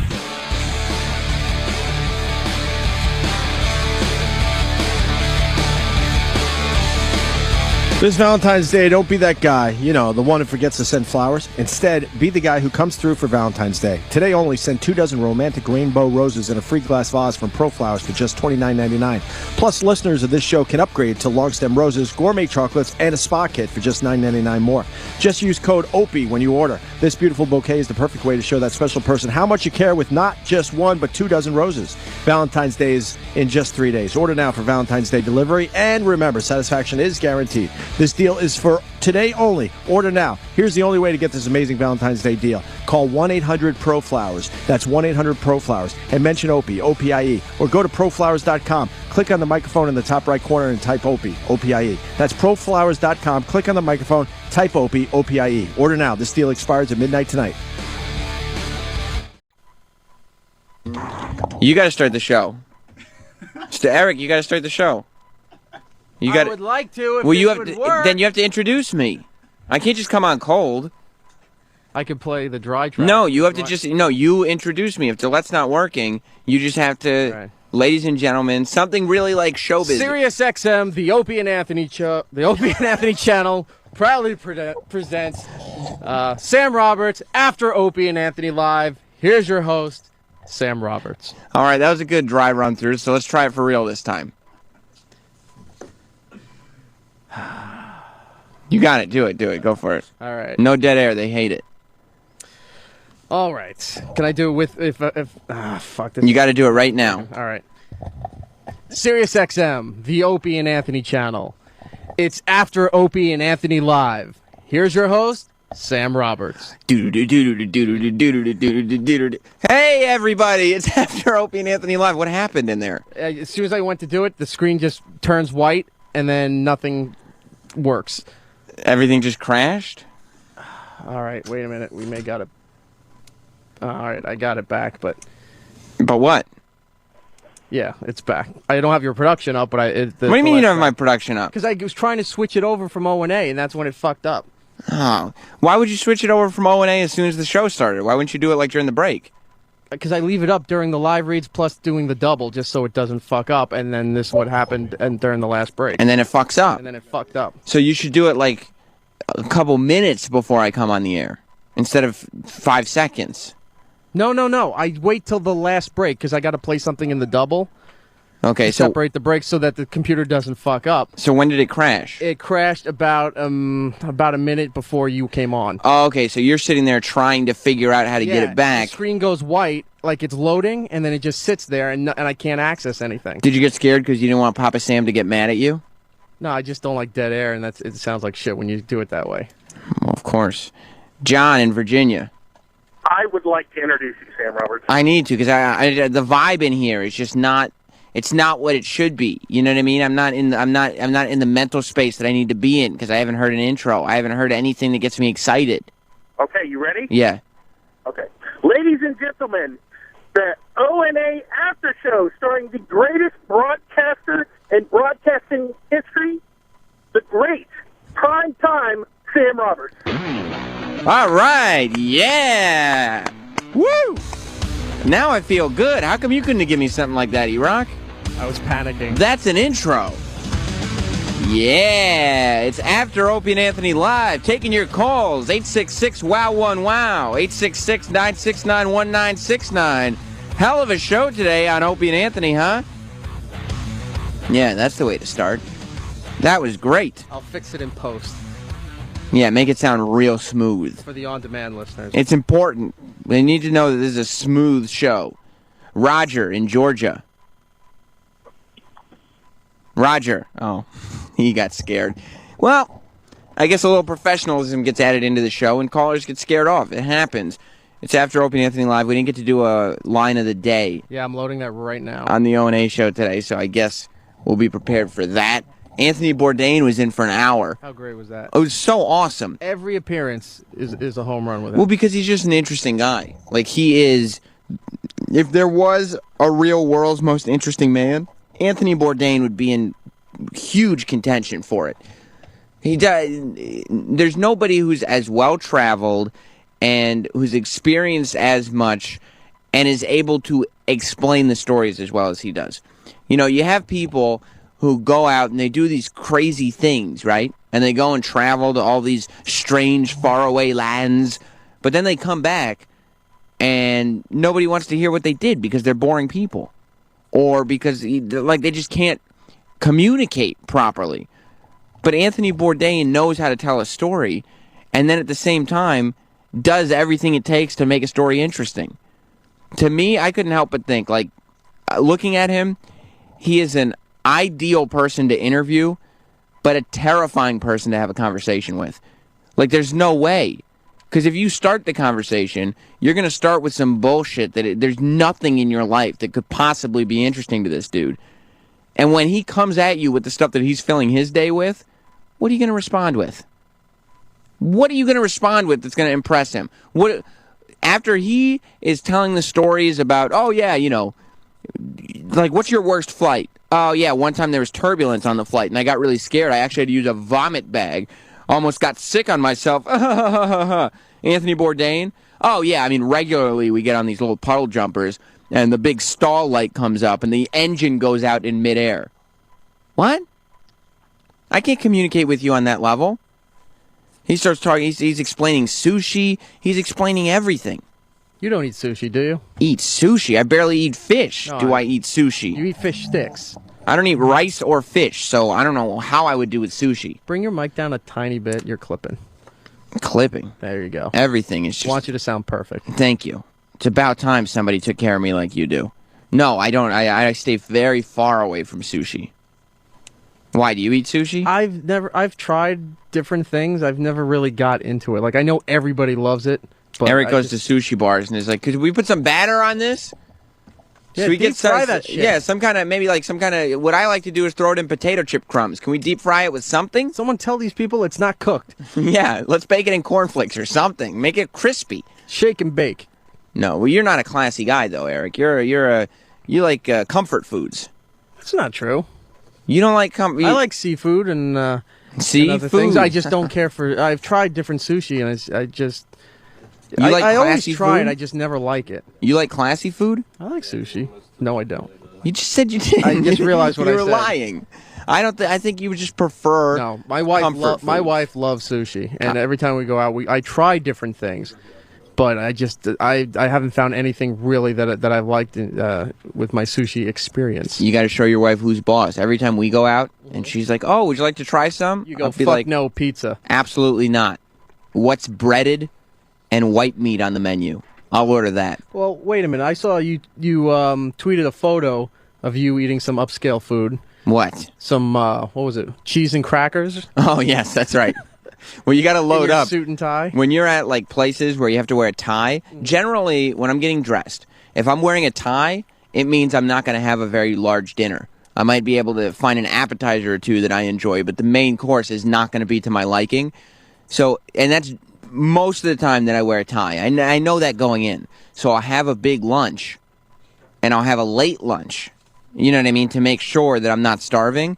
And then once we get there, I'll load up on cheese and crackers and just fill the old belly with that stuff. But don't they have other foods there? Yeah, they have other foods available. Not to my liking, though. You know I'm a particular man when it comes to food. You don't like a vegetable platter? I don't know. Like broccoli or carrot sticks? I'll eat some carrot sticks. But, I mean, this is... when you wear a tie, a lot of times there is not a vegetable platter. There is not crudité or crudité, or however those Frenchies say it. Crab cakes. Exactly. They give you crab cakes. They give you bread with some kind of weird spread all over it. Some kind of mushroom puff. Yeah, they get exactly. That's what they're serving. And I'm not getting anywhere near that stuff. And by the way, having Anthony Bourdain in here does not make me think to myself, man, that's something I gotta start trying new things. Like you're missing out. Right. I gotta be more of a man like this guy. Because Anthony Bourdain is such a manly man. that he can be married to an MMA fighter and not look like a pussy. Like, if our wives could kick our asses, people would be like, yeah, we knew you were pussies from the beginning. But Anthony Bourdain still, he said it, his wife could kill him with her bare hands, and he doesn't look like a pussy. But I don't want to try anything when I see him or hear his stories, because he's talking about almost dying in planes. He's talking about making sure that parasites don't enter his body. What was that story he's talking about, that they were hanging out the hatch? Yeah, they were on like a weird plane. That was right after he was talking about all the shots that he has to get to make sure that he doesn't get parasites. He was talking about a 5-foot worm living under your skin. That's terrifying. I understand that eating steak does not automatically lead to getting parasites from a third world country. All I'm saying is it's a slippery slope, and it's not one that I want to go down. Only if it's not cooked and been sitting out for days. But what if I'm going and I'm like, okay, I'll try some normal people food today. I'll try to, we're going to go for Indian food today. I'm going to try some of that, because this is the new Sam Roberts, where I try things, and then it just keeps going, and you're just trying things, and all of a sudden you have parasites, and your plane is crashing, and you're in danger. It's not anything I want in my life. Okay? I've figured out that if you eat chicken and you cook it, you could just cut it open. If it's white, then you eat it. If it's pink, then you don't eat it. And I can have that every day, and it's delicious, and I can maintain my lifestyle without that danger element. I don't need the unpredictability that he does. Anthony Bourdain does. I get the appeal. I just don't need it. You keep trying all these things, you get sick, and then all you can do is blame everyone around you for making you try things. That's exactly what I would do, too, because it would be their fault. It would be your fault, Eric. It would be my wife's fault. It would be everybody's fault for telling me how to live my life. I don't like stuff. There's a few things that I like, and that's what I like. Hey, Sam. What's up, Bill? Professional broadcaster, Sam Roberts. That's exactly right. All right. I got something you can actually eat at a Japanese restaurant, and I think you might even like it. What is it? Chicken katsu. Katsu. It's a chicken cutlet, deep fried in panko flour, and then served with what's called tonka sauce, which is sort of a Japanese-style ketchup. Now, when you say served with, do you mean that this sauce is over the chicken, or is it on the side? Most places put it on the side. As long as you keep it on the side, I'll try some. Just ask for it on the side. I will. But what if they're Japanese? They don't know what I'm saying. What's the Japanese word for on the side? Most places will understand. All right. Kevin in Houston. Hey, Sam, how's it going, buddy? How are you doing? Hey, brother, I sell food for a living. You do. And salmonella poisoning is way more common in chicken than any type of parasite that you might get from beef. Yeah, but if you cook it right, like if it's cooked and burnt, you're not going to get any salmonella, right? Well, yeah, that's true. Yeah. But eating the same protein consistently, you're going to screw up your body. You're going to end up with gout, which is extremely painful. Chicken is not the only place that I get protein from. Monday, Wednesday, Friday, it's chicken. Tuesday, Thursday, it's cum. So I get protein from all... Mark that, please. Thanks. That's good. I'm glad you're being a good boy. But I would just suggest maybe broadening your horizon on when it comes to protein, because too much chicken, too much beef, too much of anything, it's not good. I'm going to get diverticulitis like Brock Lesnar and be awesome. That's what I would do. You're going to get that thing tattooed on your chest? Yeah, and then I'll get a penis sword tattooed across the top of my chest. Except I'll be all like my skinny fat torso will not like nearly as intimidating as Brock Lesnar's MMA torso. My rib cage and titties. Cody in Houston. Hey, Sam, what's up? What's up, buddy? I got a suggestion for E-Rock for some sushi you might like. Okay, well, first of all, if you're suggesting it to E-Rock, it should probably be whatever comes in the largest quantities. Well, it's pretty big. It's a big roll. Comes in a bucket. Yeah, exactly. Here's something you might like. It's got mayonnaise on it. Oh. It's called a shaggy dog. It's basically rice with fried shrimp inside of it, and it's got this spicy mayonnaise all over it. I think it's like E-Rock. Doesn't that defeat the point of No, it's a sushi? shrimp tempura roll. Yeah, does that sound like legit sushi to you, Roland? Wherever he's eating that, they call it the Shaggy Dog. Mm-hmm. I wouldn't go there again. Where he said wherever he's eating it, it calls it the Shaggy Dog. Is not maybe the place where you want to have your dinner. Yeah, it's supposed to be like the shrimp tempura roll. But sushi, Tempura. sushi's not supposed to have fried food in it. Yeah, it does. Yeah. It does? Yeah. Sashimi. You uncultured swine. What do you think? Sushi is just raw fish? Yeah, they also have spicy salmon crunchy roll. Typical American. Really? Right, Roland? Yeah. Really? Bad palate. Yeah. Roland was texting me the other day because I was trying to find some barbecue where I was at. And he was texting and tweeting and panicking because I said I was going to go just eat at Dallas Barbecue because it was right where I was. Is that a chain? I just vomited in my mouth. You did just from mentioning it. Yes. It wasn't bad. It wasn't good. Well, they closed our barbecue place down there, Yeah, I know. where Gotham is. Yeah. If there's like shit barbecue, Dallas would put it right. They closed Rub. Yeah, I think because of like rent issues. No, what happened was I heard about this. It was rent issues, right? You got to Roland and me used to, and I think Eric went a couple times too. We went with Troy a couple times. We brought a couple of ladies from up here a time or two. That was the spot. It was my favorite barbecue spot. I used to go there without you. And Yeah. And that was the one thing you actually ate. The one type of restaurant where I can hang is a barbecue place. Like when I go to a barbecue place, it's a totally foreign concept to me because I actually have to pick between things on the menu. Yeah. Most restaurants I go and there is one dish that I will have, and it makes it very easy. I'm sitting there at like barbecue places looking at this menu like, I got to sit here and make a choice now? There's multiple dishes that I'll eat. So we went to this place called Rub, and it's here in the city, and is the best barbecue wings are amazing. around. Yeah, Memphis style barbecue. Memphis style, the wings are great, everything was awesome. So what happened to this place was, first the rent started going up, and they were like, okay. Sandy came and blew out the whole front of the restaurant. It smashed it. They were like, fuck. So they spent all this money, and they fixed it after Sandy. Oh, then that exit. Oh, yeah. And then a car drove into the restaurant. What? After they fixed the whole place, like they spent all the money they had fixing it because of Sandy, a random car just drives into the front of the restaurant and smashes it. And they had to close. Holy shit. It was crazy. That's cursed. And so now I gotta go to Dallas Barbecue. You should go to the Mighty Quins. It's just I told you, hop a cab. Where is it? On 2nd Avenue, right? Yeah, right. That's the other thing with Roland. It doesn't matter. Just hop a cab. Like to Roland, because we were going to see. This is when Bob Kelly was playing at Gotham. Go late. And we were going to see it, so we were like, we need someplace nearby. Rub is closed. Oh, let's go to Dallas Barbecue. And I start texting Roland, being like, hey, there's no place I'm missing, right? I think this is where we're going to eat. Roland starts panicking. Hill Country is right by. And in Roland's mind, it's food before everything else. Yes. So he starts texting me all these places. Like, one of them wasn't even in Manhattan. In Brooklyn. I'm like, no, I want to eat and then go to the club. He's like, no, you got to go to Brooklyn. You got to go to this place. And then that's when he started tweeting. I was very angry. Panicking. Yes. Cody in D.C.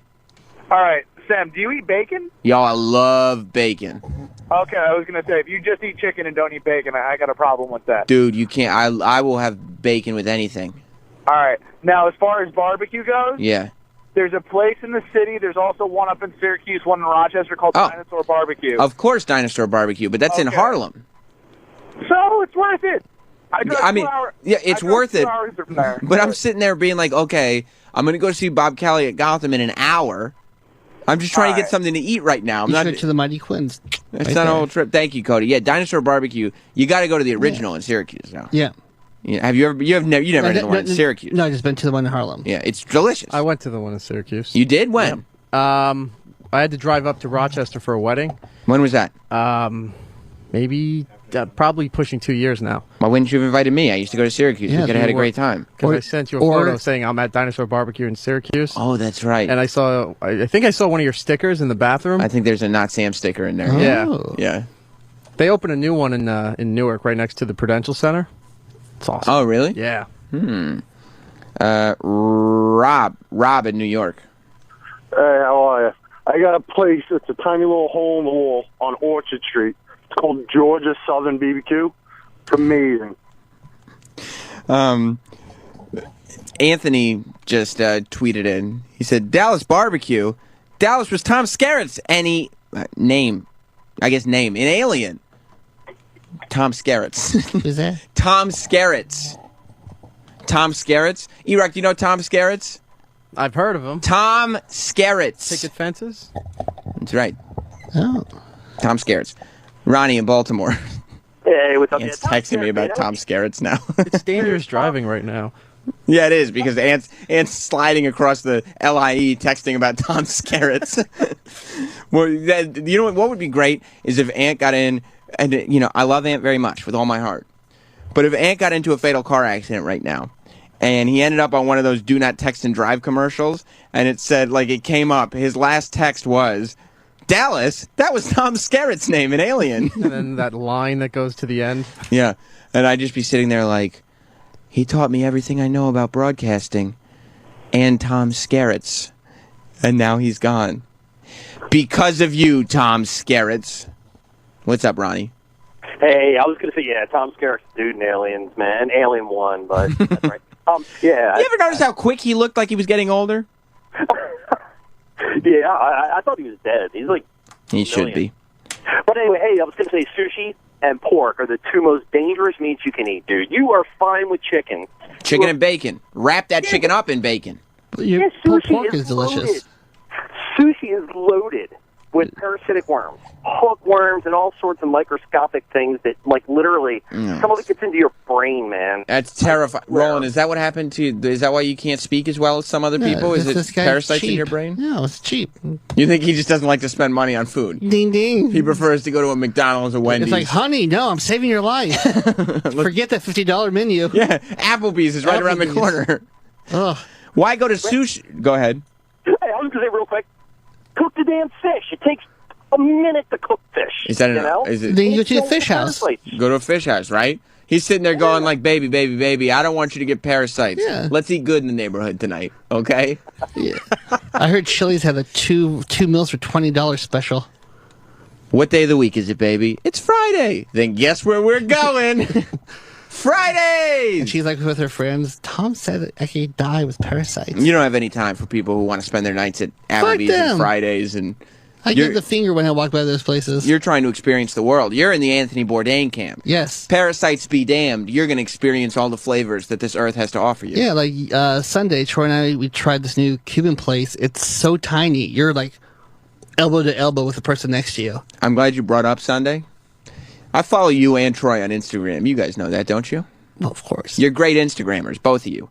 Roland, because he doesn't Instagram for a while, and then he decides to Instagram 150,000 pictures at once. Right the window. And Troy, he gives us a taste of the Lower East Side. A lot of graffiti. But he gives us a taste of city living. Now, for a long time, Troy was in here, and he was saying how he wanted you to lose weight, how you have to get your body together, you got to exercise, giving you tips on picking up women, getting healthy, everything. Yeah. Like he was your life coach. Once a life coach gives up, I said, come to the dark side, and I'll show you the good food. Because he has become the biggest enabler in Roland's life. He became a foodie partner. Troy. I took him in one day, we went to Tacombe. What's Tacombe? The taco place. Okay, it's a taco place. We ate, and then Troy goes, I want something else. I go, I know a great dessert spot. And we went to there. And we shared Bananas Foster's, We shared it. We shared it. You shared it. And then what? After the banana... No, they thought we were gay. Well, I would assume so, yeah. It didn't matter. Before you even ordered. It was beyond delicious. Yeah. It's like the best Banana Foster's. And then you had Banana Foster's. That was the end of your night. No. Oh. And then Troy goes, well, we split it.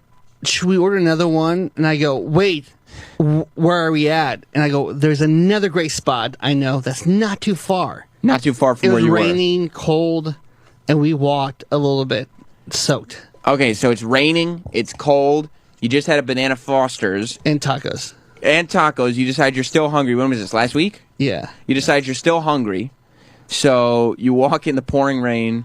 To Columbus Street Bakery. It's like God's Clinton Beacon. Street Bakery. Clinton Street Bakery. Okay, and so what did you get there?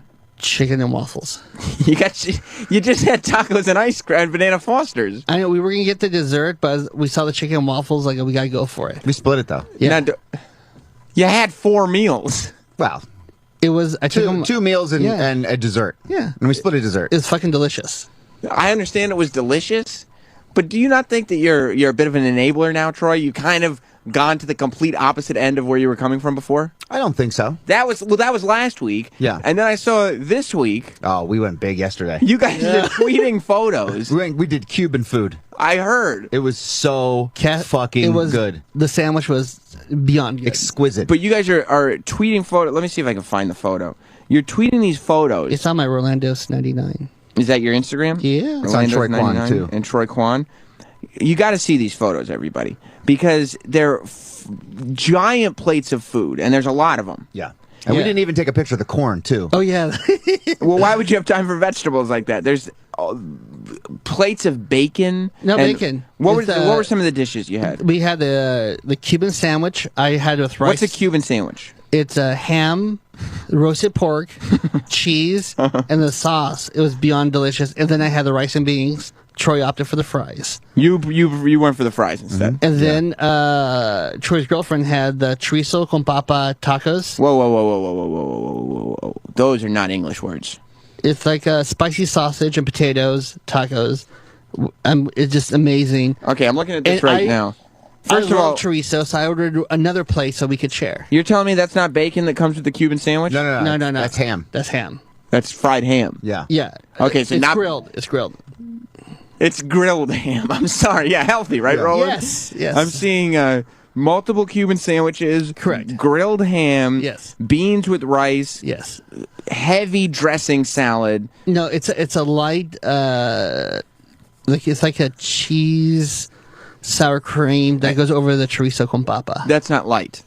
It's fucking delicious. I'm not saying it's not delicious. And then tacos or something. Is that the chorizo papa deal that you were just talking about? Dude, it's phenomenal. Ridiculous. And then we had a hot chocolate. Then I had a hot chocolate was the beverage to go with it. That's what Troy had. Mexican hot chocolate. What's the Mexican hot chocolate? It's a little spicy. Has tequila in it. Oh, a little alcohol? No. He doesn't know what the fuck he's talking about. No, I had 2 huge Cafe Cubano coffees. It was fucking amazing. Okay, and then I look further. Oh, yes. And I just see a picture. You're in Troy's apartment after dinner. Yeah, why did it help? And I see the fire alarms going off. And I go, oh, what kind of hijinks are they up to now? And the caption says, while cooking the apple pie, yes, the fire alarm went off. And ice cream. And ice cream. A la mode. But Roland did go grocery shopping with me. Yeah. He looked at me as if to say, what are you making a big deal about this? A la mode. Yeah. What do you expect? Yeah. We're trying to be human beings. A la mode. Well, I can't speak for Roland, but I did about an hour and a half workout before we went for brunch yesterday. Okay. That's what I'm talking about. And that's what makes you an enabler. You sit there eating food knowing that you're just going to down energy drinks and exercise for hours on hours. Well, listen, Roland's not going to do that. You know he's not going to do that. Roland is the boss of Roland. Roland has an exquisite taste in food. Yes. I'm not saying he doesn't. Okay, that's where Roland's a Viking. Good food. So he texted me. Yeah. He's like, hey, what are you doing? I was like, nothing. He's like, let's go get brunch. I'm like, sounds great. That was after this? No, that was earlier that day. So we were like, okay, we'll get brunch. You got brunch as well. What'd you get for brunch? No, that's the Cuban. The Cuban. This is brunch? Yeah. Because this is bigger than most people's dinners. Well, see, like Troy, for 3 people. Yeah, when I roll in, I tell Troy, when I roll in, I don't give a fuck. Here's what I want to taste. Right. Boom. The woman goes, what else? I go, this. I don't give a fuck. You don't give a fuck? No. I'll pay. I just want to taste it. Right. It's delicious. You don't think that Troy's a bit of an enabler? No. Roland's the boss of Roland. Roland knows what he's doing. Yeah, but you're not going to bring an alcoholic to a bar. Well, and listen. Why not? Well, you would, but I mean, I've given up on trying to help Roland with things. If he wants my help, he knows I'm here for him. But, But you've given up so far on helping Roland that you've gone to the other end and you're enabling him. Okay, but if Roland texts me and says, hey, do you want to get brunch? I'm hungry. And I think to myself, well, I'm hungry too. Why should I deny myself brunch with Roland? Well, don't you think you could be like, oh, why don't we go to this place? Maybe like a health food place. I'm not his mother. Or like, oh, Roland, maybe you should kind of calm down on ordering this many items on the menu. No, I'm not his mother. Yeah, I don't. I share with everybody. I go, I order extra 2 plates. Let's all share. And yeah, in his defense, he got all those tacos and we had one. Or, yeah, there's a lot more than tacos on that picture. Or maybe not. Okay, now let's go back to my place and have an apple pie and ice cream a la mode. Well, then his girlfriend goes, well, what should I do with the crust? I go, well, the crust has no flavor. Let's make it flavorful. Butter, sugar, and cinnamon. Boom. And made it delicious. He did. Oh. In his defense, he did make it more delicious. It does sound delicious. And we hung out. It was fun. Yeah. Did you and your girlfriend work out to get rid of the calories? Oh yeah, I usually work out an hour and a half every day. How about your girlfriend? She puts in about an hour every day. That's still, I mean, way more than, for instance, me. Most people. I walked to the subway, I sat down on the couch and passed out like a baby. You see what I'm saying, Troy? But Roland did go grocery shopping with me yesterday, and what was mostly everything I bought? It was all fruits, no, all vegetables. Everything you bought? Everything I bought. Well, I'm setting I'm setting a good example to him. Like, look at all these vegetables I'm buying. Yeah, but you know how Roland's mind works. Those one cheat day becomes a cheat weekend, becomes Fridays, becomes Thirsty Thursdays. Then all of a sudden, it's more nights at the Cuban and less nights with his delicious vegetables. No, like I took a girl out on Saturday and went to this awesome Greek place. It was delicious. Took a girl out. Yeah. That's what I'm talking about. So, like a Greek restaurant, the guy goes, "Oh, I suggest this." I go, "What do you suggest?" He goes, "These 4 things." I go, "Bring them out." He said, "I suggest this," and you responded to that comment by saying, "What do you suggest?" No, I asked him, "What do you suggest?" I would have responded, "Why wouldn't you listen the first time I said it?" No, he goes, "Like we have these 4 small." I go, "Bring them all out." He goes, "Really? I got to do it. I got to just bring them out." Money is not a thing; it's food, right? I just want to try it. Right. And then the other, she's a foodie too, so she's like, "Oh, you're a foodie." I go, "Yeah." She goes, "So am I." So like, boom. No guilt on your end. No. Look, not you, Roland. I know damn well there's no guilt on your end. Yeah, it's delicious. Like Taste America, like Bourdain. We were talking. He goes, "Did you go here?" I go, "Yeah." He goes, "What'd you order?" I go, "This." He goes, "That's what I do." Yeah, but I think Bourdain also does a lot of working out and has a nutritionist and a stylist, and he's got people around him making sure that he doesn't eat unhealthily. I have Rob Cross, my nutritionist. we go to the food trucks for lunch. I've told Roland, I said, look, I've tried to give him advice on different things, that I have a little bit of, a little knowledge in, and he completely ignores it. And it goes in one ear and out the other. That's something. I mean, we learned that. We documented the whole process on this show. Yeah. And I was trying to help him too. And we were trying to get his life together. And it was pay no mind to Sam and Troy. Yeah. Correct. And unfortunately, it's going to take something where Roland's going to have to be sick or something's going to have to happen for him to snap out of it. So you're sitting there going, well, if I can't beat him, I'll join him. It'd be a delicious food journey. Is that what you're thinking? I mean, he knows good food. If I want to go eat a good lunch. So in your head, you're thinking, but you know what? Dessert, Banana Foster's. Unfucking believable. All right. I'm sure it tasted good. That's not the debate. We had to walk in like an adventure for this place. It's amazing. It's an adventure. In the rain, we were soaked. What's a delicious food adventure? I believe that's how you described it. Yes, it's kind of like the place is down in the alley you have to go to, and the restaurant's right in the alleyway. You have to go around and try to find. We were talking about having like a brunch day where it's like we go to different spot, and try a little bit of everything. Right, but that you could probably handle that in the sense that you would have some. I don't know what you'd probably have big portions, but you'd work out like crazy, like an anorexic woman the next day. Yeah. Because, I mean, I've watched you. I've gone out to eat with you. And me and my wife, you and your girlfriend, and you're sitting there going like, oh, I don't know, maybe we should split this, and you're calorie counting, and you're, let's each have half the burger, and blah, blah, blah. So you know what you're doing. Sure. And when you go, like when you eat irresponsibly, as you would say, you know that later on, your body will pay for it. You got to make up for it. And you do that. Yeah, and then you got to watch the next couple days. But Roland doesn't. No, I know that. But look, he's a 32-year-old, 33-year-old man. I mean, he can do as he pleases. What am I supposed to do? I went to Italy, got one of the best sandwiches. You went to Italy, when? Italy. Oh. Italy. What's Italy? It's Mario Batali. It's on the, like 23rd Street. When did you do that? I did that I took her on Saturday. That was our first stop. You got a sandwich and Greek food? That was early in the day, and that was at nighttime. How long was this date? All day. Let me ask you something. Yeah. Any finger smelling at the end of this date? Just from the Greek food. Just hot sauce, huh? Just the Greek food. That's all right. Yeah. But it's an amazing place. So it's like, no, I'm sure that all these places have delicious food. Beyond. I'm trying to help. Roland wants to get a bike for the spring. Yeah. I'm going to steer him in the right direction for that. We're going right to the restaurant. And I said, yeah, you're not steering him in the right direction. No, and I said, if you get a bike, we'll go on bike rides. I'll get him motivated once it's warm out.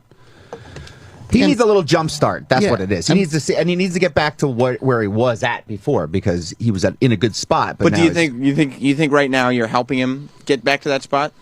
Well, maybe I'm just helping him push him to the point where he realizes that there's a problem. I see. So your idea is, all right, you know the phrase rock bottom. You know pushing somebody to the point of no.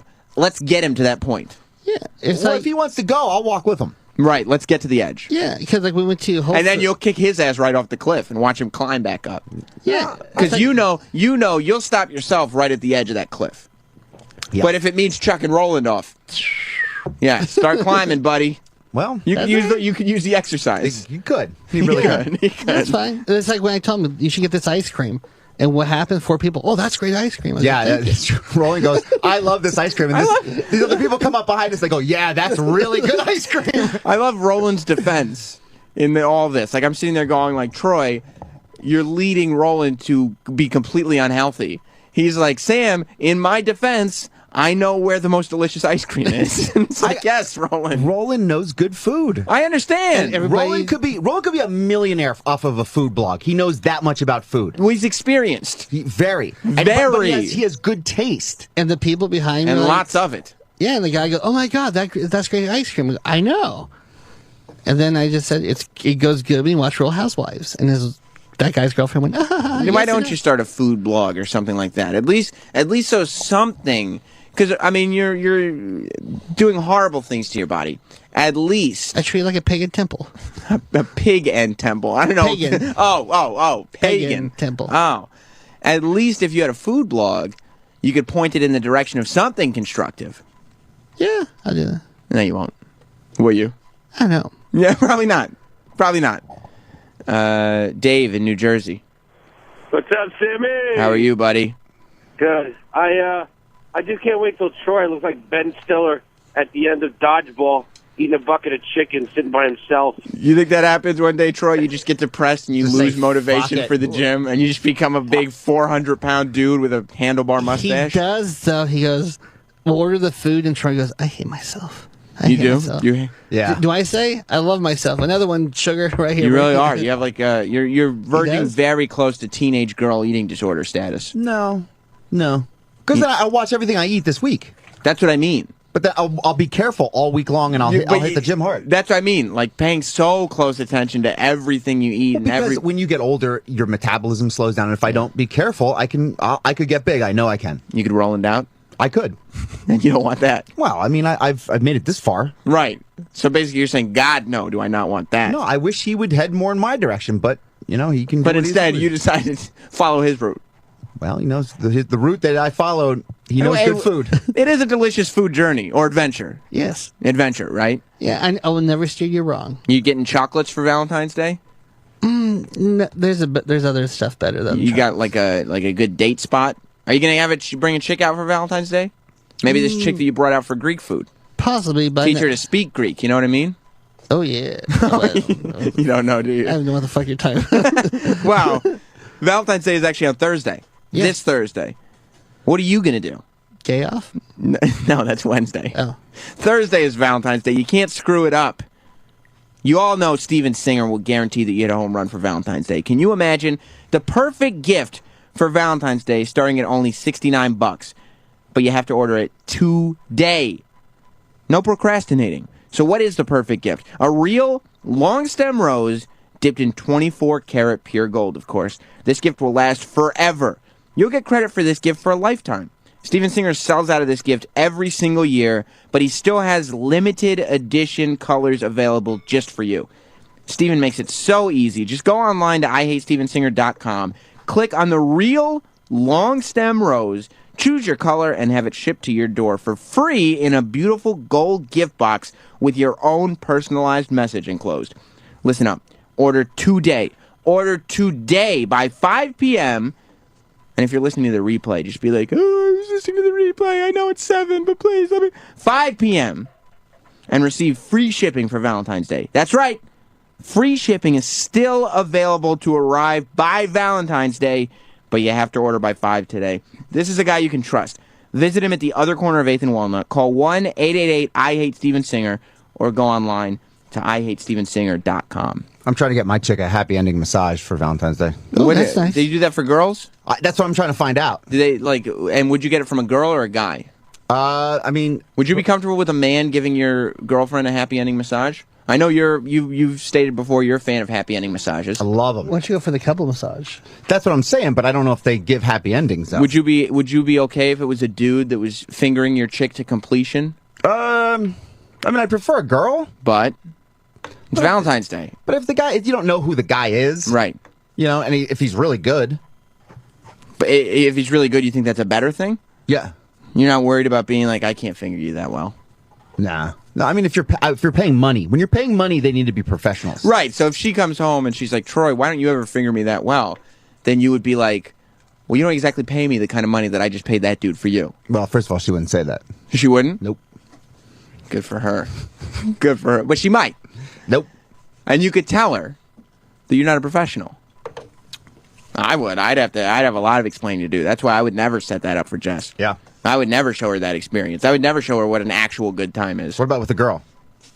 With a girl? No, because she'd probably go lesbian. She probably any alternative to me, she would take it. So I wouldn't set her up for that. Couldn't do it. Really? Too much risk. You wouldn't want to know about that? If she was a lesbian? No, if she went and got a happy ending massage. No, I would like to know about that. But she would, I'm telling you, she would end up leaving would you like me to see her with another girl? I would like to see her with another girl. I would not like her to leave me for another girl. That'd be hot. Yeah, if it was just like watching her with another girl hook up, it'd be fucking awesome. Yeah. You know what we should do? Huh. See if our chicks are, you know. It would be weird. We could both watch, and we could like if I'm watching, I'm probably going to pull it out and whack. Me too. That's weird. No, because before we'll like high five. Or you know what we'll do? I'll bring barbecue. No, Roland, you can't come. Oh. You can't come. Then it'd be really weird. But what we'll do is, like, I'll point at your boner and you'll point at my boner, and we'll just kind of laugh. Yeah. And then it will ease the tension in the room. Would it? Yeah. And our chicks would just go to town on each other, and we'd jerk off, and maybe jerk each other off, and we'll see where it goes. Should we pitch that for a Valentine's idea?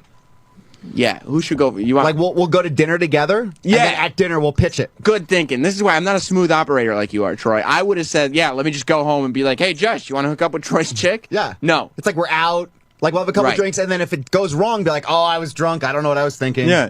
She'd be like, what? That's disgusting. And then we're fucking kidding. Yeah. But we're joking. But if they're like, that's a great idea, we're like, cool, let's go. Let's go do it right now. Yeah. Whoever's place is closer. I don't care whose place we do it at. I don't care if we do it at the restaurant. That'd be fine. You know, if we can get that done, I would do it in a heartbeat. You kidding me? That's it. We could take him to the Mighty Quins. But the two of us shouldn't be nude. Like, it's one thing to pull it out, but I'm not going to take my shirt off. I got to be comfortable, though. You would want to get buck naked? Yeah. Leave socks on. I'll leave the socks on, but that's it. All right. Well, as long as you'll meet me on that compromise. Everybody's going to be talking about it. You know what else everybody's talking about? Eric? No, nobody's talking about Eric. When was the last time you heard anybody talk about Eric? Down the hall. Who? The management. What'd they say? Bad things. It's not good, Eric. It's not good. Roland wouldn't lie about that. Everybody's talking about the Dollar Shave Club video. It's gone viral. And I know viral. I know viral videos. Millions of views this thing got. This thing got more views than my video got. I got 5.5 million views on Waiting for an iPhone. Wow. It was eclipsed by this Dollar Shave Club video. And I watched it over the weekend. It's fucking hilarious. It actually is funny. If it wasn't funny, I just wouldn't have mentioned watching it. But it was really funny. Spoiler alert. Look for the guy in the bear suit and the toddler shaving a guy's head. It's funny. Go online and look it out. It's over at dollarshaveclub.com. Here's the deal with the whole thing. Everybody says, everybody buys razor blades, right? Well, brand name razor companies nail you. They build them with 10 blades, a vibrating handle, built-in back scratcher. You end up paying up the wazoo for them. Well, dollarshaveclub.com says stop overpaying for shave technology that you don't need. All us guys want is a great shave without shelling out $20 month after month. Dollar Shave Club is genius. You'd be crazy not to do it. Everybody needs to get some of that hair off their body. And you don't want to do it like Sal did it on Friday. That was painful and humiliating. Even more painful, it was humiliating. You send dollarshaveclub.com a couple of bucks a month, and they deliver great quality razor blades right to your door. No more digging through the trash for that old blade that zombied out your face yesterday. Go to dollarshaveclub.com, watch the video, and laugh hard. That's dollarshaveclub.com. dollarshaveclub.com. I mean, I know Troy uses that shave lotion on himself, but that's a little effeminate, I feel like. No, it's not. It's a little effeminate. You got to shave that shit. No, it comes back, I mean, your arms. Mm-hmm. You know, your arms and your chest. Or, you know, if you don't have all tats and shit, you could just leave the hair on your arms too, right? Yeah. You don't like that? Nah, hair is gross. Yeah. I think. You're a hairy guy. Yeah. Dollar Shave would be the place for you. Because you probably go through razor blades like a motherfucker. I do. I like a whole stack. Like you spend like a couple $100. Exactly. Don't be a fucking chump. Listen, we gotta go. Troy, you're doing terrible things to your friend Roland. Terrible things. Asshole. Roland, you're doing worse things to yourself. You're absolutely no help. Asshole. You're an adult, goddammit. Stay tuned. Ron and Fez are coming up next, and we'll be back with more of this tomorrow. Goodbye, everybody. The Opie and Anthony Show is now over. For real this time. Check out the O&A Show on Facebook at facebook.com/Opie and Anthony. And catch Opie and Anthony live Monday through Friday from 6 to 10 a.m. Eastern. Ron and Fez are next. Hey!